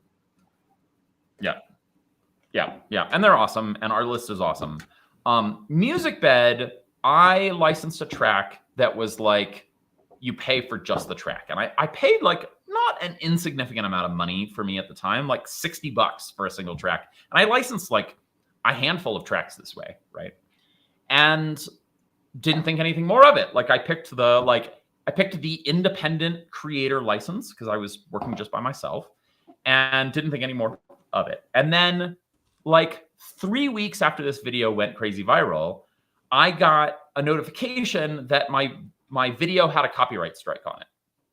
And I was like, or it was copyright claimed anyway. And it was by like some random company. And I was like, what the hell? And I looked, and the track that they were claiming was the track that I licensed through MusicBed. It's happened to me. And so I went to MusicBed and I was like, what the hell? Like the whole point of me paying you any money at all is so that this doesn't happen. Like, can you what the hell? Like make it go away. Like, and they were like, well, it's not, we're not the ones claiming it. So we can't guarantee that we'll be able to make it go away, but we'll see what we can do. But also, are you planning on running ads on this video? And I was like, yeah. Like I hadn't been monetized yet because it was my first video and I was sort of waiting for subscribers or views or something. Like I was still waiting to get approved, I think. Right, I hit all the counts like in the first day, but I think I just had to wait to get approved. Yeah, and I think I was just waiting to get approved. And so I was like, yeah, of course. Like, I'm going to turn on ads as soon as I can. And because I was getting millions of views without getting paid. And so they said, oh, well, you don't have the right license for this because it's not under your name. Like the channel name is Strange Parts. You need a business license. And if you want to monetize it, you can't monetize under that license either. You have to negotiate a custom license. And so it was like, get on the phone with a salesperson and negotiate a custom license on a video they already knew was viral using a track that I'd already licensed from them. I think they got me for $600. Wow. And at the time, I felt like I got off easy because they could have extorted me from far more on it. And basically, they were just saying like, give us money or we're going to copyright strike the video that you've already paid to license content from, right? And the crazy part is that like this whole thing about not being able to monetize your video is buried in their terms of service. The only place you can see that, you don't see it in there like when you buy the license, it's not mentioned anywhere. It makes it look like you can do whatever you want with this track. Instead, you have to click on the terms of service at the very bottom of the page, and it's like paragraph 9, section 9. And when they emailed me back and forth and they were like, oh, well, you need a custom license. They said, as you can see in our terms of service linked on the bottom of the page in section 9, it was very clear that they're used to using this tactic to like wait until something that someone has bought a license through them. And then they go after them with a salesperson and say, okay, now give us more money. See, that's fucked up when it's scummiest premeditated thing like that. And Dude. No, that's so here is what happened to me. That's kind of similar to what happened to you, except for surprisingly, this happened with Epidemic. So this is why this kind of surprised me. I haven't used Epidemic in forever, but Epidemic has like a thing written that says as long as you use their music during the time that you have a subscription, you can use that music in perpetuity. So even if your subscription expires, as long as the video is published within that time, you get to keep it, right? So as long as you produce the content when you have the license, you're fine. Right, exactly. It has to be produced and uploaded and everything like within that realm. So I did that. I let it lapse because I wasn't using their music anymore. I was just using the music in YouTube's library because I got sick of people copyright striking. Like I'd go grab a music track that's like GPL off the web and put it in there, or not. What do they call it? Music like open license. Anybody can use this, reproduce it for commercial or personal person. Yeah. I'd put it in my video, and then like a year later, it'd get content claimed. And then I go back and be like, how the hell did this get content? Well, because claimed? What? Well, the person that uploaded it doesn't necessarily own it. That's the trick to like Creative Commons music, is that you're not like some random dude put it online and says it's Creative Commons. It doesn't mean they have the rights to say that. And so it doesn't protect you against anything. And so while I pay Epidemic for an art list, and I thought I was paying MusicBed, is to actually go and clear the rights to the music, right? To do their homework and say, there is nothing in this song that anybody else has rights to that can come in and claim it, right? And that's what I should have been paying MusicBed for. But what happened to me is one of the music tracks I used, I got permission. I actually got permission from the person who made the song to use the song. And I even put attribution in the description. I was like, this song is by so-and-so. It was Richard Tolk. I love him. He makes amazing music and remixes of stuff. It goes by Audio Sprite. And so it was this Castlevania soundtrack that I used as my intro to all my videos for a long time. It was like this dun dun dun dun dun dun dun. And it was a remix made by him that was like really different from the original, right? It was like you could tell that this fell under what do they call it? Not parody or satire or whatever, but basically he added his own thing to the work. So it was no longer the original work, wasn't the original instruments, wasn't the original timing. So anyways, it was fine. I had it on there for many of my videos for many, many years, and some of them still haven't been striked. But I started noticing after like 2 or 3 years that I'd get this occasional thing in my email box. It's like, oh, this song has been copyrighted by Nintendo of America or something, or some Nintendo of America LLC. That's like a big flag. And so I'd go back and look, and I'd just click challenge. I'd click the challenge button, and I go in there and be like, I know the person who made the song. I got permission to use it from so-and-so person. Here's the original link to where the track is currently published today. And as soon as I do that, it would take like a week, and it would rule in my favor, and it'd give me my video back. But how much revenue did they collect during the time that they claimed it? Like before I stepped in and actually appealed it. You get that revenue back. You get that revenue back. Good, because I've won the majority. Yeah. It goes into like a escrow. Yep. Yeah, it goes into an escrow for like 60 days. If you let it sit longer than 60 days, you don't get it back. But yeah, if you act on it relatively quickly, you're fine. And then another problem I had with the Epidemic music is it was fine while I was subscribed and everything, but after I wasn't subscribed to them anymore, I started noticing like a year later that every once in a while there'd just be a random video that had their music, they would get flagged. Even though I use the same music in a lot of videos, it'd just be a random video would get flagged and say, this video has been claimed. You get an email, don't worry, this isn't a strike. This is just, they have claimed because you used their music, blah, blah, blah.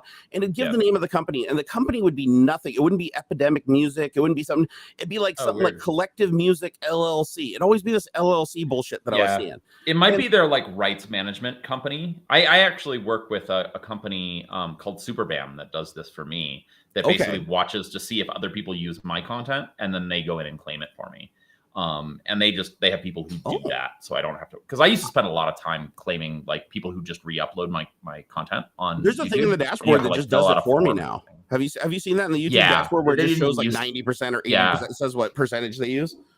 Yeah, I just use that. They didn't used to have that when I first started doing it by hand. But, yeah, no, I know. But then the other problem is like I've been having problems with like video essay channels using my content, like my factory tours, as B-roll. And that won't show up in the studio dashboard for copyright is like very conservative about what it considers to be a copy. And they'll go in and they'll grab, a handful of clips out of one of my factory tours and use that as B-roll. And so this company can catch that and can go in and say, like, that's not fair use. You're just not paying for Have your you B-roll. caught any of the fraudulent you're not paying for your stock footage? Though? Like,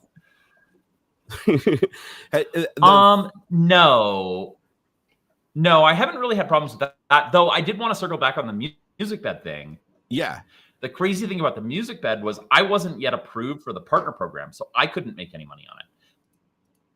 Oh, wow. So they were able to claim and make money off it when you couldn't? Started running ads on my video, right? But it wasn't a valid copyright. But they didn't have a valid copyright claim, right? So there were ads run on it. There was money charged to advertisers.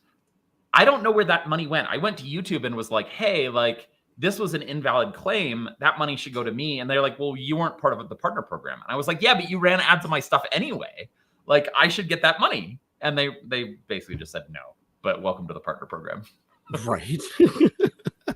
Well, and you're lucky because in my case, I had probably 10 videos or more, honestly, over the last couple of years that have just been randomly claimed by a company that didn't make any sense. Like the name of the company was very weird and I didn't recognize it. Yeah. And I'd go look it up online and it'd be forums of just hundreds of people complaining about my music got claimed by this company. This is my original score. I created this music myself and it got claimed by this company. So I'd start Googling the companies whenever they do a claim. And more often than not, I was finding it was like these blanket companies that were just going on YouTube and just falsely claiming any music that wasn't already claimed by somebody else. And then just taking all that revenue, and they usually target videos with low views over a long period of time so that they can just get this trickle income and hope that nobody noticed. Like, oh, they claim the video, it only makes, it makes $1 a month. I don't care. Right. But then you get 1 million videos that make $1 a month and you got $1 million. So that was happening a lot. I haven't seen it in a while though. I think YouTube might have gotten a little bit of a handle on that, but man, for the longest time, I kept having to fight these things. And it got to the point where I just wasn't even doing research anymore. I just go in, click appeal and be like, nope, I have permission to use this music, click, and it would just go away because they would never challenge it a second time. Because I think they figured if you challenged it a second time, they'd dig deeper and then everybody would figure out what they were doing. Like it was some weird. Well, YouTube doesn't really do too much arbitration. I mean, the laws are pretty screwed up around this. Basically, like, I think the YouTube deal is like you get a claim or a strike, you can appeal it. They can then basically like counter appeal it and say, no, this is actually valid. Like they can go in and review it, say it's actually valid. Because sometimes the claims are completely automatic, right? The content ID system, basically like the record companies and whatnot just upload all of their music and then Google tries to just automatically match it, right? This is stuff that didn't even have any existing music. These were like original scores created by a person I knew. So I was like, how the hell is this? Right. But like that's someone then abusing the system. Right. But the idea is that you can appeal it and say, hey, like this is an error. And then the idea is that a human on their end looks at it and is like, no, it's not an error. It is actually like a copyright violation. But if you appeal it a second time, it just like a disputed status. And if they want to follow it up, they have to take you to court. Oh, okay. Well, I got one appeal. And YouTube doesn't do the arbitration. So is it different for like big companies versus individuals that make claims? Because in my case, one of the successful ones that just happened within the last 6 months is I made yes, it is. So I made a 3D printing video. It wasn't really 3D printing. It was a 3D printer. I called the video Ultimaker Music. And it was basically just playing MIDIs through using stepper motor frequencies. So basically I had like Super Mario Brothers. And it was like, with all the motors moving and stuff. And I had that video and it did really well. And then all of a sudden I get tagged by actual Nintendo. Like I actually got tagged by Nintendo Ltd Japan. And I appealed it, and I said in the comments, I said, this is an original work of art. This is playing on stepper motors as a technical demo of how this works. This isn't an accurate reproduction of your music. And I did that, and I just like 1 day later, I just get back. It says, oh, you've lost the appeal, and you cannot appeal this again. And it wouldn't let me do like another appeal. It just said, you've lost this. The revenue from this video will be permanently sent to this other person. And I was like, shit, how do you go? Where do you go from there? Yeah. So I think that is a valid claim. I think it is a valid claim because like, and this is just where like music copyright is so messed up. There are like multiple different types of copyright on music. One of them is to the recording. Another is to the score, like to the notes. Yep. And the third is to the lyrics. And so they got you weren't using their recording is irrelevant. Technically, the happy birthday song on the notes, like the fact that is copyrighted. And if you sing it in public, you can be sued for copyright. And sometimes they do that. God, dude. The laws are so fucking stupid. Oh man. And so if they sing happy birthday in a movie, they have to pay copyright. They have to pay licensing. I'm pretty sure. The thing that blows my mind about this specifically though is one, it was a MIDI that was done out of time. It's not flawless time, right? It's like it was played by a human. It wasn't played by a robot and duplicated from the game. So it was him playing the score and shortening it, right? So it wasn't the original thing. Yeah. But this is the interesting thing is not only is his different through the MIDI than the original score, but then I play only one set of notes, not the entire song, not all 4 tracks, just one set of notes. The dun dun dun dun dun dun. I think it still counts. But stepper motors can't produce the frequency, so it's not even registering as the original notes because it's so loosely. I mean, I think it's a ridiculous claim, but I think by the law, they're still within their rights. No, fair point. If it's by the law and they won legit, then fair play. But I'm just saying between you and me, that is the dumbest bullshit ever because I can literally sit here and go, hey, guys, dun, dun, dun, dun, dun, dun, dun, ba, ba, and then somebody copyright claims it and goes, oh man, 4 of the notes in a row in what you just did existed in our song from 1970 that was ripped from a song in 1930 that was ripped from, it's like fuck. I'm sure there's case law precedent on how many notes you have to sing in a row for it to be enough that it's a problem. Broken. That's why I don't use the only music I use is from YouTube's library now. Like if I do anything, I get music from YouTube's library where it says it'll either say you can just use it freely, no questions asked, or there'll be a thing that says copy this bit and put it in your description for attribution. So the rad thing that's happening now is that YouTube is now paying independent music creators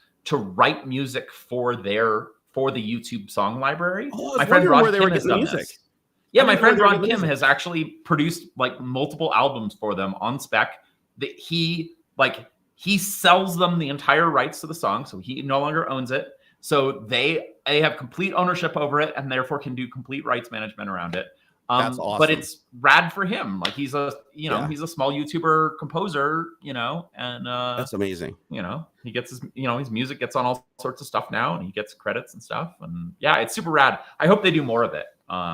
Because it's like a great way to the community helping the community. No, I completely agree. One of the things I think is really weird about music, though, and I wish I could remember, my memory isn't as good as it used to be, especially since I'm all hopped up on drugs all the time.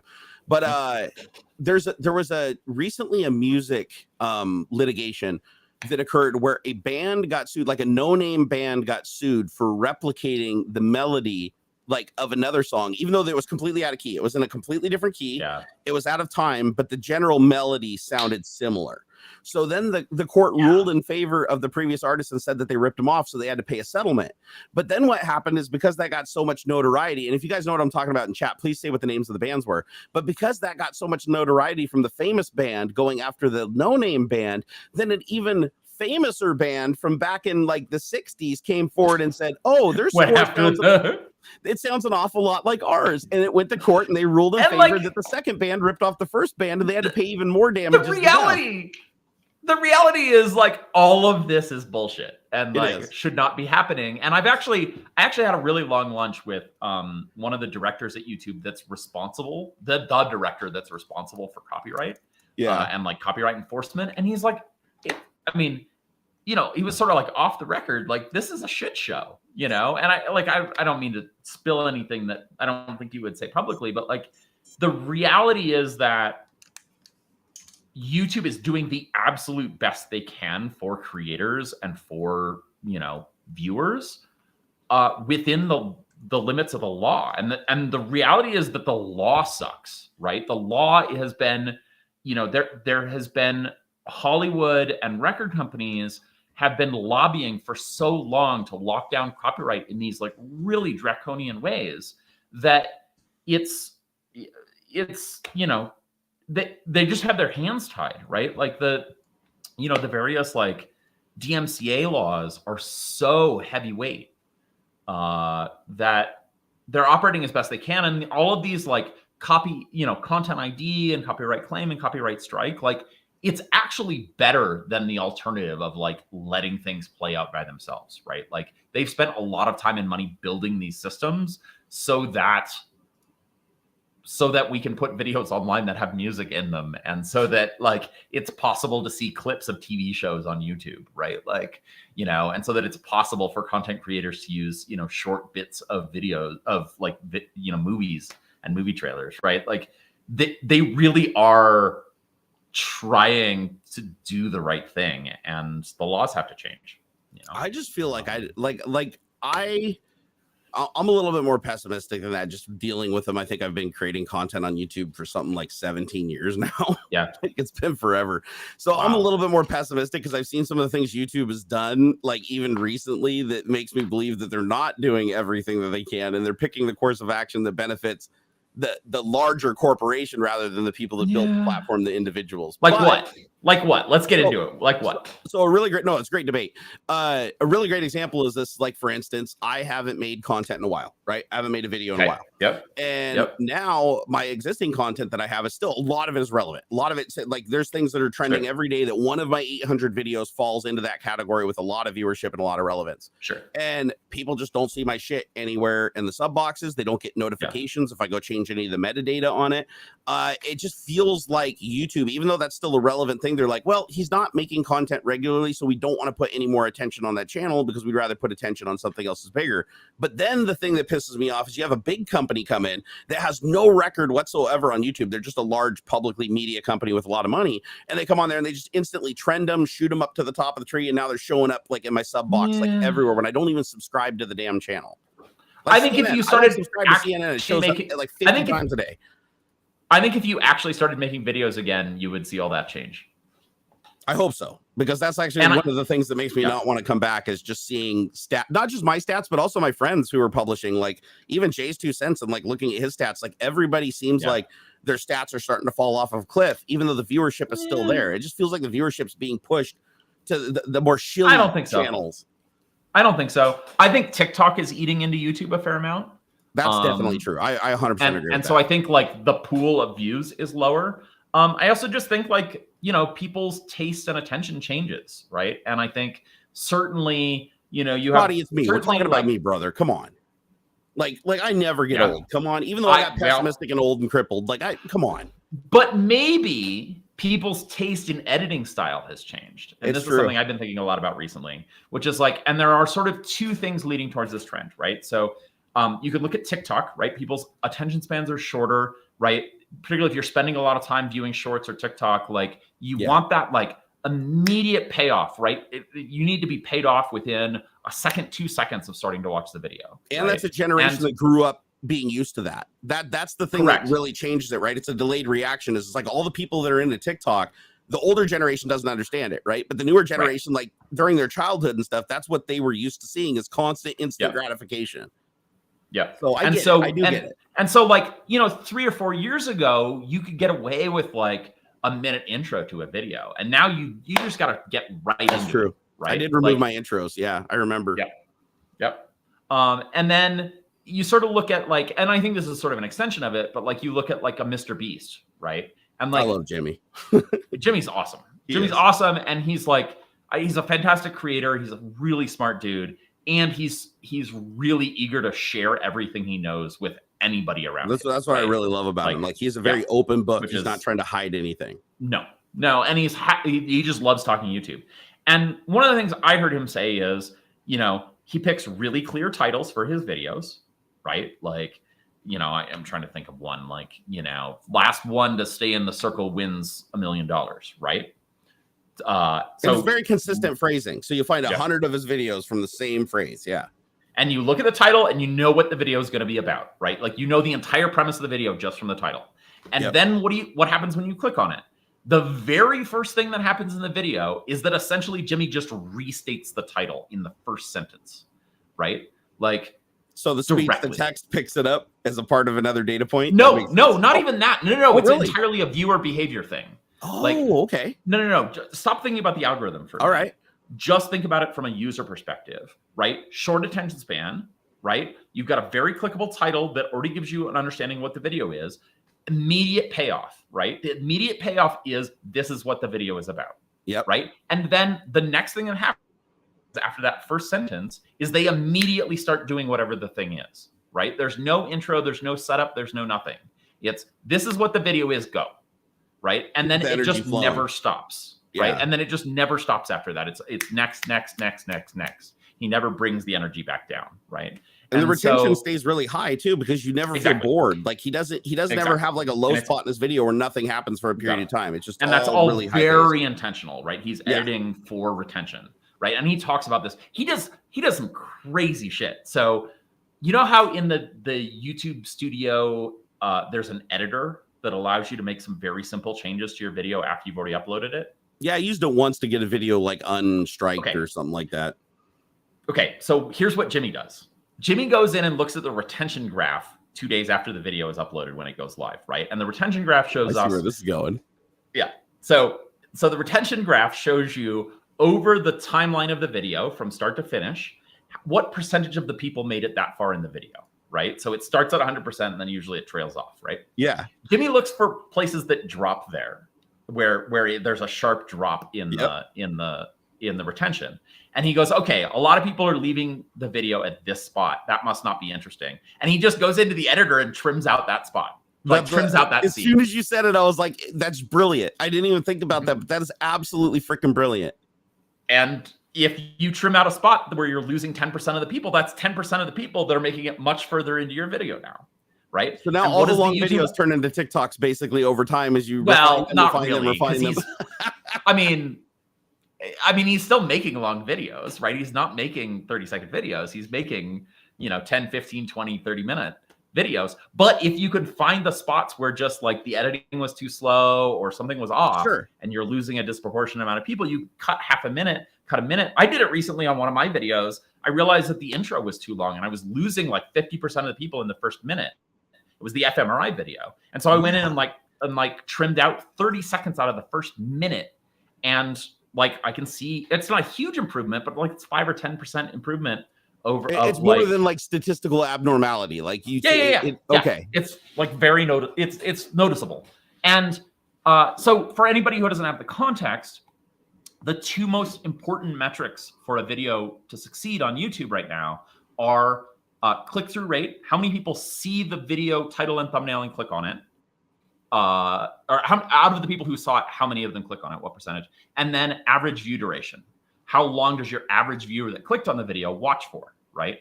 Yep. And so those get you like two like core ideas. Is the user interested in watching this video? And once they start watching it, do they stick around and watch it all the way through, right? Like, does it hold their attention? Does it get their attention and does it hold their attention, right? And so trimming out a spot where you're losing people's attention helps with that second metric. And those two metrics are what YouTube is using to figure out what videos does it surface on the homepage, right? And other places, right? Yeah, and so, and so everybody's playing this. All of these creators are like, I won't say playing this arms race because we're not really competing with each other, even though we kind of are.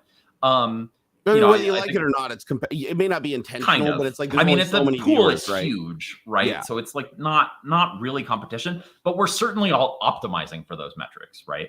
Yeah. And so I think part of what's happened is just that things have shifted since you were last making videos regularly, and like the bar's higher, and like that sucks to hear. And like honestly, I'm in the same boat, right? I took a year off and like I'm not getting that many residual views on any of my videos, right? No, it's one thing I like about you is you're very as a matter of fact.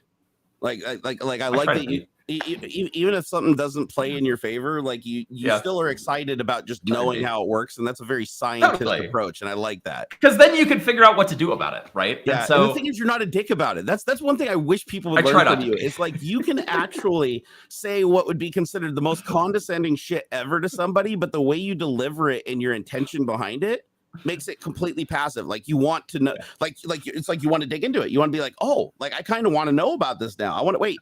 Like this is how you think it works. Actually, there's some merit there. You know, it's like you don't want to do what do you call it when somebody is aggressive? So you just throw away everything that they're saying, even if it makes sense. There's a word for it.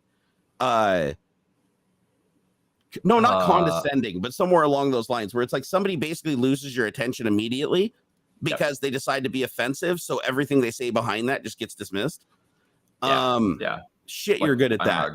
That's one thing I love about you is like you could literally just tell me, Jerry, you're wrong. And this is why. And I'm like, that's a good point. That's actually a good point. Like, I want to think about that. I'm like, you know what? You actually legit have a point. And the thing is, like, when you just told me the story about Mr. Beast, that's something I've never heard before.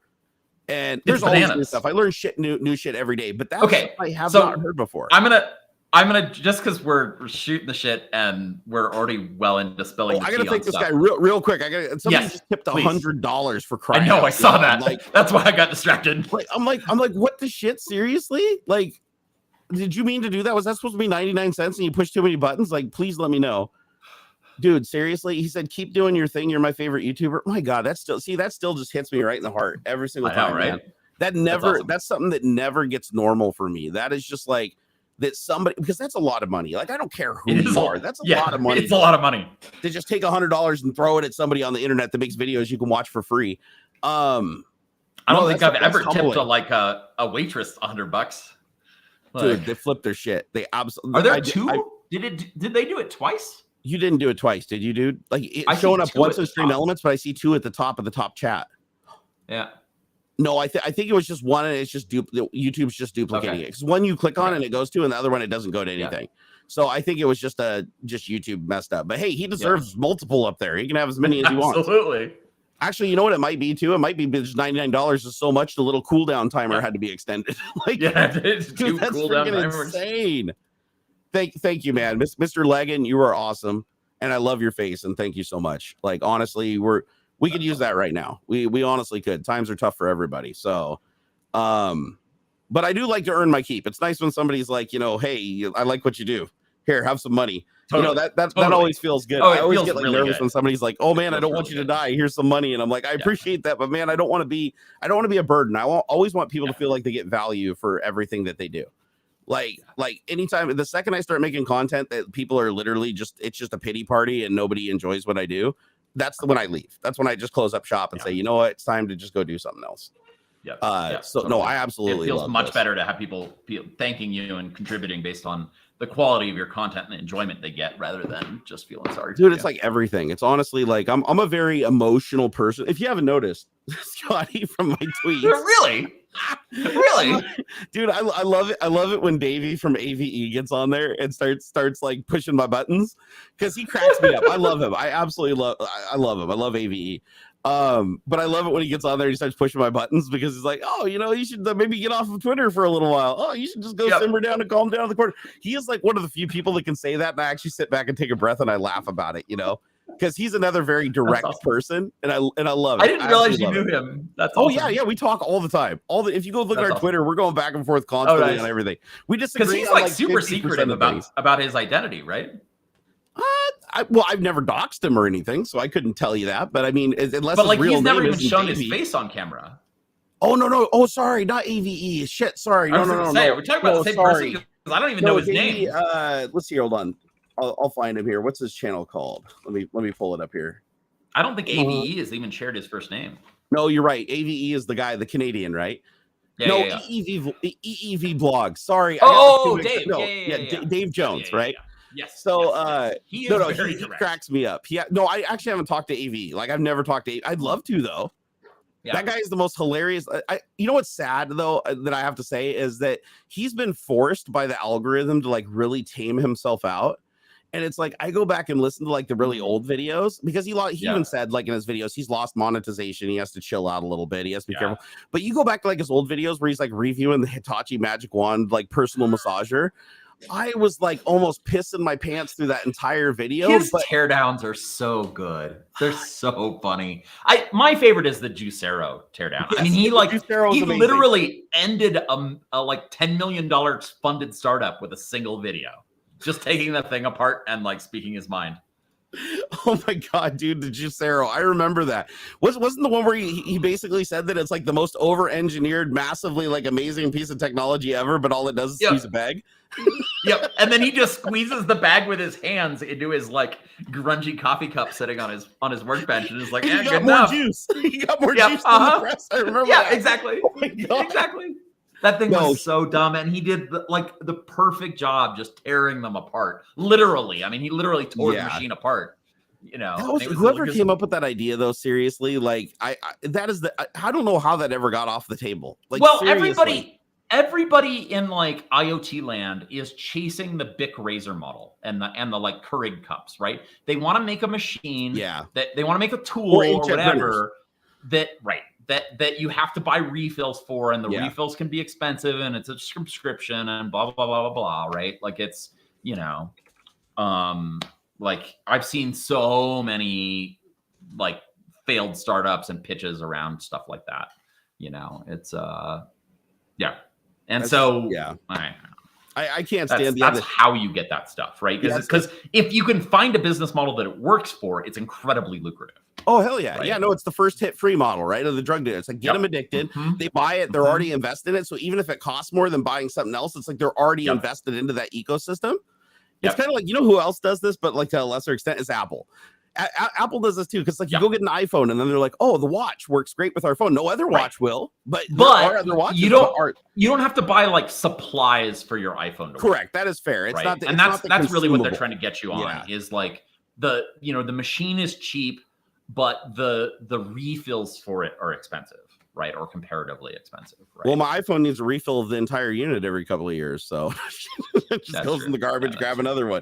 But I get the whole idea of like the reusable model. Like another one is like Dollar Shave Club, right? Their whole model that they have is it's cheap. It's cheap. But Dollar Shave Club is actually modeled on Bic razors. Like way back in the day, Bic razors like started it. And it was the idea that they gave you the razor handle for free and you had to buy the blade inserts. Yeah. And the thing is, the blades, oh my God, the cost on the blades is ridiculous. So I don't shave that much because I'm like super low testosterone. I have to take testosterone therapy just to have a voice that doesn't sound like I'm squeaking.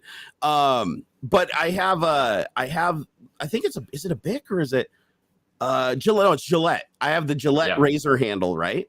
And so because I have the razor handle, I'm like, okay, well, I got to buy more blades when I run out. So a little 6-pack of blades is like $15 or something. Like, it's ridiculous. It's like $15 or $20 at the store. For like this and they're crazy plates.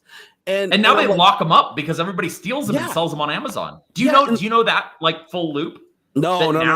I don't. Organized crime is now going in and looting like CVS's and grocery stores. I've seen the groups coordinating and doing it, but I didn't know like the model of like how they're liquidating and not getting caught. So they're liquidating on Amazon. Right. So when you buy like a stick of deodorant on Amazon, it very well could have come out of a CVS. It was stolen from a CVS. And so they've got pretty large operations now doing it. Wow. And so the crazy part is like in San Francisco, they're closing CVS's because the CVS's couldn't run profitably because of all of the theft. Even after they started locking all this stuff up, it got to the point where you couldn't walk into a CVS and get anything useful without having an employee follow you around with a key. Right? Like deodorant, razor blades, like athlete's foot cream, like all sorts of stuff that I was like, why is this shampoo? Like, why is this locked up? And it's anything that's above like $10. Yeah. Right. And especially with COVID too, driving the price up of like, things that people are just speculating won't be available after the whole toilet paper shortage made us all think it's Mad Max every time it rains. But the crazy thing is it's leading people. Like, I don't want to go into a CVS in San Francisco anymore. It's a pain in the butt. It takes 20 minutes to like go find an employee to unlock 4 different cabinets. You'll probably get robbed for your socks. And they'll be I don't worry as much about that. But what does it lead people to do? They buy their toiletries on Amazon now. Well, where are the things that are being stolen from CVS going? They're going to Amazon. So it's all just like, I mean, so it's just Amazon is the modern now. flea market, basically, where it's like, don't ask any Right. questions, yet don't care where it comes from. I know Amazon got caught in that weird scam where people are like pulling shit out of dumpsters behind grocery stores, expired food, and like wiping off the packaging, taking a picture and selling it on Amazon. And that went on for a long time until somebody called them out on it. And I was like, wow, what? That's like the Chinese sewer oil shit. That's like absolutely disgusting. Which I'm sure you've had since you were in China. So like, probably, yeah, probably. I'd why does my fish and chips taste like a turd? Like, yeah. Or you're having like fried chicken and it tastes like fish, and you're like, that's kind of gross. You're like, something's a little off here. Like that's is the fishy smell coming from fish, or is it coming from the other thing that smells like fish? I don't know how much the like gutter oil thing really happens anymore. I'm sure it does, but I also think it's just like they don't change their oil over that much too. You get restaurants that are just reusing the same oil day after day after day. Yeah, because I watched I think it was like a year ago, but again, this is still at the height of COVID and stuff, so I'm sure you're going to see a spike and stuff like that when people can't get access to stuff for this oil shortage. But just like seeing them pull this shit out, and it literally looks like just fermented, gross, nasty, can't see it through it, and then they run it through like a bunch of coffee filters and paper towels until it looks like oil again, and that's good enough. Like they don't heat it, they don't like try to pasteurize it out or anything. It's just like, okay, the fryer will kill all the bacteria. Like just put it in the fryer and boil it. There's a Chinese expression for this. It's chabu duo, and chabu duo is like good enough. And chabu duo like came around during the Cultural Revolution when things were like legitimately scarce, and it was like government promoted. It was like kind of like the like Uncle Sam, like what are you gonna do for your country kind of thing. It was like we can make do with what we have. And the problem is that now that China is a place of relative prosperity, it is continued on as the thing you say when you're like 80% done with a project and you have no intention of doing the other 20%. It's like, chabu duo. It's like, good enough. And so like, it's why like I've been to factories where there's like an extension cord running out the window and there's no plug on the extension cord. It's just bare wires that are like jammed into the socket. And it's like running down the side of the building a couple floors. And then it's like charging the factory guy's e-bike or whatever, and you're just like, oh my god. And he's like, chabu duo, it works. Like, what do you want? And today, like, if you did that in the United States, like the fire department would write you up, and you'd have to write it down immediately, and they'd have to put post notices on the door to say if this ever happens again, they're burning the building down. I mean, it's bad. I mean, we are the land. And China's like trying to deal with it. Like it is a legitimate problem in it, but it's a cultural problem, right? And so it's the leading driver, I think, of like manufacturing quality issues is like chabu duo at many levels, you know, all the way down to like the factory line worker who's who's just like, it's good. And it's not necessarily laziness. It's really like, because Chinese people are not lazy. They work their butts off. It's more like they value speed over quality more than we do. Yeah. And so, but it's starting to come back to bite them in a bunch of different ways. It's also a real problem in construction. I've seen that like with buildings that are just collapsing with like minor earthquakes or the wind and stuff. Yeah, that's not good. And the problem is like, well, there was some chabu duo in the concrete and in the rebar and in the way the concrete was poured. And like all of these are kind of like small errors that like one on its own probably isn't catastrophic, but they kind of stack to the point that like everything is kind of falling apart a little bit and then they compound. I kind of feel like we have that here in the United States. I feel like we have that same mentality towards software because we know that we can fix it later. Like if it's really bad, like it's kind of like that's actually a huge driver in China. In Shenzhen, Shenzhen has grown so quickly, right? Basically 40 years from rice paddies to 17 million people and like skyscrapers, right? So like really, really short development period. And so they're like, you know, these buildings are only going to be around 10, maybe 20 years at the outside. I didn't think about that, but you're right. Before they get torn down and something bigger and better is built. So they don't see any reason to do them like perfectly or to maintain them. There's almost no building maintenance, right? Buildings just kind of crumble and then they tear it down and build a new one. Yeah. Because they're just like, they're in this mindset of like progress, which has been true. And I think unfortunately, like it's kind of slowing down for them. So it's kind of catching up. But like, the building I stayed in was absolutely where my apartment was absolutely falling apart. And I like stupidly, the stupid foreigner who like he could like come in and he knew better than the Chinese people and he could fix it. Like, oh, I was so dumb. Like there was water leaking through my wall. And I thought, oh, like this is a problem that can be solved.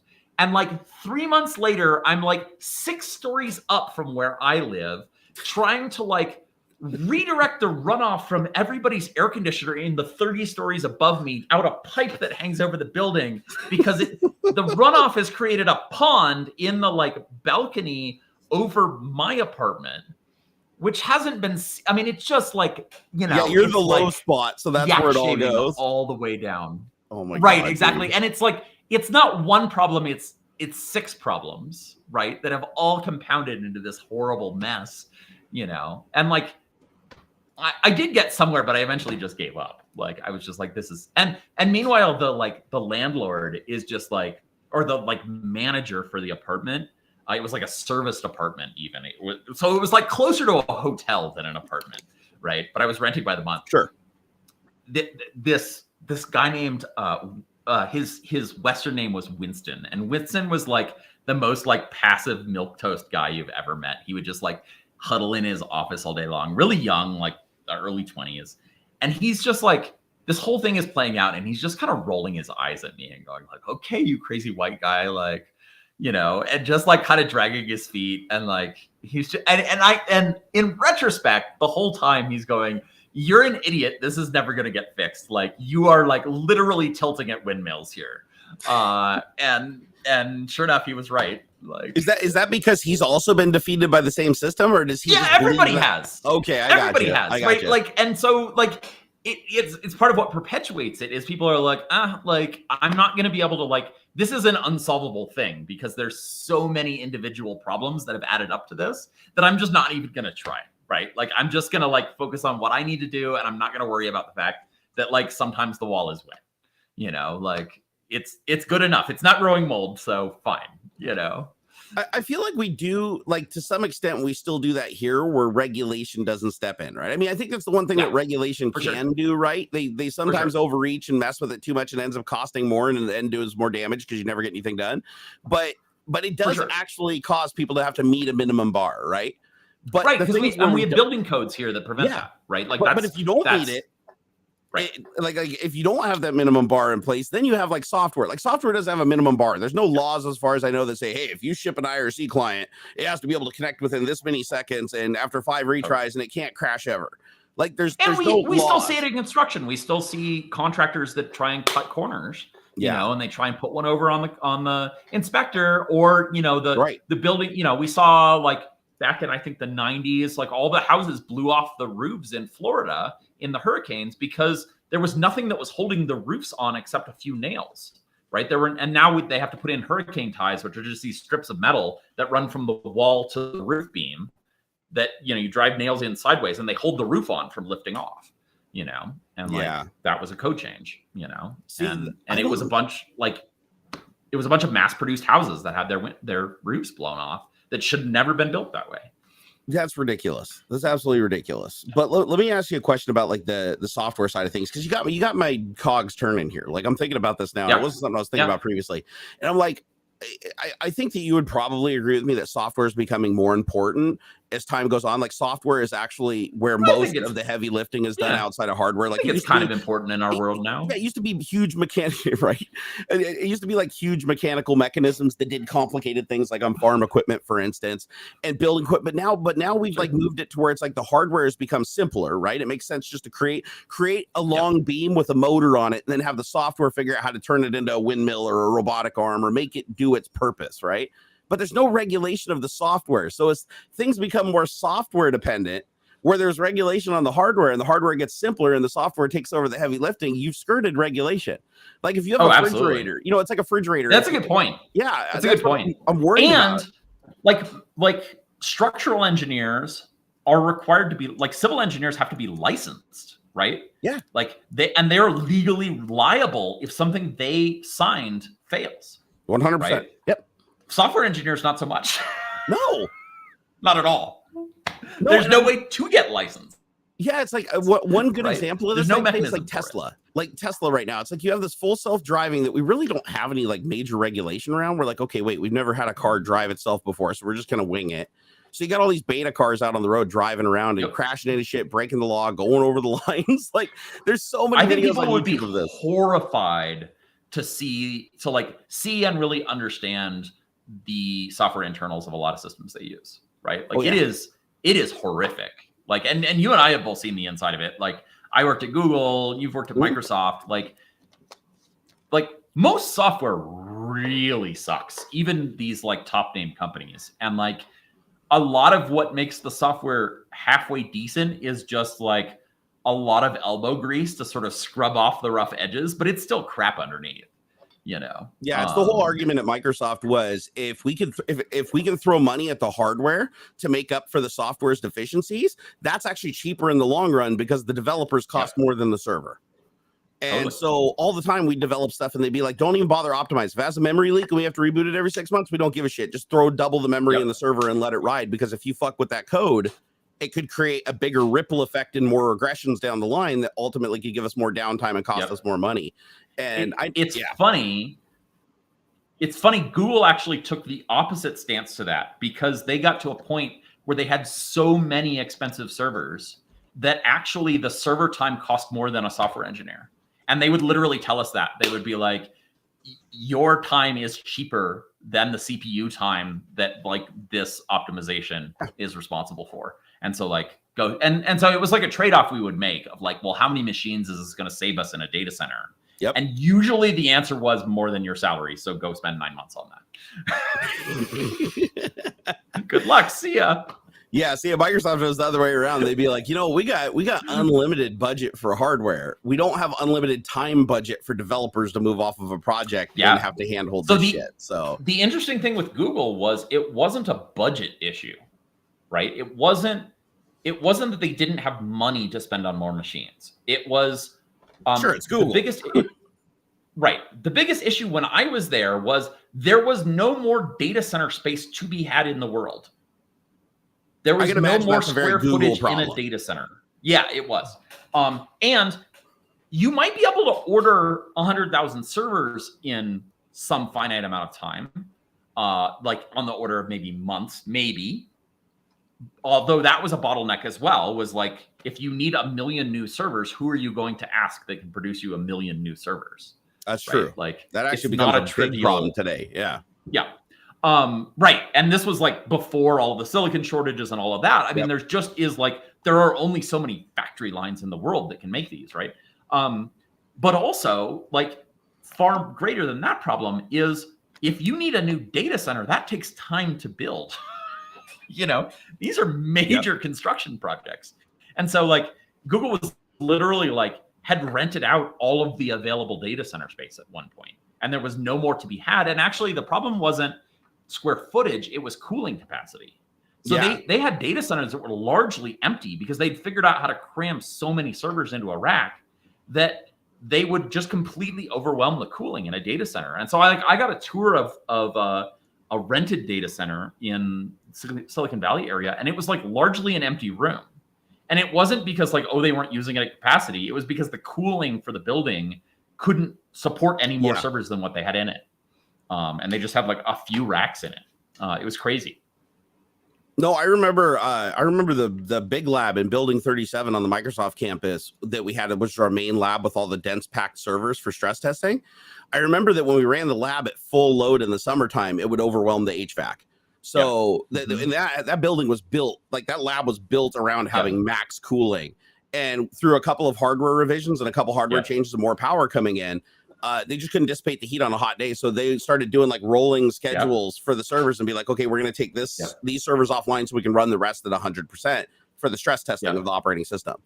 And so what?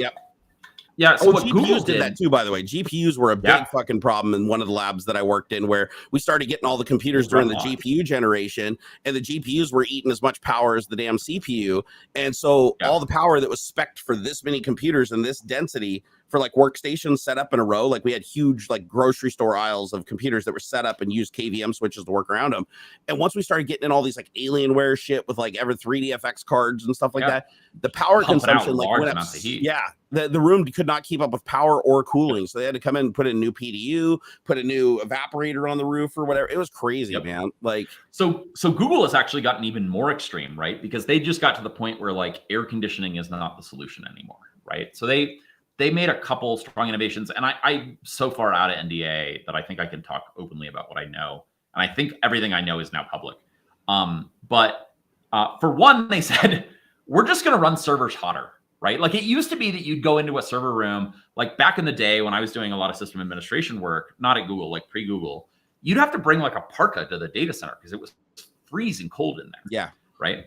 And Google was like, we're not going to do that anymore. We're going to run our data centers at like 80 degrees now. And like, we're just going to like, basically we're just going to stress test our hardware, and anything that can't live at 80 degrees doesn't belong in our data center. Right. And then that allowed them to say, okay, we're not going to run active cooling anymore. We're going to rely far more on passive cooling. So we're going to rely on evaporative cooling, and we're going to put our data centers in climates that are just naturally cooler. Right. Yeah. We're not going to run data centers in Arizona. Right. And then thirdly, we're not going to, it used to be in data centers that you ran a cool aisle and a hot aisle, cold aisle and a hot aisle. Right. So you had cold air coming up from the floor and in between two racks. And then the servers were kind of pointed opposite directions. So they sucked in cold air from the middle and pushed it out towards the outer aisles. Right. And then you'd have another aisle so that they're both blowing into the hot aisle. And then there were like collectors on the ceilings, right? But it was all open, right? These were open racks, right? Where the servers were just kind of blowing all one direction. Google said, we're not going to do that anymore. We're not going to have cool aisles and hot aisles. We're going to have just aisles. And then on the back of the servers, we're going to have essentially like fume hoods, like vents that like couple into the back of the server. And any hot air that's coming out of the server is going into this like sheet metal enclosure, which is then being vented out of the building. Like we're not allowing hot air to vent back into the room anymore. Okay, so basically it's creating a negative pressure, pulling in more fresh air from in the building, and then just getting the hot air out. Exactly. Okay. Exactly. And so across all of that, they got to the point where they could spend a lot less on cooling, which allows them to have much more density in their building, right? Because cooling was always the limiting factor on density, right? Not physical space. And sometimes power too, but power was way less of a thing because but you could kind of always bring in more power, right? Like, well, HVAC is so damn inefficient, right? It's like the amount of power you need to get rid of the heat is way more than the amount of power you need to create the heat in the first place. So that's why I think the HVAC it's hard to like times more powerful. It's hard to like bolt on more HVAC, right? Because you have to like physically move the air around and like Well, the labs at Microsoft were like wind tunnels. Like if you stood between the aisles, like your clothes would be blowing around. And it felt like a blow dryer was aimed at you. But if you went in between the aisles, kind of opposite of what Google was doing, if you went between the aisles where the back of the computers were, it was like stupid hot, but there was an updraft going up through the ceiling. And they put all these curtains over the data center, so all the air that sucked was forced to suck in through the front of the computers, not around them. And then when it was in the center, then it would chimney out. So you'd be like freezing cold. And freezing cold wind hitting you, and then if you went in the middle aisle, it would be hot as shit. Like just that was the layout that they had in building 37. So depending on where you were, if you were behind the computers, it was super hot. If you were in front of the computers, it was super cold. So and that was the layout that they had in the 37. It was different in the other buildings. Cold aisle, that's the traditional layout. In the old building we had, it was like not optimized at all. It was literally just a single row of computers, so you could just walk around to the back of them, and then the other row would be pointing the same orientation. And that was so we had access to all the wires really easy without having to be. But then you just got hot air blowing into the intake on the next server, right? And at that one end of the room is noticeably hotter. You're cooling, right? It's not a good layout. Like when Microsoft had to learn a lot of trial and error, even when I was there through the 2000s, it's like a lot of shit was just brute force, figure it out as you go. Like a lot of people, I guess, don't realize. They look at these companies and they think that they're like amazingly like just genius planning everything out. And it's like, no, sometimes we're just under time constraints and we're just getting shit done and we figure it out later. You know, exactly. So, hey, I think I saw a data center for Google like years ago. Isn't there one in like Portland or something where they use geothermal cooling where they're just pumping radiators and all the water down into the ground and dissipating the heat into the ground? I don't know. They have data centers at the Dales in Oregon. It's not like Portland. It's way outside, but it's at a hydroelectric dam. And the reason for that is not so much cooling; it's that the power is really cheap there, and they can Oh, get I just fiber in found there. it. Yeah, the geothermal energy using the power its data centers. I thought I watched like this document. It may not have been Google. It might have been like Amazon or something like that. But one of the custom data centers, they said it was built out and it was unlike any other data center.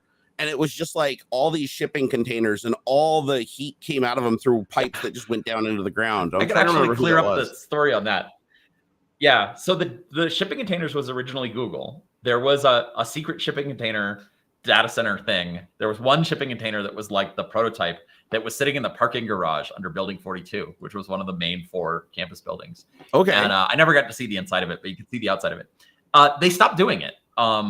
Like not very long in, and like they tried it because the idea was that you build these shipping containers that inside are like kitted out with racks, and so then you save a lot of time because you can move these much larger units around that are just filled with servers. And the idea is that like you're not even servicing them. Like Google has this crazy idea of how they manage servers. They're fine with many dead servers sitting in racks for days or weeks, right? Like they have so many servers that they just all their software automatically fails over to a different server. And then they come by and sort of replace and fix dead servers as they have time, right? That makes sense. They don't have like data center technicians on call for a server that dies. They just have it for like, oh, the fiber connection coming into the building died, right? And so the idea was that you could basically like run an entire container that was like self-contained, and then when it got, when enough servers in it died, you would like ship that back to a factory for repair kind of thing. Well, what they realized is that like, while in theory that was a really good idea, moving shipping containers around, particularly indoors, is a pain in the butt. Like they're just really big and unwieldy and convenient, and so they just stopped doing it. And the funny thing is that it was like to this day. I know, and so did so many other competitors, and so all of their competitors were like, "Oh, we're gonna do the shipping container thing too." And Google was like silently laughing for like 5 or 10 years, watching all these companies like hit the same problems that they did, which is like shipping containers are freaking big and they're meant to be outdoors and like not great indoors. Or like Microsoft's under the sea data center or whatever. I think that project was kind of a little bit of a flop. Like it was more of just a media circus. I think a lot of this stuff. I mean, it's just like Amazon delivering with drones, right? Like we're so far off that being a reality. Like, but it makes for good media. I actually live really close to where they test them, the testing grounds for the drones. So I've actually gone up there and seen them flying around and everything. And the area is completely unmarked. You would never know it's Amazon. The only reason you know is because their drones look so distinct. And so when you see them come out of the building and like fly around a bunch of waypoints and then come back, you're like, yep, that's the testing facility out in the middle of nowhere where there's nobody. I'm sure they're actually working on it, but like, But that's what's interesting is like, it's not, we're not going to. No. The FAA is never going to approve drones flying over a populated area. I mean, literally the drone laws is a human has to be in control at all times. You can't fly over anybody's property, people, or nothing, right? Line of sight. Although that changed. They just changed the law on that, or they're going to change it. I'm not up to speed on the drone laws lately because I haven't been flying for a while. Well, I think there's like proposed change that will allow non-line of sight operation and like autonomous non-line of sight operation. And actually, I ran into it because the hang gliding community is really bothered by it because the law is written that exactly. So the law is written that all other flying craft have to avoid autonomous drones. And in a hang glider, like you don't necessarily have a lot of maneuverability in certain situations.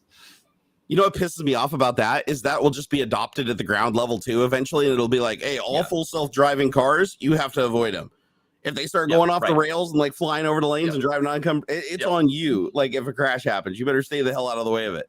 Have you heard about people bullying self-driving cars? I've done it myself. Okay. You're one of those guys. No, I mean, it wasn't against a stranger. It's my friend has a Tesla. And he had it in the lane, the what do they call it, lane keep, where it's driving down the freeway and it can change lanes and everything. And yeah, if you just get ahead of it just by about like 5 or 6 feet, relatively close, and you just jerk the wheel at it, it slams on the brakes, like, because it thinks you're coming over into the lane. So if you just get a little bit ahead of a Tesla, just so like the front cameras can see that the car is there, and you whip it over really fast, the computer immediately goes, oh, a vehicle is coming towards my lane really quickly, jam on the brakes, and you don't even have to go fully into the lane. You just have to jerk the car a little bit, and it'll brake check. and it does absolutely work. So someone was talking about, I think this is still hypothetical, I don't think it's really happened in real life, but talking about kidnapping self-driving cars, like full autonomous cars. I've heard about it, but yeah, I haven't seen it. By like running in a pack and basically just surrounding it, and like an autonomous car is unwilling to ram another car, right? So you could literally like steer them around by hurting them, basically. Yep. I know you can hurt a car as a pedestrian. If it identifies you as a pedestrian with full self-driving on, if you walk towards the car and the bumper and it has nothing behind it, it will back up. Oh, so, interesting. Yeah, there is a video on the internet of a guy standing there in the car. It's his car, and he turns it on. And he does summons mode, and the car starts pulling out from the spot, and he steps in front of it, and the car stops. And then he walks up and starts pushing against the bumper, and it just puts into reverse and starts crawling backwards. And I was like, What if it was parked at a lake? Like if the parking space was a lake, could you just walk up to somebody's Tesla when they turn it on and hit summons and just like drive it right into the lake, back into the lake? Yeah. I mean, these are all really great questions. And like, I think a lot of the software engineers that work on this stuff haven't really considered like what happens if someone's malicious. Yeah. Right. I mean, this is always, a common problem in software. There's always going to be malicious people too. So it's not a dead argument. Right.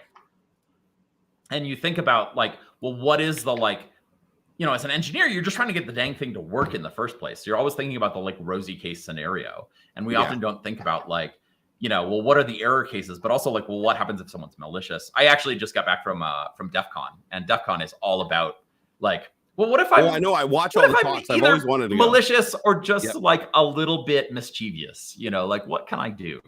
Yeah, like TV Olam, I love his videos. His videos are awesome. He's amazing. I saw an amazing talk, not this year, but last year, by a guy that, like intrusion detection systems, right? Yeah. That like they sit on the wire, they sit on the network, and they watch for like malicious things going by, viruses and other attacks, right? Malware. And usually they do it based on signatures, right? Like they look for a piece of code that is like known to be malicious, right? Like a known virus. Yep. Right. Well, because they're analyzing so much traffic, right? They have to be very precise in what they're looking for with as many cycles as possible. I just lost my headphones. Oops. Here, sorry.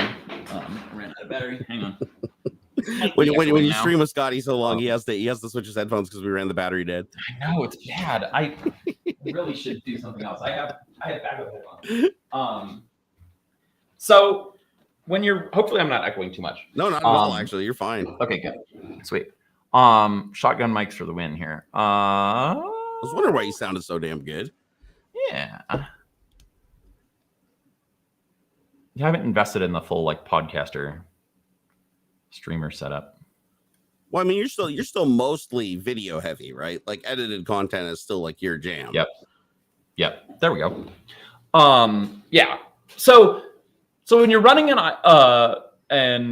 IDS, right, an intrusion detection system, you might want to be able to test it, right, to see if it's actually functioning properly, right? So how would you test it, right? Well, you could intentionally like send a virus around, but that's kind of problematic because you actually don't want a virus floating through your system, particularly if your IDS system turns out is not working that well, right? So they have a snippet of text or code, snippet of data that is not malicious in any way, but is in all of the common intrusion detection systems as like a test virus, right? The signature is there, but it's completely benign, right? It's like the test key. Exactly. Yep. So what this guy does is he takes that test code and he encodes it into a QR code as the data in the QR code, right? And then he takes this QR code around and shows it to all the cameras in public. Because the IP cameras are transmitting that. Okay, I got this. Right. And then triggering the IDS systems, which are then shutting down whatever the computer system is. Oh man. You can crash checkout registers at Walmart by showing the like barcode scanner, this QR code, right? It's totally benign and like arguably not against the law in any way, shape, or form. Arguably it is. The laws suck. He had all these videos of like him trying out. He showed it to the barcode scanner to get out of the parking garage with your like validated receipt thing. Yep. Completely locks that thing up. And like, we're not talking it just rejects it. We're talking it locks it up for like 10, 15, 20 minutes at least. And it's the traffic conduit to all the processing power behind everything. So if that's dead, everything's dead. Yeah, that's crazy. Yeah. Yep. Like it'll shut. I think doing it at one cash register in a Walmart shuts down all of the self-checkout cash registers. Yeah, iCar. Thank you, EG0. It's iCar is the name of this code. So if you search for iCar QR code, you can find it. That's crazy. And I'm gonna actually write that down because I have some practical really legal applications for that. Yes, yeah. And so this guy at the end of his talk, he says, "Come up to the stage. I have embroidered Velcro patches with the iCar code on them," and he just handed them out. They're about this big, and he said, "I'm not really suggesting you do this, but it would be interesting to put this on your backpack and then walk through the airport and like TSA." Oh my god! Oh my gosh! That would create such a shutdown. Oh my gosh! Especially since like every camera in the airport's like resolving anything that it can see, right? Facial recognition, QR codes, barcode, anything that it can see, it can resolve. It's going to resolve and try to log it. That was his whole point, was that there are all these cameras that are running all this additional intelligence on top of them that they don't even need, right? Like he was shutting down systems with this that aren't even supposed to read 2D barcodes. They're only supposed to read 1D barcodes, or they're not supposed to read barcodes at all, right? And they're not like intentionally reading barcodes. They just have some like barcode library in them that happens to be running in the background. Right. That's what I thought, is they're just using some kind of image recognition API that's just looking for anything identifiable. And then that is set, it's getting sent somewhere to be told, hey, is this what you're looking for or not? And in the process of passing it, and they're going through that intrusion detection. That's pretty damn clever. That is a really clever attack vector. Like, I can see why people didn't figure that out before, though. It's like you would have to kind of look at the system and be like, how does the intrusion detection work? But more importantly, how do IP cameras work? Because that plays into it. Because whoever puts the intrusion detection in there, it's like, well, nothing we're doing on the computers that send traffic back and forth has anything to do with barcodes or anything. But you don't know that the camera is encoding data. So where it might say, hey, this is a face I found with these dimensions, and send another block that's like, oh, QR code that contains this text. That's clever as shit, man. Yeah. And this is just like further proof that all software is shit. Yeah. Well, did you see you can steal a Tesla with a hacker RF? Did you watch that video?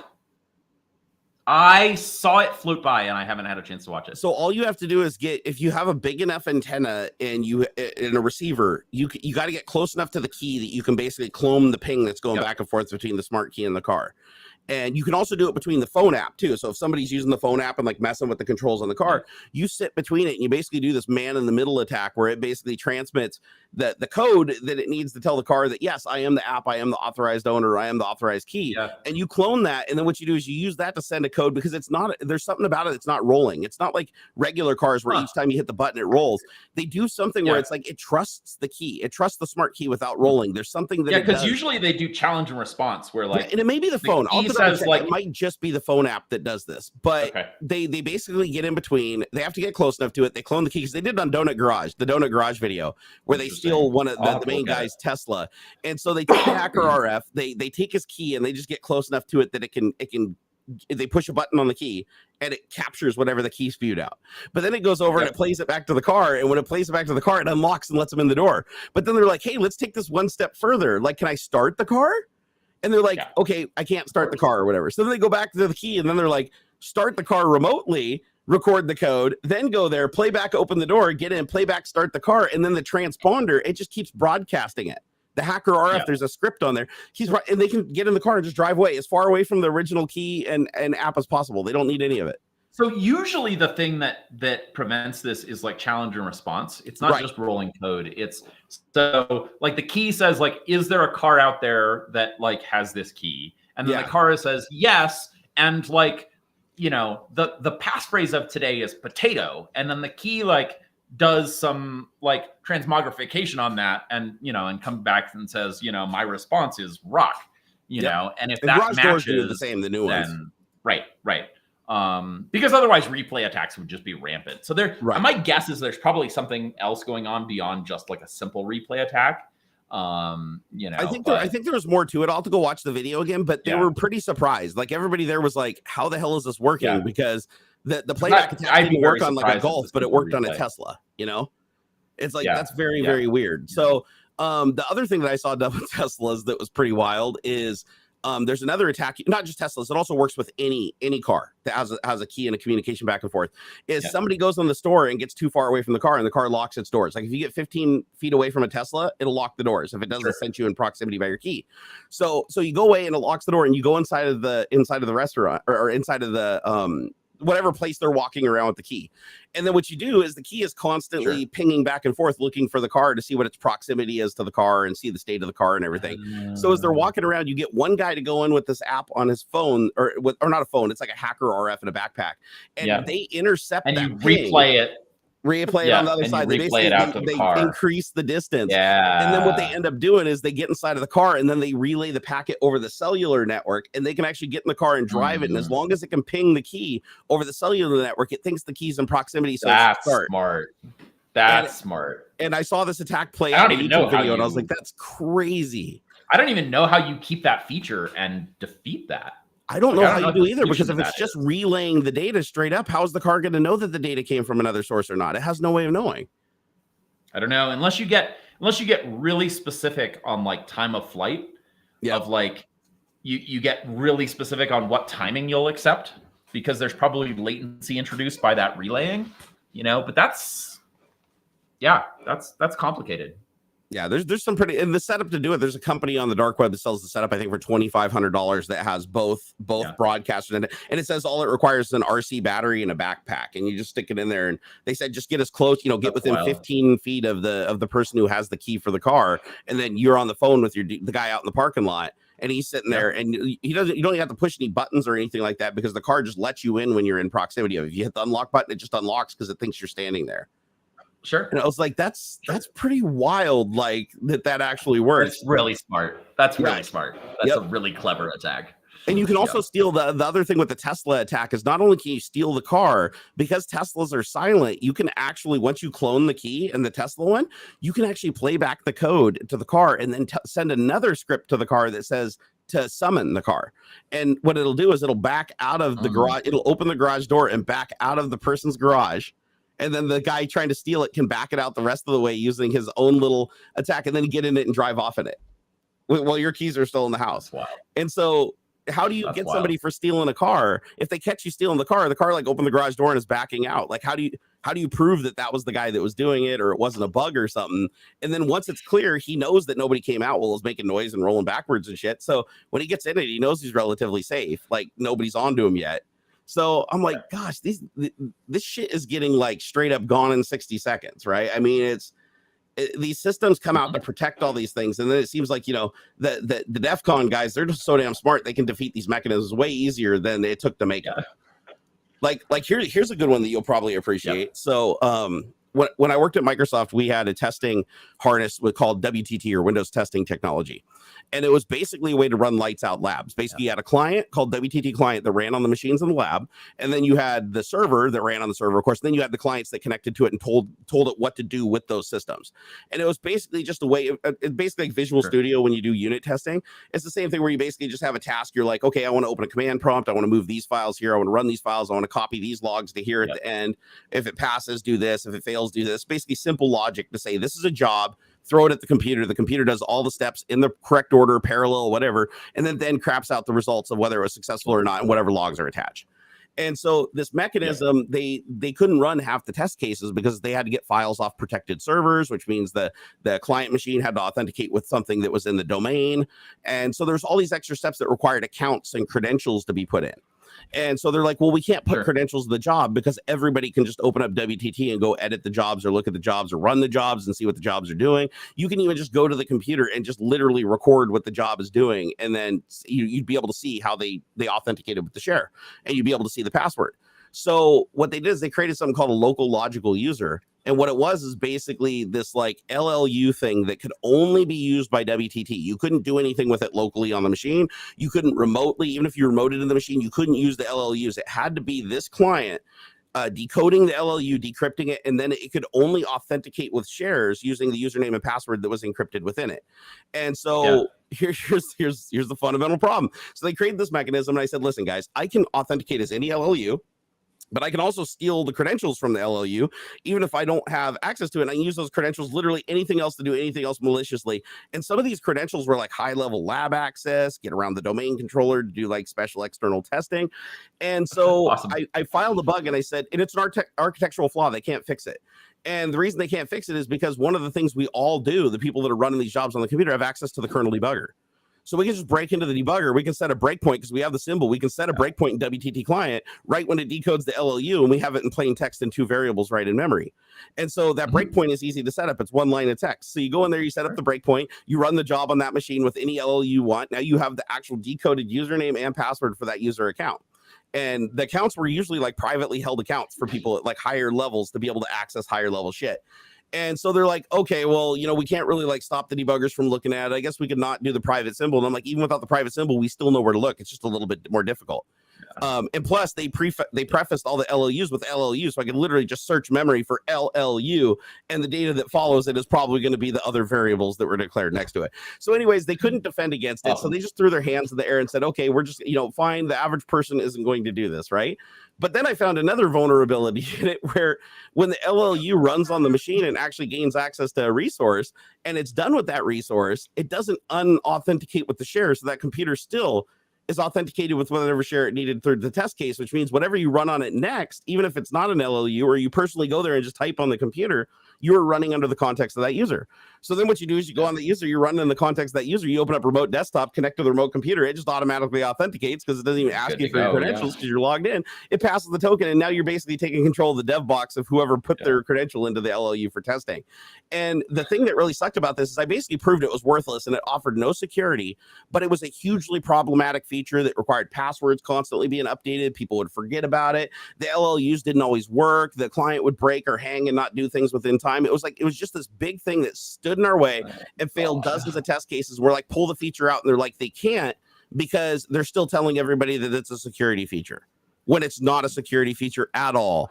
And everybody that uses this tool has the capability to debug, which means they can just go and grab the credentials out of thin air. So that's the kind of shit I dealt with for years when I was there. You could literally file a bug as like showstopper level 1. Here's another bug I found that you'll probably find comical. And you may have even hit this bug before because people use Don't you just love software? I do. So software is like my jam because it's like I said earlier, it's like people assume hardware does like the majority of the work. No, software is the culprit, man. And that's why back in the day, like game developers, they can make software, a perfect game and it's all dumb. It is. It's like back then they couldn't send software updates. So when you bought Mario Brothers, if it was broke on that cartridge, you were a pissed off customer throwing shit back at the store. Nowadays, well, I got one for you. Go for it. I got one for you. Big talk at DEF CON, and I actually got to meet the guy. Turns out he's a Strange Parts fan and ran up to me before his talk. He goes by Sick Codes, SICK Codes. Okay. He rooted the head unit for the John Deere tractors. I read that article. Totally he was the one that did that. That's awesome. Yeah.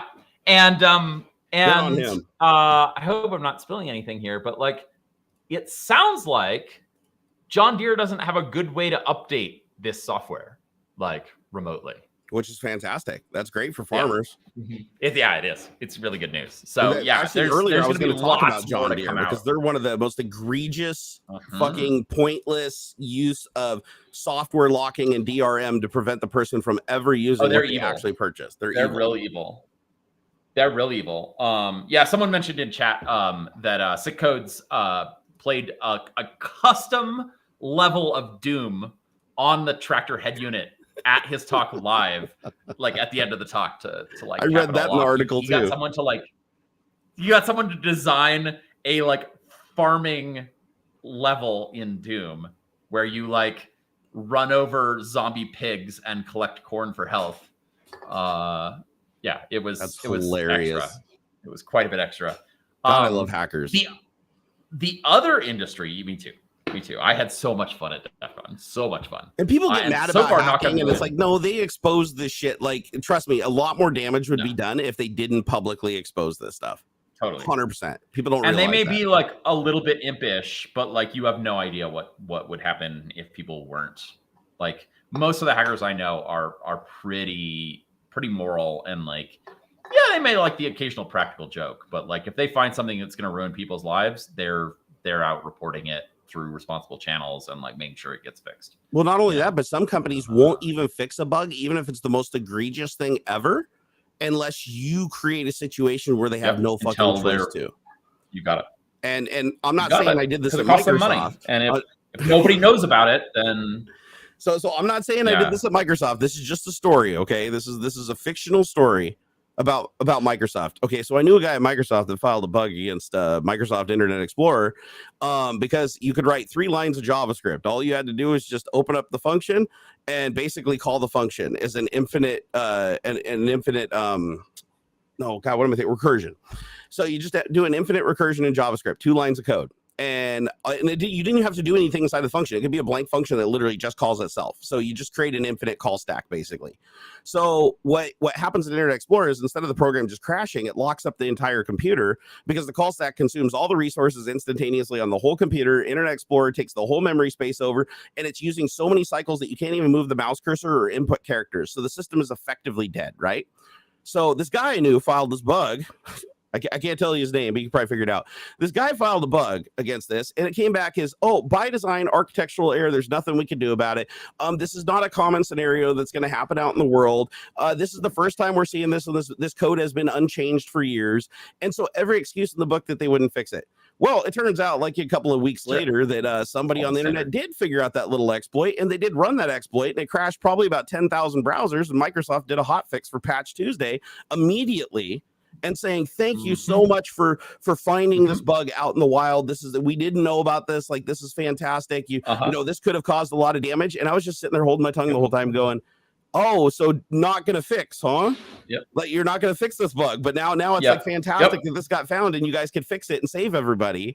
And the fix was so stupid too. They said it was an architectural hurdle. Like, we'd have to change how the whole call stack worked. No, that's thinking too big. That's like thinking like a fucking assembly developer. Okay. No, all they really had to do is just put a timeout in between the recursive calls, a tiny little timeout, literally like milliseconds, just to give the computer enough time that you could still operate the computer so that the browser would actually run out of resources and crash itself and die like it's supposed to. Or in their case, they just put a dialogue in there that says, and this is from, the guy who filed the bug.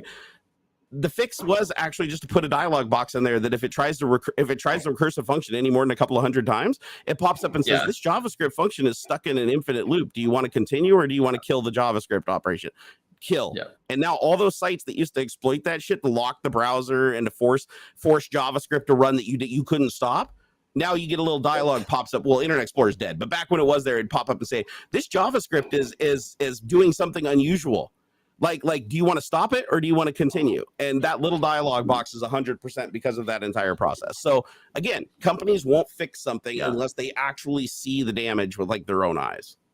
Some are getting smart now. That is true. But this is notoriously the thing, and it's why it's responsible reporting of exploits and vulnerabilities has been a contentious thing. That the companies always say, if they always tell the hackers, if you find a vulnerability in our stuff, please report it privately so we can fix it before, other people get a chance to exploit it. And the problem is that a lot of companies just want you to do that for free. Yeah.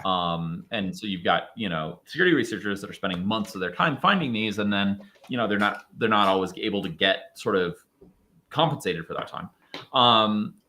But also, you'll report something privately and then they'll sit on it for months. Right. Yeah. And so the security community, I think, like, there are mixed opinions, but I think where I'm at is like, you should report things responsibly. And if they don't get fixed, then you go public, right? Because that's what forces them to get fixed, right? Yeah, and that's exactly what my it sucks friend when you did, have to go Scotty. public. Yeah. And it sucks when you have to do that because, you know, it does end up harming people, but, you know, it's better that it go public in the right way rather than a malicious hacker abusing it silently for a long time, right? And in this case, it's like this particular thing is more of like a denial of service. So it's like, oh, it breaks your computer, but it doesn't like steal the money out of your bank account. Right? Yeah, it's not an but there are elevation of privilege or anything like that.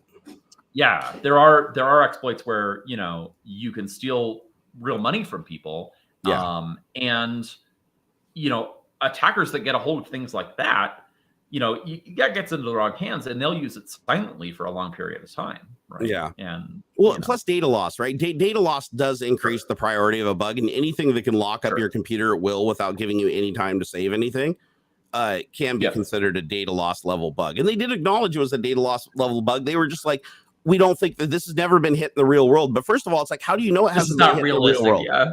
Because Watson is what's reported it, and the system loses all of its resources and hangs, and Watson doesn't have any cycles to report what just happened, and Internet Explorer never actually crashes, which means Watson never gets engaged to report it in the first place. So you get in this weird loop where it's like, Microsoft, well, you know, our system hasn't reported this been hit. It's like, it can't. The bug prevents it from reporting it.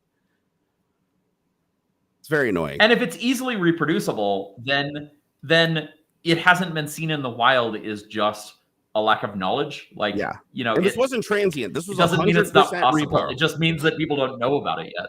Yeah. Yeah. 100% So repro on this one. I mean, there are things where it's like you have to do really crazy things that are like really timing specific, or they're in a configuration that just nobody ever runs, where you go like, it's probably never going to happen in the wild. Like it probably will never even have the opportunity to happen in the wild. But this is not will not happen in the wild. It's just you know, we don't have evidence of it happening yet in the wild. Yeah. But what made it really dangerous, totally all you have to do is lure somebody to a website and now their computer's hung. And so it's the equivalent of like the out of band bug where you used to be able to hit port 139 in XP and cause it to fall over.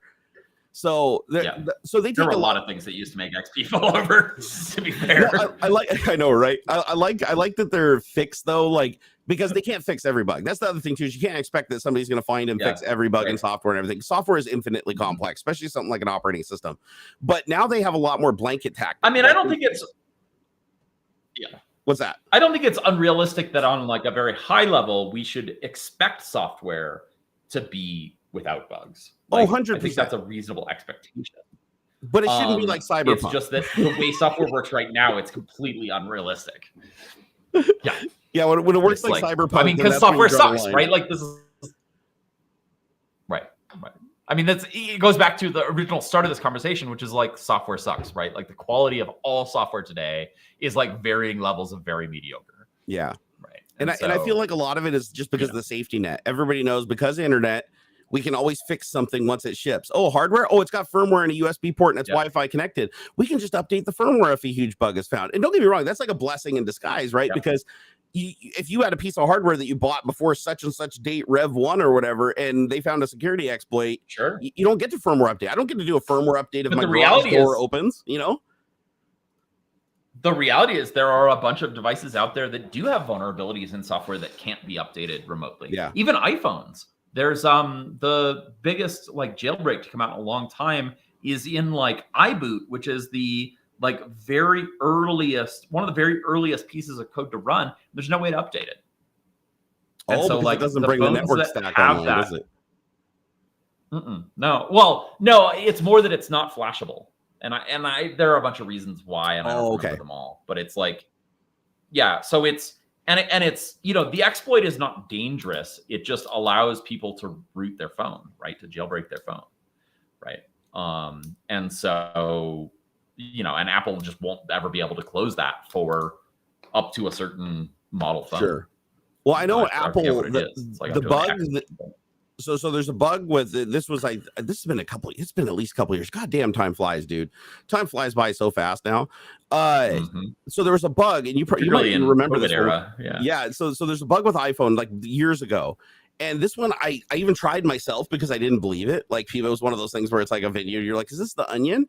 And what the bug was is if you were in FaceTime and you called somebody with FaceTime, even if they weren't in your contacts, didn't matter. If you just called anybody with FaceTime, right? and you ring them and continuously ring them, and they never answer it. So you just have to call them, FaceTime. And as long as they don't answer it, as long as they don't push answer, what you do is you basically just call them again from the same FaceTime. And what it'll do the second time is FaceTime doesn't pop up on their phone. It'll automatically answer the call. And so you get video and audio back from the individual. And this was a bug that I couldn't believe it. Like I saw it when it was published online, and I was like, there's no way. So I called up my friend Greg, and I was like, hey, dude, I'm gonna hang up and FaceTime you. I said, don't answer. I'm testing a bug. So he didn't answer. Yeah. And so I called him, I let it ring through, and then FaceTime rang. The call didn't go through. And then I hit call again, and I called him the second time, and then it immediately goes and just picks up immediately. And I see the video turn on for his front-facing camera, and he's just sitting there with his phone just waiting to see if something happened. And his wife's like, hey, what are you doing? Oh, I'm waiting for Jerry to call. He said he found a bug and he's going to show it to me. And I was sitting there and I'm like, I could not believe what I was hearing, because you can't see. There's no indication on the screen. Like it takes the FaceTime call automatically in the background. How did they not catch that one in QA? So I have no idea. How did QA not catch that one? No, that one's just like a major QA right. Factor. But it gets even worse. This was reported, this bug, when we went back and looked at it, because Apple was like, oh my God, thank you for reporting this. They got a fix out, like I think within it was still like 4 or 5 days. They got a fix out for it. But I was like, wait a second, when was this bug first found? And somebody was like, a kid in one of Apple's forums reported this bug. He's like, oh yeah, I get a call on FaceTime and then I don't answer the call, and then my friend can still see me and hear me. Like, what's going on? And Apple's like, okay, can you send us information? And the kid sent all the information, everything. They knew about this 3 months prior to it getting in the news. It was only when it got in the news that they did something about it. So for 3 months, just nobody tried to Yeah, I'm guessing nobody tried to repro it off the forum, and so they didn't really know. It was like, because and this pisses me off about software too. While we're ranting, customer support and technical support these days, their only job, it seems, is to place blame back on the customer and protect their developers from actually hearing about any problems with the product. And so as someone who's done software development for, 15, 20 years, I use products now as part of my life as a creator where I'm like, this is a bug. This is a serious bug. And I know the likely cause of this bug. And I contact technical support and they're like, have you tried restarting your browser? Have you tried using a different browser? And I'm like, give me the tier Z, come on. It's not any of these. And often they're like, well, we'll take it under advisement, and the bug's still there 3 months later. And you're like, I had a bug in Frame.io, which is do you use Frame? Frame.io sounds familiar. Frame.io is a site it's a service that I pay for that I upload, and my editor uploads drafts of videos to. I know what it is. Watch it in a video player, and then you can leave comments at particular timestamps, right? So it's almost like doing a code review, but on a video, right? Yeah, I think I saw it as an add-on somebody's video. Yeah, it's like Adobe just bought them. Well, yeah, right, for video editing. Mm-hmm. It's great. I like it. But when I was living in China, I was often on a really crappy internet connection, right? And dropping packets and just life was rough, right? And I would be working away in Frame. I would get a first draft back of a video, and on a first draft, I'll leave 50 comments or more, right? And it'll take me an hour or two to go through a half an hour cut or something like that. And I'm leaving tons of comments. And sometimes I would get to the end, and then I would refresh the page, and only a quarter of my comments would be there. 45 minutes of work just gone, right? And so I started opening up the inspector and looking at JavaScript errors. And what I was realizing was that, there was a genuine network problem on my end, right? The network had gone down or something like that. But they were never catching the error. And so they were just in the UI, were just showing me the comment was successfully left on the video and acted as though it had been saved, and never surfacing the error to me as a user. And so I got up on their case, and they just I think because they were always testing on a good network connection, they would never hit this issue in QA. And the technical support person was far less technical than I was, and just could not get past the have you tried a different browser level of troubleshooting. And I think I finally escalated. I posted on Twitter or something, and I was like, you need to hire better technical support people, because I don't want to talk to this person anymore, and they're not doing you any favors. like these are genuine bugs. They're not problems on my end. I know. I mean, it is a problem on my end, but the way you're handling it is terrible and like hides the fact that there's a problem. And this is a genuine problem in your software, and it's going to really like it really hurts when it bites. You need to fix it. And yeah, I think eventually they like took me seriously, but. That's actually a pretty common bug in a lot of online software that people overlook is an unstable internet connection. Because just the other day I wrote up like a 14-page thing on Reddit and hit submit, and it just sat there spinning, and then it went to the next page and it just reloaded it and it was all gone. Completely gone. Normally what I do is when I do that, because it's happened to me before, is I copy all the text, put it in a notepad. And I didn't do it, and I lost it. And I was like, I was so mad. I was just one of those things in a fit of passion. I wrote this damn thing, and I lost it. And I was like, son of a bitch, this is still. Someone should write a browser extension. It's a good idea. Someone should write a browser extension, like a Chrome extension, that just sits there and watches anytime you type more than like a sentence into a text box, it saves it. That's a good idea, actually, and just cache it and line it to the control name. So if you open that page again, you say, "Do you want to restore your data?" Yes. That would be an easy plugin to write. That's a fantastic. And it doesn't even have to restore it; it just has to like put it in your cut and paste or something. Yeah. Well, I'm writing that one down. Auto capture form data for web page and playback from browser.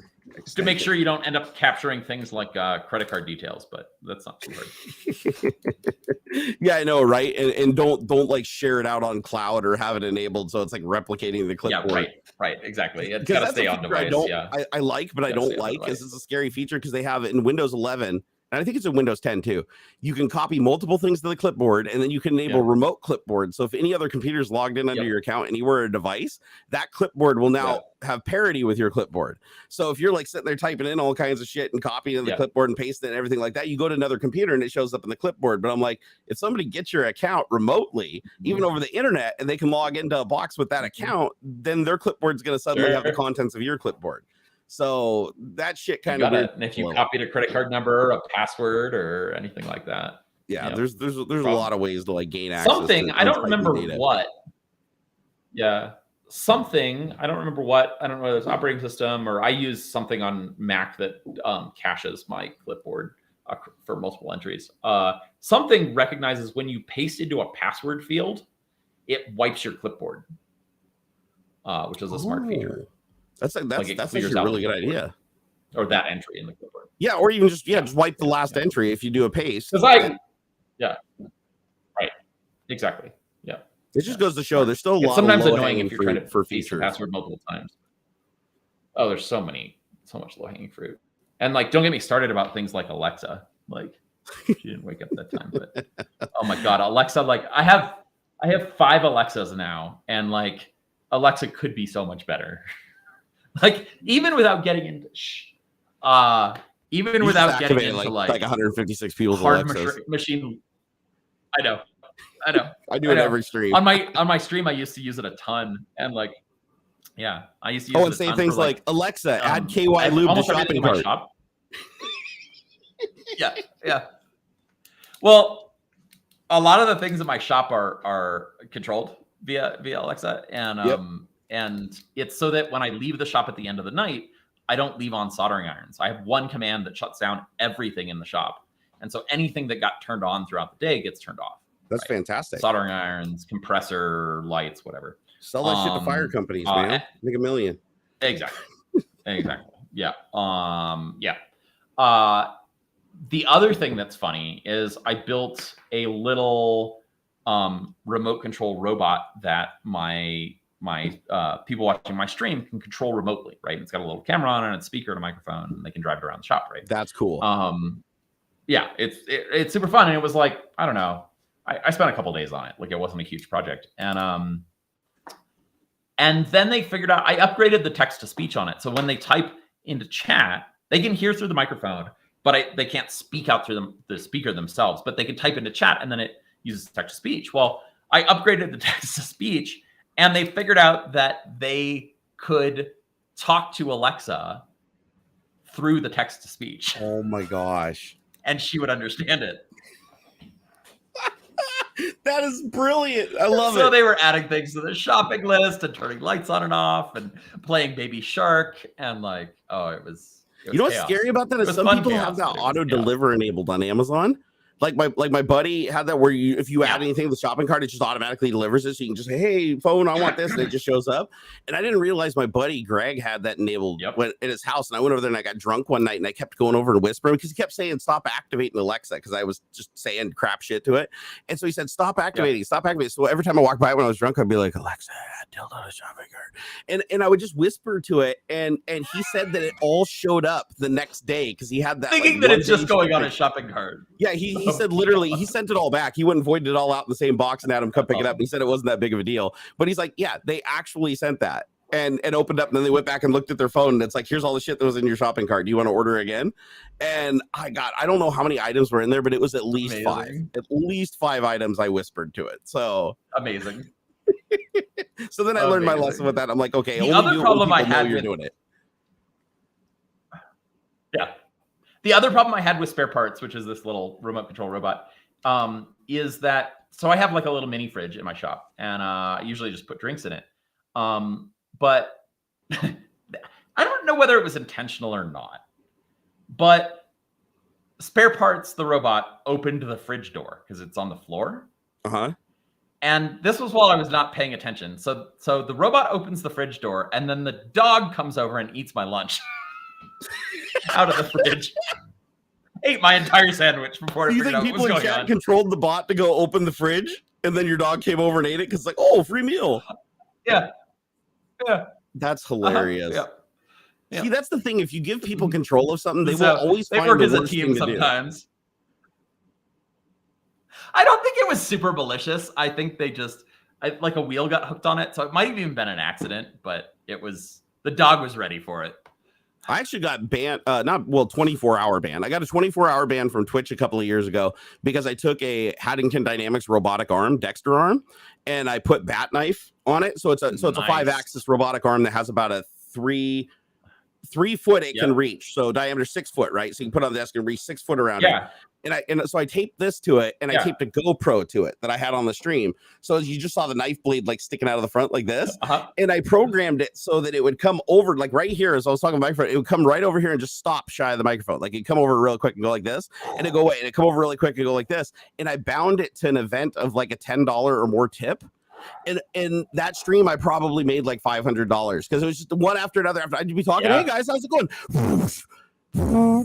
That's terrifying. And it had the camera was showing up in a box in the corner. So when it was doing it, you could see the first person perspective of it coming at me, and somebody reported it as a violent act.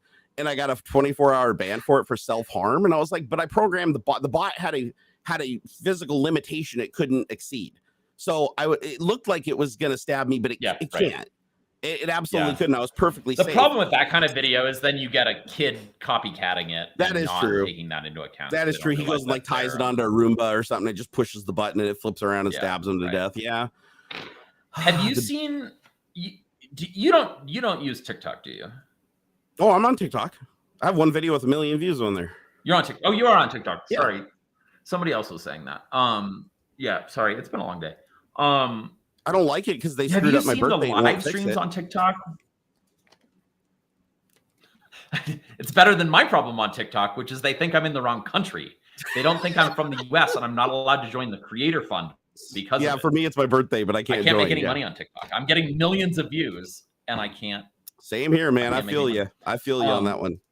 Oh, got it. So have you seen the live streams on TikTok where people are like, usually it's people trying to sleep, and based on what gifts people give them, it like sets off sirens or dumps water on their head or things like that. It's so messed up. It's all an act, right? And it's so disturbing. I mean, I'm trying to remember if Simone did that. Simone Yates from Tested. She locked herself in her bathroom for 72 hours because she wanted to be an astronaut. Yeah, she does some crazy shit, but she's done some amazing stuff too, like Tesla or Truckla. She didn't do anything at that level. Yes, I thought she did something like with an alarm clock that woke her up and smacked the shit out of her and pulled her hair or something like that. Oh, that's probably true. That's probably true. Remember, but it wasn't hooked up to a live stream, right? Like, what was that? Yeah, I'm sure. one of her Yeah. shitty robots, I'm sure, did that, but it wasn't hooked up to a live stream. That's what's different about these. No, is correct. that they're literally like pretending that they don't want people to do this, and then like preying on people's like sadistic nature in order to make, I don't know, it psychologically really bothers me. Like it feels really messed up. The thing is, where people they're don't like, humanize live streamers. Like you can tell. Like a lot of people don't. Right. Like the only reason you could swat it's somebody a really is because messed you up don't relationship. value them as a human life. Like it's bad. Totally. Yeah, and it's right in there with that. I guess it's like a monetized version of swatting. Like, I don't know. There's also the guys that like, you see even young kids doing it where they're like, I'm going to count to 100,000, but if I get such gift, it's going to reset kind of thing. And like, I always see them with a really high number, so I'm pretty sure they always start at like 999,000 kind of thing, or 99,000. You know, and then they're basically just baiting people to buy them really expensive. Didn't gifts, Mr. Beast know, do a digital video, gifts, like a I guess legit they can video redeem uncut money. where he said something 100,000 times? He did. So some people do did, it, but and yeah, it was when actually it's the like start of him when it's a getting million, they're successful. faking it, obviously. Right. Well, and it's this whole idea of like using it as bait to get people to spend money to ruin it, Yeah. and like faking all of the things that go with that, right? Because really they're pleased that they got reset because they're getting money, but they're pretending as though it's like this horrible, you know. Right. Like one of the injury things to I them. wanted to do Like, with my stream is I have a particularly TENS the device. ones that are like pretending to sleep. So this is a Oh, TENS device. yeah. Right? It's a TENS therapy device. I have it on my back right now so I can sit upright because my back's really bothering me. These things are amazing for pain. And if you don't have one of these guys, you need it. Yep. Like this 10-7000 takes a 9-volt battery. It's Yep. way more powerful than the ones that have the lithium battery pack built in.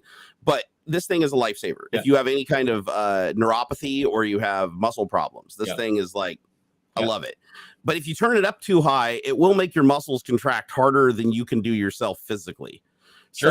So Sure. what I was going to do is, this has 2 channels on it. I was like, how hard would it be? Because it's only got 2 potentiometers up here, right? So how hard would it be for me just Sure. to bust in there and just put like a electronic Not hard. rheostat or whatever on there to Not do hard. voltage, and I could just have I mean, it William activated Osmond and crew have done that. Yeah, so I'm like, the bigger the tip, the more power you put on the channels, and I just be sitting there talking and have the pads like on my arms.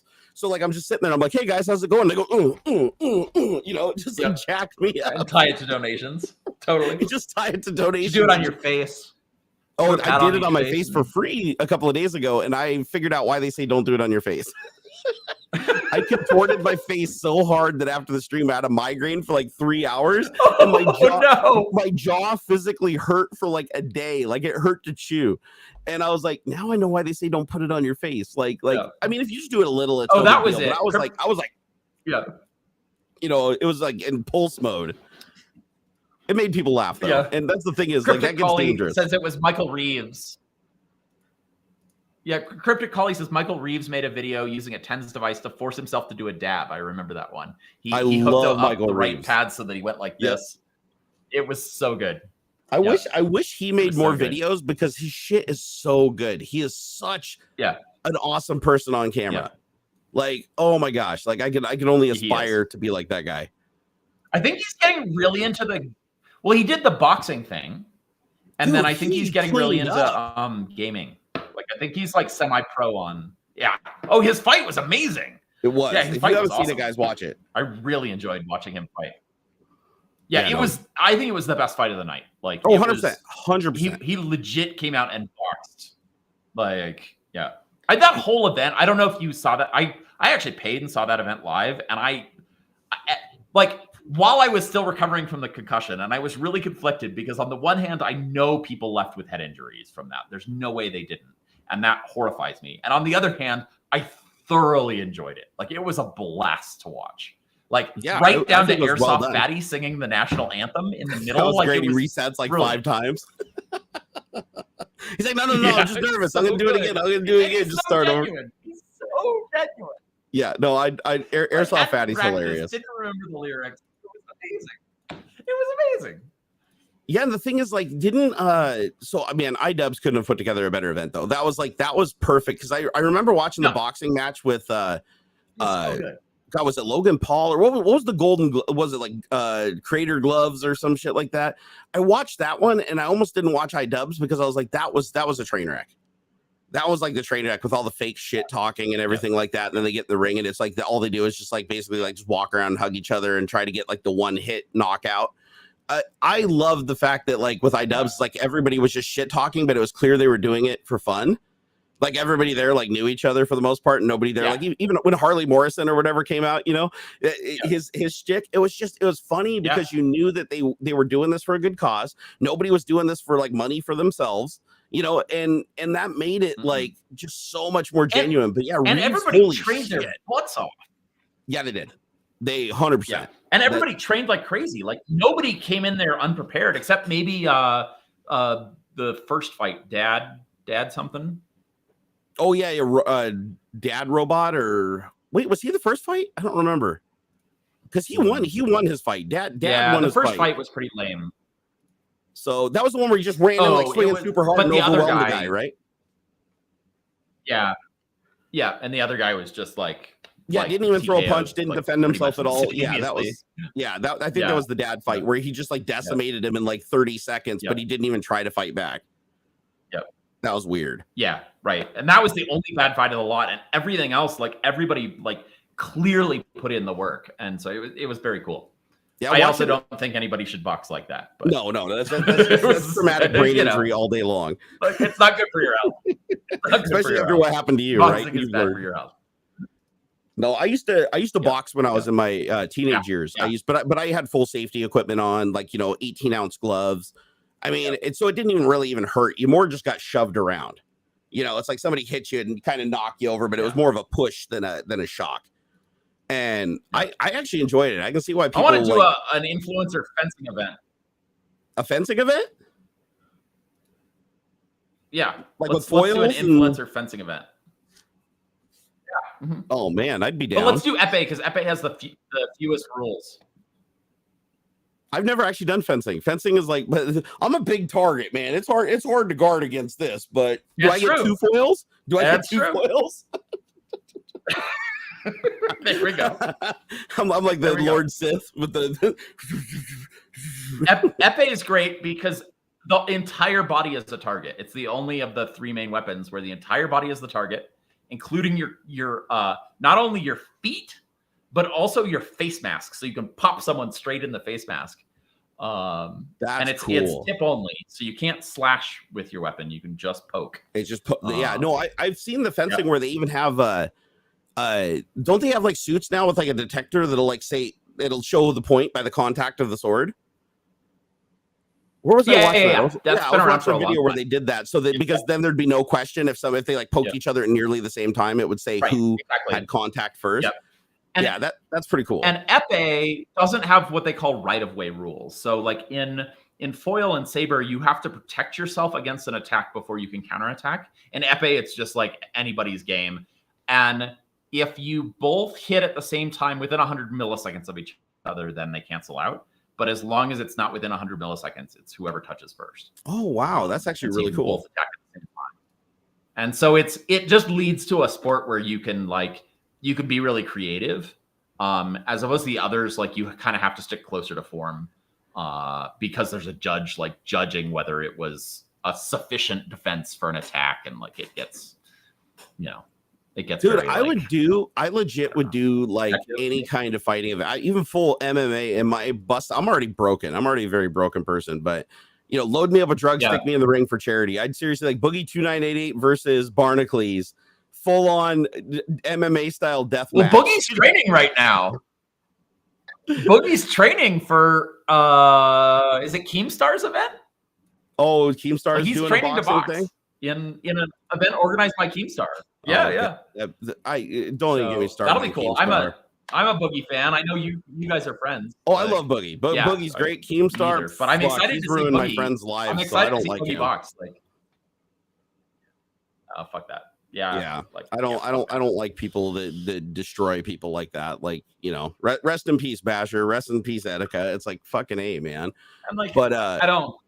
Without going into like current drama, I don't respect anybody who uses drama to like further their career.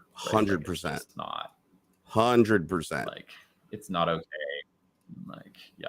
And that's I do want to see how like Boogie does in a fight. what people like Keemstar have made their career around. Yeah. Same. I mean, And honestly, I don't like. What? I mean, I want him to win, but I don't care if he wins or loses. I want to see the journey. You know, I want to see him train for it, and like, yeah. I mean, it's foreign. I feel like Boogie, like him, if he trains and everything takes it seriously, Boogie seems like he has the mentality that I think he would hang in there. I don't think he would give up early. I think he'd really push it to the brink. And so I get that feeling, and I want to see that. But I already told him, not at that event. There's no way I'd be a part of that event. But if iDubbbz did like another boxing thing and I was back to creating videos and shit again, I would go toe to toe with Boogie. I mean, it'd have to be somebody in my weight class because obviously it's not fair taking. I'd love to see you versus Boogie. That'd be super fun. 380 pounds versus like Michael Reeves would not be fair because even if he punched the shit out of me, I'd just shove him around. Right? It's not fair. Right. Although I have a feeling he'd probably knock my ass out. Michael Reeves is a weapon. That guy, I watched that boxing match and I was like, dude, he's like the Mike Tyson of this event, dude. Just the look in his eyes. He was so quick.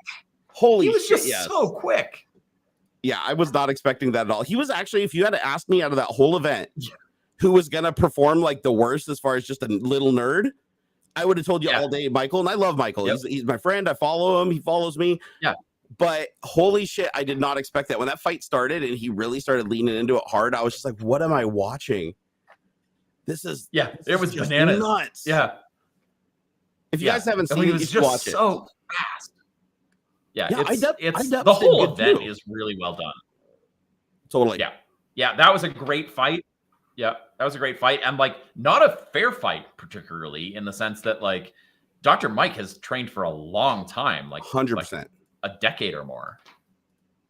Yeah, and as far as I know, iDubbbz never boxed his own. He ended up losing, but not by a lot. Right, correct. Yep. And Dr. Mike had boxed for like over 10 years. Like multiple times a week for over 10 years.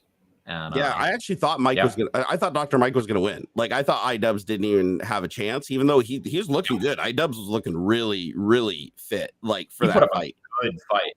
Oh yeah. So when I saw that, when I saw him and the doctor just like go, I mean, trading blows. I mean, I almost feel like it was almost a draw to me. Like when I watched it, I remember I haven't watched it more than once. I just watched it the one time. But when I watched it, I said I kind of felt like it was closer to. I know they had to pick one, but it felt to me like it was a draw. Like their skill level and the amount of energy they're putting in, and how tired they were getting as they went. I didn't feel. I know iDubbbz said, "Oh yeah, I was wearing them out so I could keep going." Being a jokester or whatever. But I felt like they were very well matched. Like the amount of energy they had and how fast they burned out was like almost equal. Yeah, and I think Dr. Mike just ended up landing more punches. He did, and ended up winning on just technical skill because he was just able to get more punches in. Yeah, because I feel like Dubbs was throwing the harder punches overall. But again, when it comes to a draw, you want they're going to count the punches. So wait, how about a 3D printed bot match like Battle Bots? Oh, for all of us nerds. So well, brain injury. I've kind of had that thought. Yeah, exactly. I know William Osmond was like, he was like. William said somewhere that he was like, I really like the idea of this, but I'm not sure I'm willing to risk my brain, And I feel the same way, like particularly after my injuries, there's no way I could do this, right? Like it would just be insane for me to get in the ring, but it would be really cool to do something with robots, do a BattleBots like thing. So I've thought through some ideas. The problem is putting on something like BattleBots, like particularly if you do it at the scale of BattleBots with like large bots, like 250-pound bots. Basic logistics, even like the arena for it to be safe, is just really expensive and like a major undertaking. Oh, definitely. To put on definitely, and you also have to have like ventilation if the battery packs catch fire and stuff because that's all toxic. I mean, it seems like a pretty big investment to get into something like that. But hey, we could always do Lego Technics and build like little Lego Technics bots and then use VR and hand tracking to like get in the ring and just box with our little that would be cool. Yeah, do something like with low stakes.